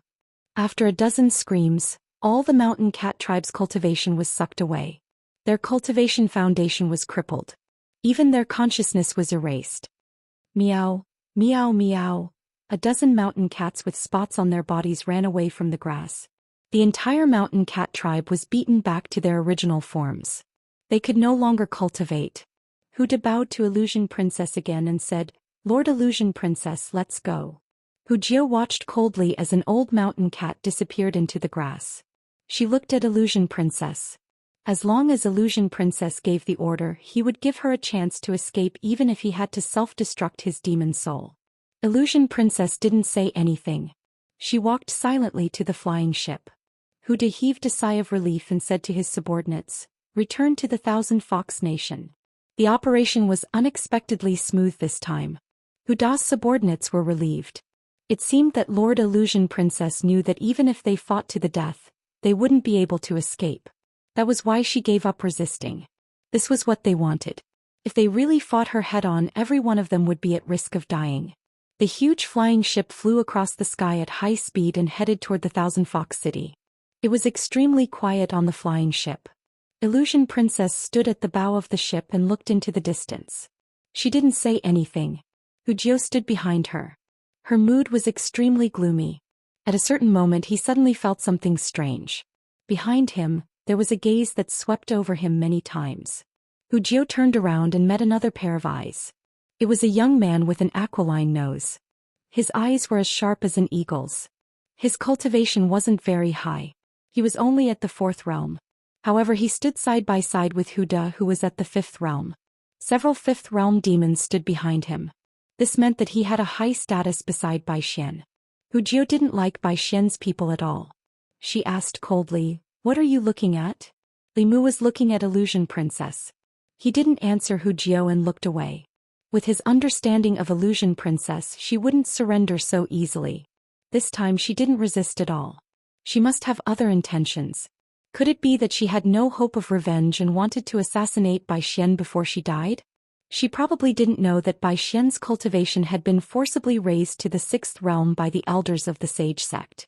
Although his strength hadn't reached the normal 6th realm, he wasn't someone she could deal with now. Hujio felt that gaze again.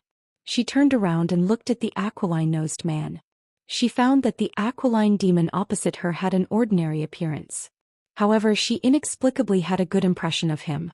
Because of this, Hujio started to doubt herself. When did her taste become so bad? How could she be attracted to this kind of trash? Chapter 479. Thousand Fox Country. Imperial Palace. Bai Xian walked over and asked, "Where is she?" Li Mu and Huda were standing at the entrance of a palace. Huda pointed at the palace behind them and said, "Inside." Bai Xian pushed open the door and entered. What welcomed him were two cold lights. He calmly reached out and grabbed Huanji's two short swords. He shook his head and said, "Junior sister, we haven't seen each other for a long time. Is this how you treat your senior brother?" Bah. Huanji spat and said coldly, "I don't have a senior brother like you."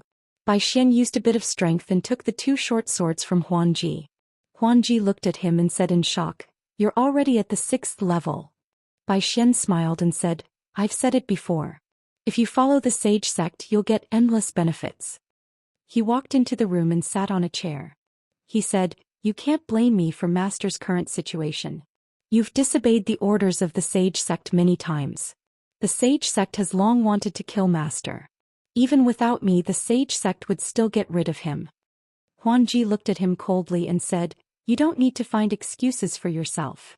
Bai Xian sighed and said, I've already warned you not to go against the Sage Sect. If you follow them, you'll get endless benefits.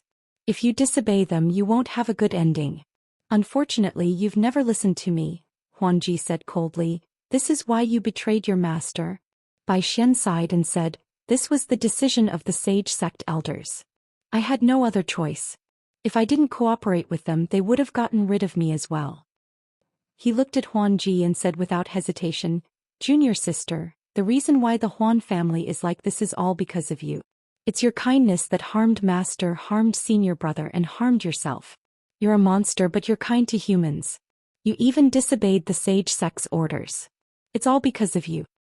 Huanji stood in the room dejectedly. She didn't have any hope in her heart. At this point, she couldn't take back Thousand Fox Country and avenge her father. Killing Bai Xian before she died was her only wish. But now this wish was mercilessly shattered. Bai Xian looked at her and said, Junior sister, you know that I had no choice. If you can forget the past, I will treat you well. I'm even willing to make you the Queen of Thousand Fox as long as you say the word. Huanji glared at Bai Xian and said word by word, Don't even think about it. Bai Xian didn't force her. He just stood up and walked to the door. I'll give you 3 days to think about it. After 3 days, I'll kill a prisoner in the dungeon every day. The first one will be Hu Jiu, the second one will be Huan Yun, and the third one will be Hu Lu. Huanji bit her lips, her nails digging into her flesh. Bai Xian pushed the door open. Li Mu looked at him and whispered, First Elder, you promised that you would leave Hu Lu to me. Bai Xian patted his shoulder and said, Don't worry. You have done a great service to Meizong. When the Sage Sect Elder comes out, I will ask him to help you raise your cultivation level. Li Mu cupped his fists excitedly and said, Thank you, First Elder. Bai Xian looked behind him and said, You don't have to do any other tasks these days. Watch her carefully. If she has any requests, try to satisfy her. If she does anything strange, report to me immediately. Li Mu said with a solemn expression, Yes, sir. When Huanji was locked up in a palace, Hu Jiu was also taken to the dungeon. Here he saw many elders who were loyal to the Lord of Heaven. They were locked up in cells and tortured. They looked withered and weak, and their hearts were filled with sorrow. Until he saw Hu Lu in the next cell. The other elders were chained up with iron chains. Their clothes were ragged and there were many traces of torture on their bodies. Hu Lu was clean and didn't look like he had suffered at all. He was even a little fatter than last time. Hu Lu saw Hu Jiu and said in surprise, You're finally here. Is Lord Huanji here too? Hu Jiu looked at him blankly and murmured, Lord Huanji and I are in Bai Xian's hands. Are you happy? Hu Lu couldn't hide the joy on his face. He ordered the 2 small demons guarding the door of his cell. You two, go out and buy me 5 roasted chickens, 10 spicy rabbit heads and 2 jars of sweet wine. Hurry up. The 2 small demons left happily. The woman in the dungeon was Commander Eagle's woman. They didn't dare to neglect her. As the god of war of Thousand Fox Country, the new elder of Meizong sect, and the favorite of the first elder, Commander Eagle was in the limelight recently. Everyone who saw him would want to curry favor with him. Hu Jiu looked in the direction where the 2 small demons disappeared. Then she looked at Hu Lu and said in disbelief, What's going on? Hu Lu knew that Hu Jiu couldn't keep secrets, so she didn't want to tell him at all. He looked at Hu Jiu and asked directly, Where is Lord Huanji? Hu Jiu lowered her head and said, I was wrong. The damn Mountain Cat clan betrayed us. I shouldn't have saved them. Hu Lu finally confirmed the news and was overjoyed. That's great. Hu Jiu raised his head and looked at her. He seemed to realize something and his face gradually showed extreme disappointment. He stared at Fox 6 and said in a trembling voice, I know. You betrayed us and surrendered to Bai Xian. That's why they treat you so well. Sister 6, you've disappointed me. I've misjudged you again. I've misjudged you every time. What's the use of my eyes? Hu Lu looked at him speechlessly and said, You don't have eyes anymore. Hu Jiu leaned against the wall of the cell. His soul dimmed a little. When he was seriously injured and his life was hanging by a thread, he didn't feel so desperate. He slowly closed his eyes and said sorrowfully, Little snake, I'm going to go down to accompany you soon. Hulu ignored him. When the two small demons came back, she handed him a roasted chicken and a rabbit head and asked, "Do you want to eat the roasted chicken and rabbit head?" Hujio's eyes suddenly opened. He gritted his teeth and said, "Yes, why not?" He walked over and took the roasted chicken and rabbit head, saying, "Even if I die, I'll eat until I'm full. Also, give me a jar of wine." In the dungeon. In the palace where Phantom Princess was, Huda looked at her and tried to persuade her. "Lord Phantom Princess, the first elder is sincere to you. He hasn't crowned a queen yet because he's waiting for you. Why are you so stubborn?" Phantom Princess didn't even look at him and said coldly, "Get out." Huda took a deep breath and didn't say anything else. He looked at Li Mu and said, "I'll leave this to you." Li Mu nodded and said, "Don't worry, I'll keep an eye on her." Huda turned and left. After taking 2 steps, he turned back and said to Li Mu, "Aying, I know you're a pervert, but she's the first elder's woman. Control yourself and don't be too presumptuous." Li Mu said unhappily, "Am I such a ing? Although I'm a pervert, I have a bottom line. Even the first elder trusts me, but you don't trust me." Huda let out a breath and said, "I'm relieved that you know." This time he left with a peace of mind and closed the door of the hall. Elder Phantom Princess wasn't a normal 5th realm cultivator. Even if her cultivation was less than 10%, she still couldn't be underestimated. There had to be someone watching her 24 hours a day. In terms of endurance and focus, no one was more suitable than Ying Qi. After Huda left, only Li Mu and Phantom Princess were left in the room. Li Mu walked to the door and confirmed that Huda was far away. There were only 2 lesser beasts guarding outside. He then walked to Phantom Princess's side. Before he could speak, Phantom Princess said coldly, "If you want to persuade me to become Bai Xian's queen, then shut up and don't waste your breath." Li Mu shook his head and said, "What I want to tell you is that if you rely on others, you can only become the queen. If you rely on yourself, you can only become the queen." Bai Xian's subordinates definitely wouldn't talk to her like this. Phantom Princess's expression froze and then she suddenly stood up. She looked at Li Mu and asked, "Who are you?" Although he had already taken out a magic artifact to hide the secrets of the heavens and no one could see this place, Li Mu still couldn't be honest with her here just to be safe. Li Mu didn't say much and continued, "This isn't a place to talk. Sit down and send your primordial spirit out. I'll take you to a place." Phantom Princess only hesitated for a moment before following Li Mu's words and sat down. In such a desperate situation, any choice she made could not possibly be worse than the current situation. Then her primordial spirit left her body. An illusory figure also floated out of Li Mu's body. Then the 2 primordial spirits disappeared. The 2 little demons outside the hall seemed to have heard some movement inside. They turned around to take a look and vaguely saw 2 figures. Then they relaxed and continued to slack off. Inside the hall, Li Mu and Phantom Princess were like statues, one standing and one sitting. In the Beast Emperor space, 2 illusory figures appeared at the same time. Phantom Princess turned around and looked at the person beside her. She could no longer remain calm and said in shock, "It's you." Her voice was filled with shock. After the shock, it was joy. Even she didn't know why, but the moment she saw this face, her heart immediately calmed down as if she had found someone to rely on. Li Mu smiled and asked, "Are you surprised? Are you surprised?" Phantom Princess floated in the air in a daze.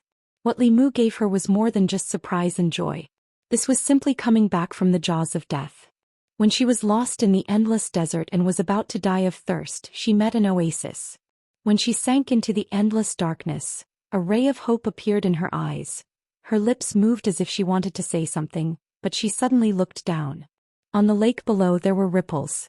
Phantom Princess waved her hand at the lake and something flew out from the bottom of the lake. She held it in her hand. This was a spiritual jade. In the middle of the spiritual jade, there was a mark similar to a drop of blood. Li Mu looked at the spiritual jade in Phantom Princess' hand that contained a drop of her essence blood. He was completely stunned. At this moment he and Phantom Princess experienced what a surprise was. Chapter 480. Li Mu had been thinking about Illusion Princess day and night. When he saw her again, he was so happy that he forgot that in order to not expose his identity, he threw the spiritual jade that contained Illusion Princess essence blood into the lake in the Spirit Demon King's dimension. Now that he brought Illusion Princess Essence Soul in, wasn't he walking right into a trap? Li Mu used the clear heart art to calm his heart. His face didn't change at all as he asked Illusion Princess, "What is this?" Illusion Princess looked at the spiritual jade in her hand and then looked at Li Mu's Essence Soul. She said, "I should be the one asking you this question. Why is this item in your hands?" "What in my hands?" Li Mu glanced at her and said, "You clearly took it out from the lake yourself. Isn't it just a spiritual jade? If you like it, I'll give it to you. Let's not talk about this anymore. I brought you here because I have something more important to talk about." Illusion Princess waved her hand and said, "Let's not rush other things. Tell me first, why is this spiritual jade in your hands?" Li Mu thought about it and said, "I think I got it from the Jiujiang Second Prince's palace. I remember that I got a lot of spiritual jades. This piece of spiritual jade was flawed, so I threw it into the lake. Let's not talk about this spiritual jade anymore. I didn't take such a big risk to talk to you about this." Illusion Princess put away the spiritual jade and asked, "Did you also reach the 6th realm? When did you learn the art of disguise?" Li Mu's lips moved, but he didn't know how to explain. Illusion Princess was probably the smartest fox he had ever seen. All of her questions hit the nail on the head and went straight to Li Mu's weakness. She wanted Li Mu to understand that not all foxes were like Xiaobai. Li Mu looked at her speechlessly and asked, "Aren't you curious why I'm in Thousand Fox Country and why I brought you here?" Phantom Princess lightly said, "The unification of the Fey Kingdom is the most disadvantageous to the Great Zhou. Therefore you must have come here to prevent the unification of the Fey Kingdom. The Tianlang Kingdom has sided with the Demon Dao. The Snake and Bear tribes have never allied with humans. You want to obtain the support of the Fox tribe to resist the Tianlang Kingdom. Am I right?" The topic had been cleverly changed by him. Li Mu crossed his arms and said, "Go on." Huan Ji continued, "The Great Zhou cannot interfere with the Shifter Nation's affairs. Once you enter the Shifter Nation, the various Shifter tribes will quickly join forces. Therefore you can only divide the Shifter tribes from within. The best way is to support the Fox tribe, but the Fox tribe is currently under Bai Xian's control. Therefore you want to help us regain control of the Thousand Fox Nation, thus slowing down the serious tribe's unification of the Shifter Nation and ending the Great Zhou's siege." She turned to Li Mu and said, "I'm done. It's your turn." Li Mu shrugged and said, "You're done. What else can I say?" Huan Ji was silent for a while, then asked, "What do you plan to do?" Including Bai Xian, the Bai family has 2 6th realm elders and 3 7th realm elders from the Demon Dao. Unless you can invite at least 3 upper realm elders from the Great Zhou, it's impossible to succeed. Li Mu shook his head and said, "There's only 1 7th realm elder from the Demon Dao here. Moreover, he was seriously injured when encircling your father. There's nothing to be afraid of. As long as I can find his location, I can make him even more injured and no longer be a threat." Huan Ji continued, "The Wolf Tribe's Blue Demon Wolf King has already joined the Demon Sect. Once something happens to Bai Xian, he won't sit idly by." Li Mu said confidently, "I have my ways. As long as I don't let him join forces with the Sage Sect Elder who has recovered from his injuries, I can still handle 1 Blue Demon Wolf King. Not to mention the 8 demonic corpses. After setting up the formation, they could withstand a 7th realm elder. Even if they couldn't withstand it, Li Mu could release the law bell and cover the entire Qianhu nation. A mere Blue Demon Wolf King could only watch from the outside. Of course, the premise was that he had to deal with the Sage Sect Elder first. At the very least, he had to make him completely lose the ability to fight. Facing 2 7th realm elders and without a 7th realm elder controlling the law bell, Li Mu didn't know if the law bell could withstand it.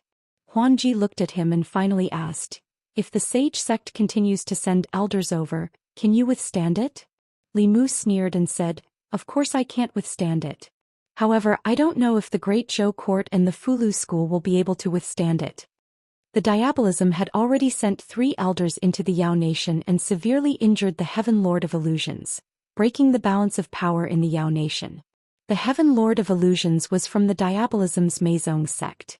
To a certain extent, this was Meizong's sect cleaning up their ranks. Cleaning up their ranks was one thing. Directly interfering in the internal affairs of the Yao Nation was another. After severely injuring the Heaven Lord of Illusions, they didn't directly help the Tianlang Nation and Qianhu Nation unify the Yao Nation. They only left 1 elder behind to act as a deterrent. The other two elders returned to the Sage sect. Not to mention whether the Sage sect could mobilize other Seventh Realm elders. Even if they could, the significance of them entering the Yao Nation again was different from the last time. The Diabolism's cleaning up of their ranks was none of others' business. However, if the Diabolism dared to openly help the Tianlang Nation or attack the Qianhu Nation that had already left the Diabolism, directly interfering in the internal affairs of the Yao Nation, the Great Zhou Court and the Fulu School would have a reason to act. Whether it was the Diabolism, the Orthodox sect, or the Imperial Court, none of them wanted to see such a thing happen. This was the bottom line and tacit understanding that all the forces had always abided by. Phantom Princess finally had no more questions.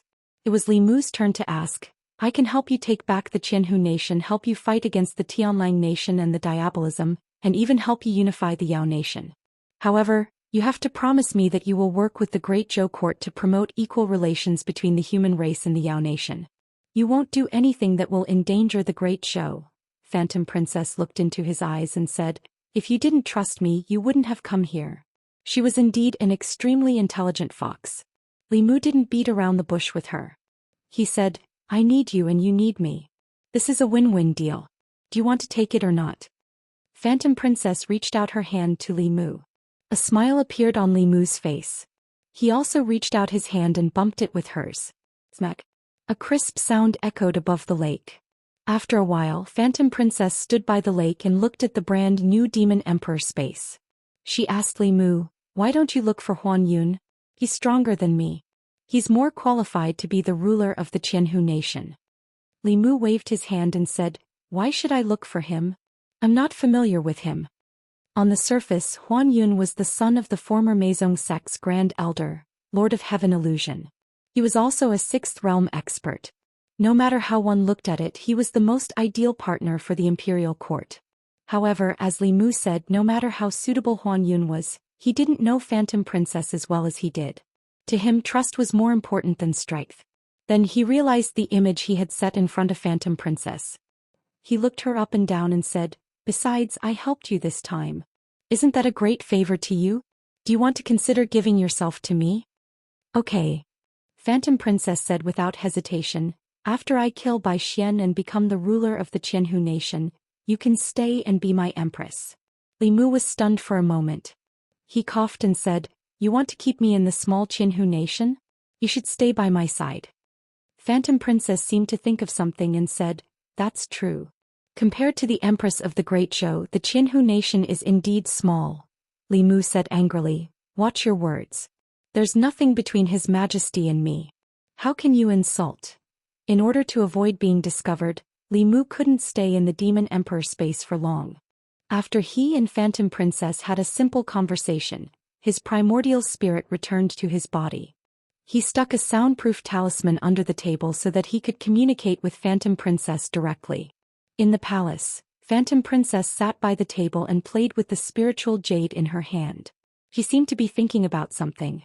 Li Mu stood to the side and thought about how to find the elder of the Sage sect. If he suddenly mentioned this, it would arouse Bai Xian's suspicion. However, if he delayed and waited until Bai Xian's injuries were almost healed, things might not develop as planned. While Li Mu was completely focused on this matter, Phantom Princess, who was sitting at the table, suddenly said, little snake, help me massage my shoulders. Li Mu habitually walked behind her and put his hands on her shoulders. After a few gentle massages, his hands suddenly became stiff. Phantom Princess stood up and looked at his face. She sneered and said, should I call you little snake or Li Mu?